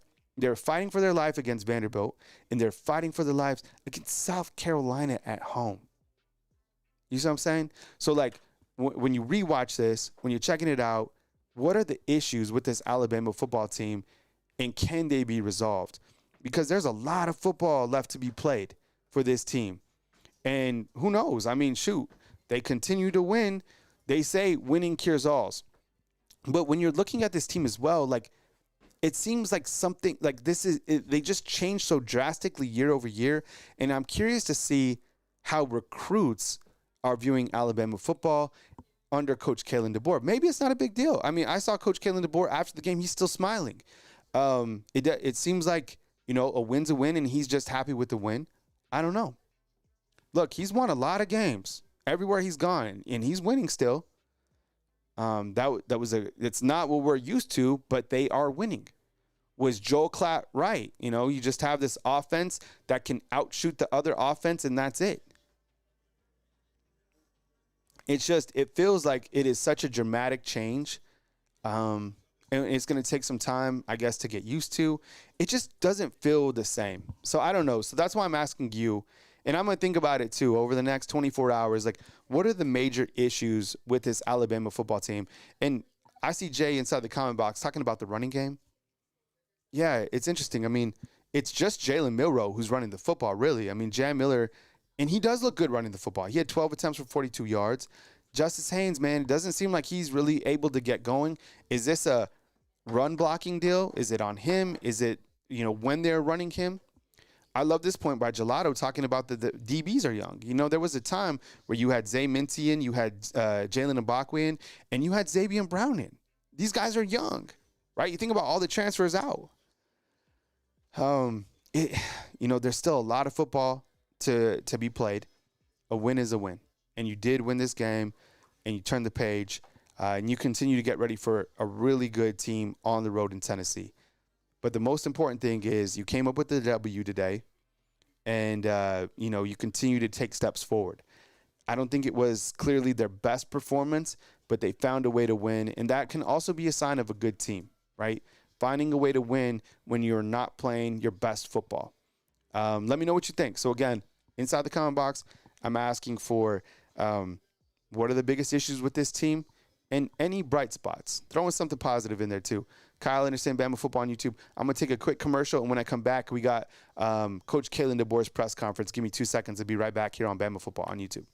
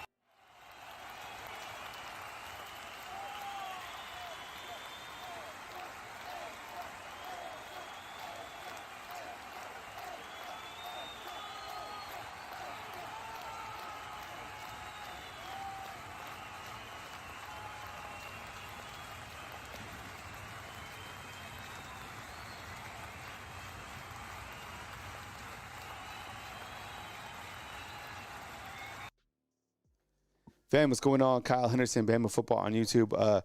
Waiting for Coach Kalen DeBoer to hit the podium. As soon as that happens, I'll bring that right here on Bama Football on YouTube. I just released my instant reaction, which I'm sure some of you watched. Look, it's wild. I can't even imagine, like, the outside world, how they see Alabama football right now. And I think they see Alabama football as vulnerable.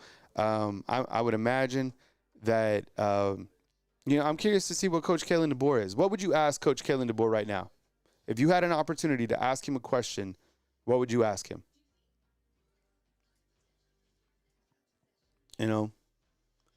Yeah, and Bino, it adds an interesting take right here. He's like, is Alabama getting worse? Yeah, and look, like, overall, if you look at Alabama football as a organization, a program, whatever, is Alabama getting better, or are they getting worse? Or are they getting going through a growth spurt? Right? I think other teams see Alabama like, yeah, we got these guys. South Carolina almost beat Alabama. That is like, man. There you go. Andre's asking, why are you not running the ball more? I think he might counter with, we did run the ball more. We ran the ball, X amount of times with Jalen Milroe. I mean, I'll point at the stats. I mean, they ran the ball 38 times for 104 yards. Now, Jalen ran the ball 18 times, and Jam ran it 12,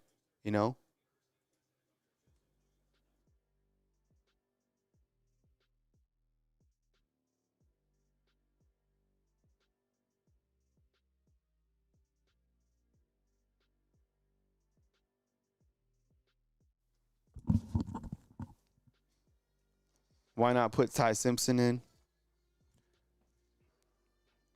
I mean, they run the ball a ton, but it's just like designed quarterback runs, right? And I wonder how the team feels. Because we all know the roster. I mean, they are such a talented roster, but I do feel that they're underperforming. I mean, man, that would have been. Alejandro says, stop overreacting. Yeah, that's it. Okay, let me ask you this. Do you feel that there's a little bit of an overreaction with the way that Alabama is played?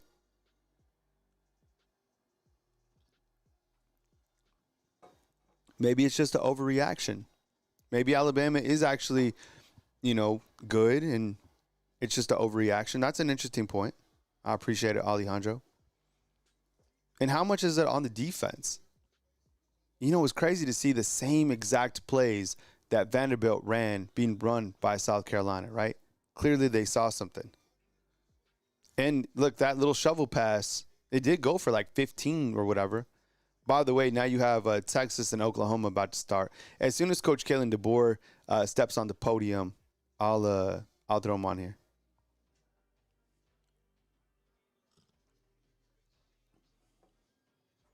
Yanni saying Kalen is the new Shula.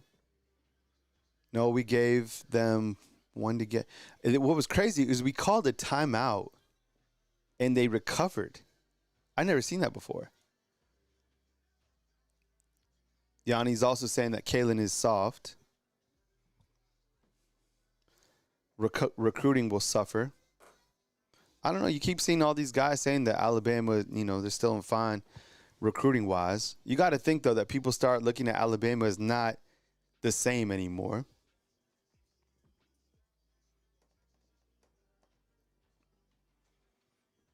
So as soon as Coach Kalen DeBoer comes on, we'll go to Coach.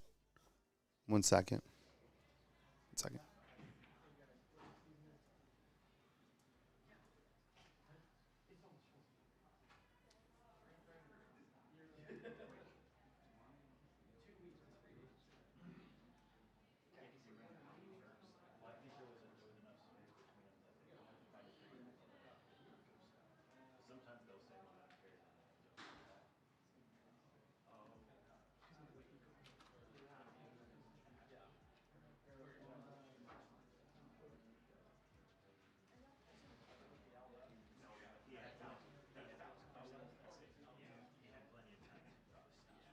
Check. 1 2 1 2. Y'all good back there? Check 1 2.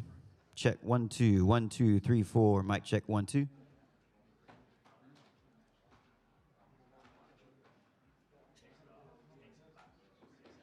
Ryan, mic check 1 2 1 2.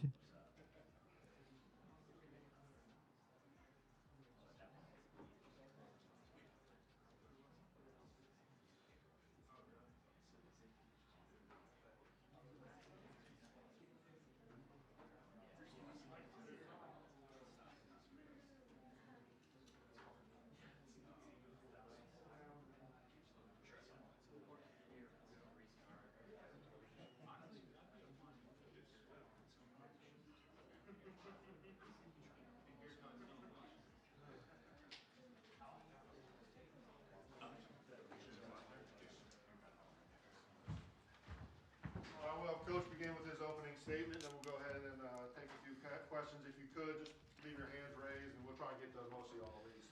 Coach. All right, yep. Another game down to the wire. We're kind of getting accustomed to those. I think there's some things that we can certainly do to make sure that it doesn't get to that point. But we always talk about finding a way to win. And as many times it maybe looked like we weren't, we did. And the guys, I guess the biggest thing I'm proud of is the response, starting early in the week.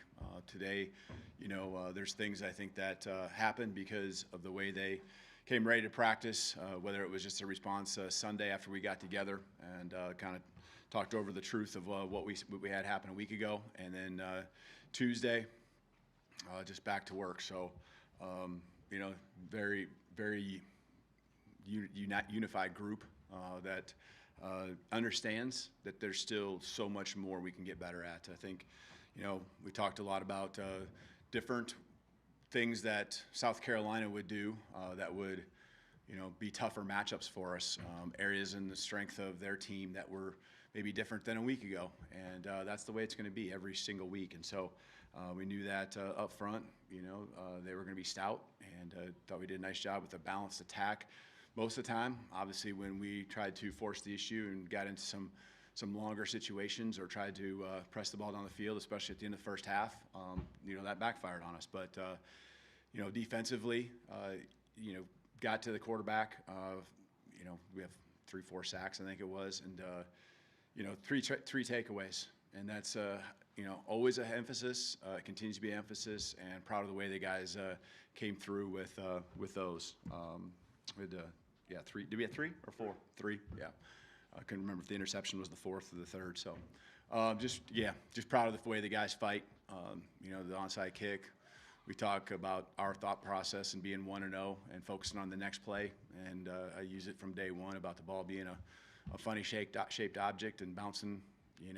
We just need to go grab it. It seems pretty simple, but obviously that didn't happen. So the guys are trying, great effort on it, but found a way, a defense, go out there and attack, be aggressive, and put them in a tough spot there on the last play.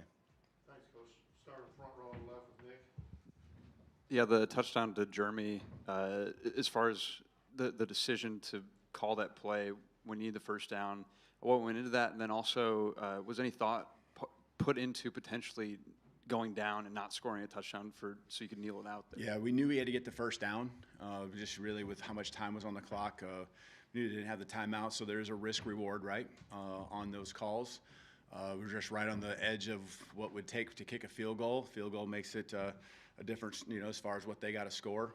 So a lot of components, a lot of things that are involved in what we try to do. And there was a lot of safe avenues and things that we discussed on that play.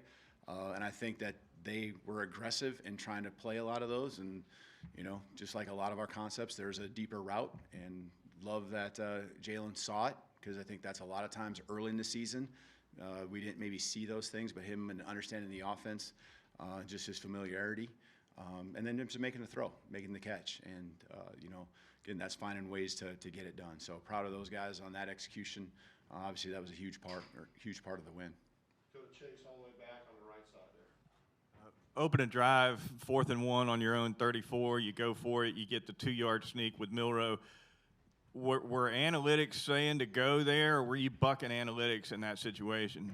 Yeah, I think they're pretty confident they were saying to go. So it's always, pretty much the analytics say any 4th and 1, you should go for it. So, but yeah, we were, and just felt confident with the tempo, and we really haven't done much of that. So even them just seeing what we would line up and how we would run it, the first time, that was something we were pretty confident. We work on it every single week, later part of the week, and I thought the guys did a nice job. A big part, obviously, in getting some momentum. You hate punting on the first drive when it's 4th and 1. So great job of the guys executing, something we hadn't really done this year. Front row and right, Charlie.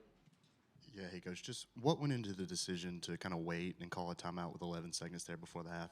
Yeah, I mean, I trust our guys, and that one, obviously, was, the points they got at the end, at the end of the half there hurt us. And, I'm thinking if we can get one play to where we can throw it in the end zone on 4th down and the clock ends with us having the football, I'm all for it, and worst case scenario, you take a sack or something, you have to punt it. I don't like punting, really any time, but, that was to me the worst case scenario. But, I guess I'm always just aggressive that way.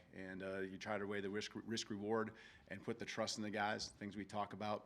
That'd be something, obviously, me and Jay Mill, Coach Sheridan, we'll sit and talk about. And just when we're in that moment and we want to keep the pedal down and try to give ourselves another play, I'm looking for anything. Pass might be defensive pass interference. It could be anything that gives us one more play.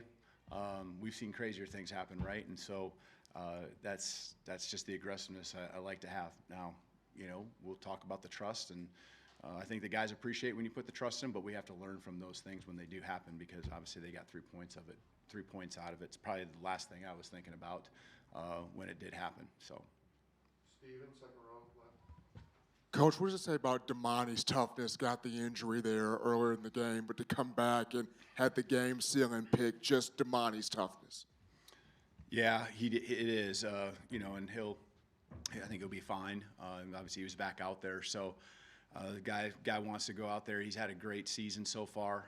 He's someone we got a lot of confidence in, and we wanted to just use him at the right times, the right moments in the second half when those times came up, and again, finding a way to pull it down and concentrate on the ball, and kind of most people would look at it as an easy pick, but you got to still be there and you still got to make the play. So definitely proud of the fight that he had and wanting to be back out there, considering he did go down earlier in the game.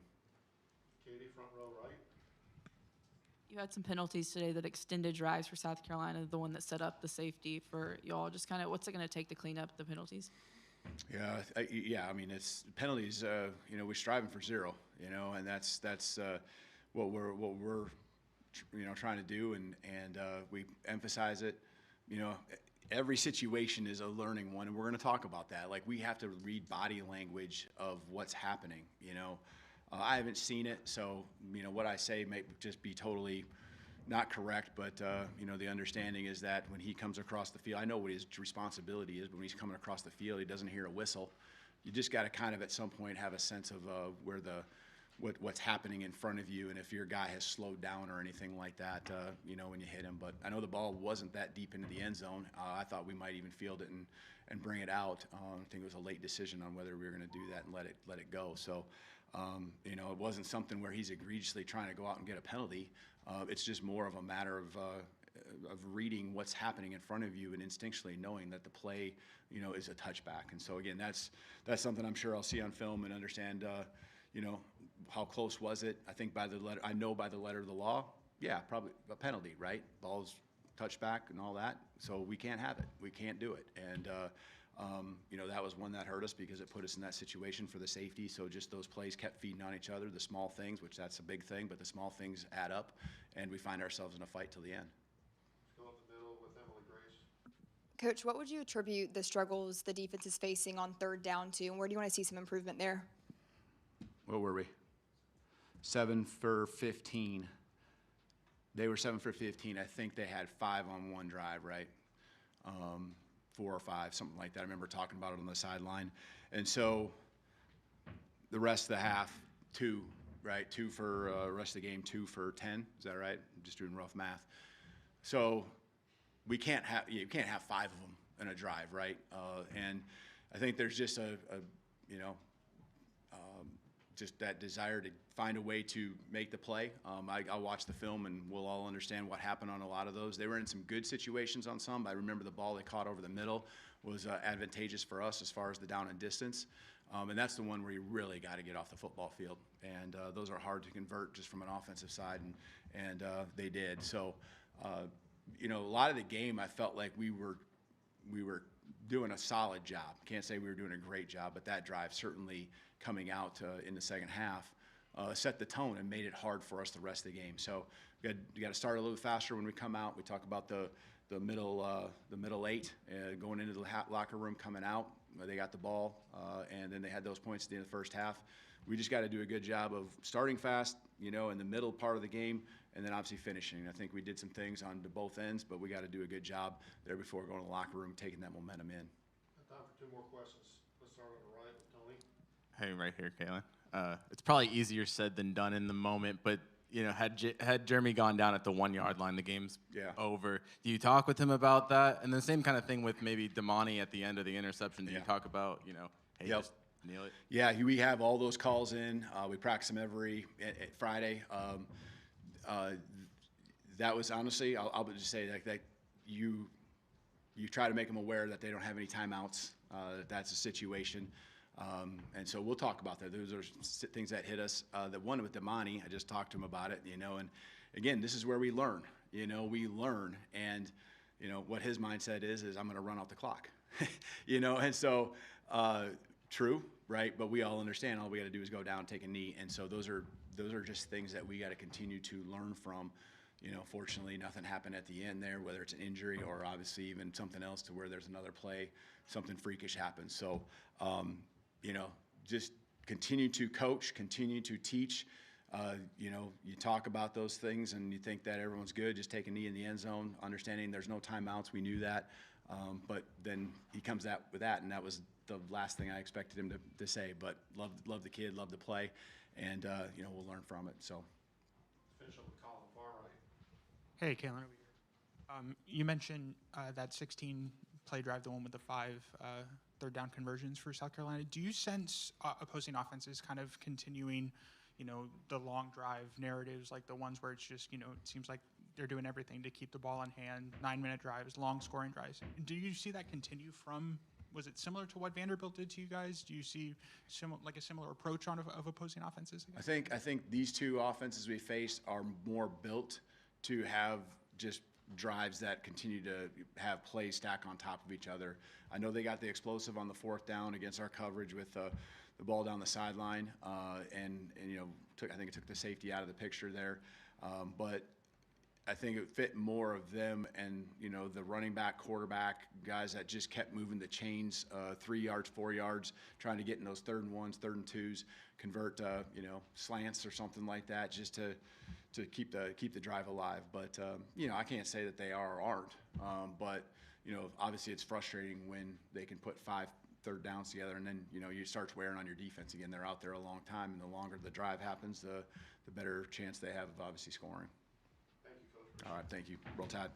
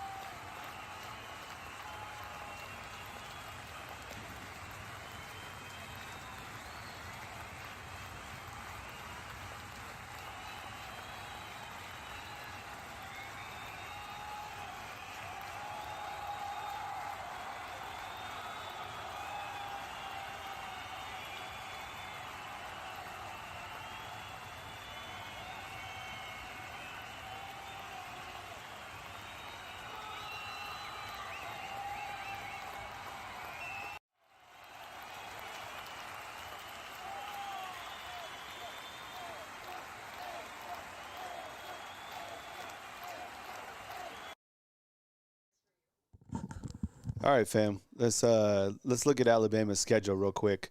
Following its victory over South Carolina, that's 27-25. This will be updated at some point in time.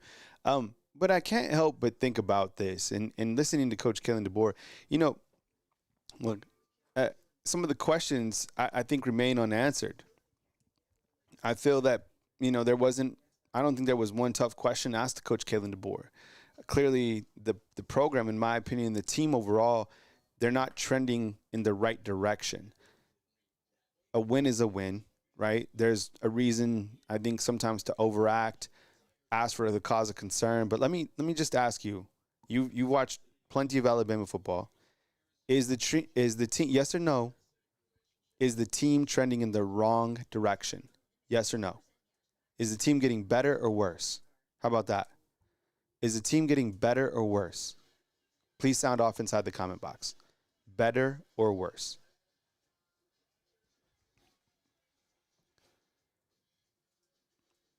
Here's a look at Alabama's remaining schedule, okay?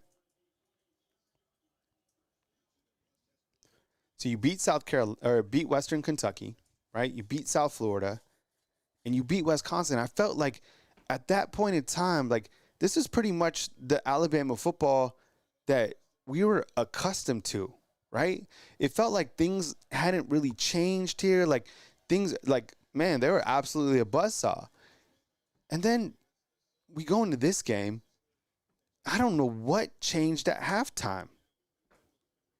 I really don't. Braden says that we're being dramatic.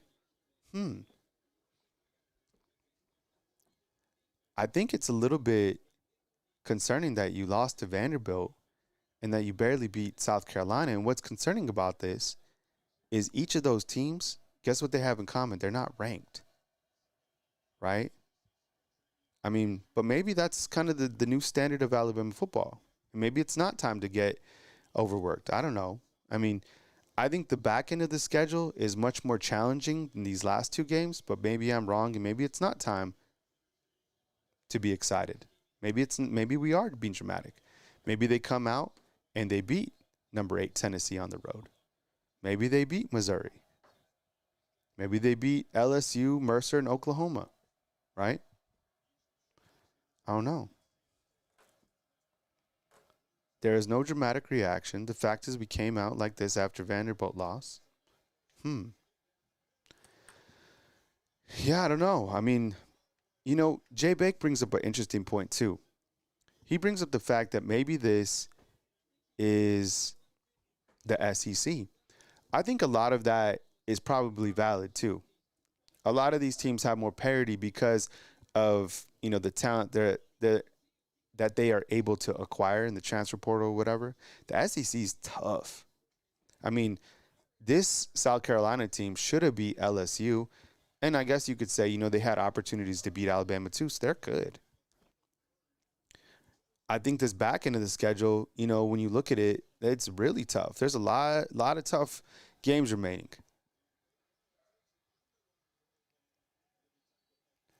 So you did come out with a win, and you did find a way to win against South Carolina, an SEC team. And I think in the first part of that game, they did find a way to respond, right? So, you're able to win, but I think teams are starting to try to find a formula to beat them, to keep it close, right? We'll see what happens against Tennessee and Missouri. I appreciate you guys being here for the watch-along. Thank you so much for joining me today. I'm working on content. I'm uploading stuff right now, so please watch for news as it comes right here on Bama Football on YouTube. I appreciate you guys. Alabama defeats South Carolina in a nail-biter, I guess you could call it. You could join us on Facebook, too. We have a Facebook page, Alabama Crimson Tide on Facebook.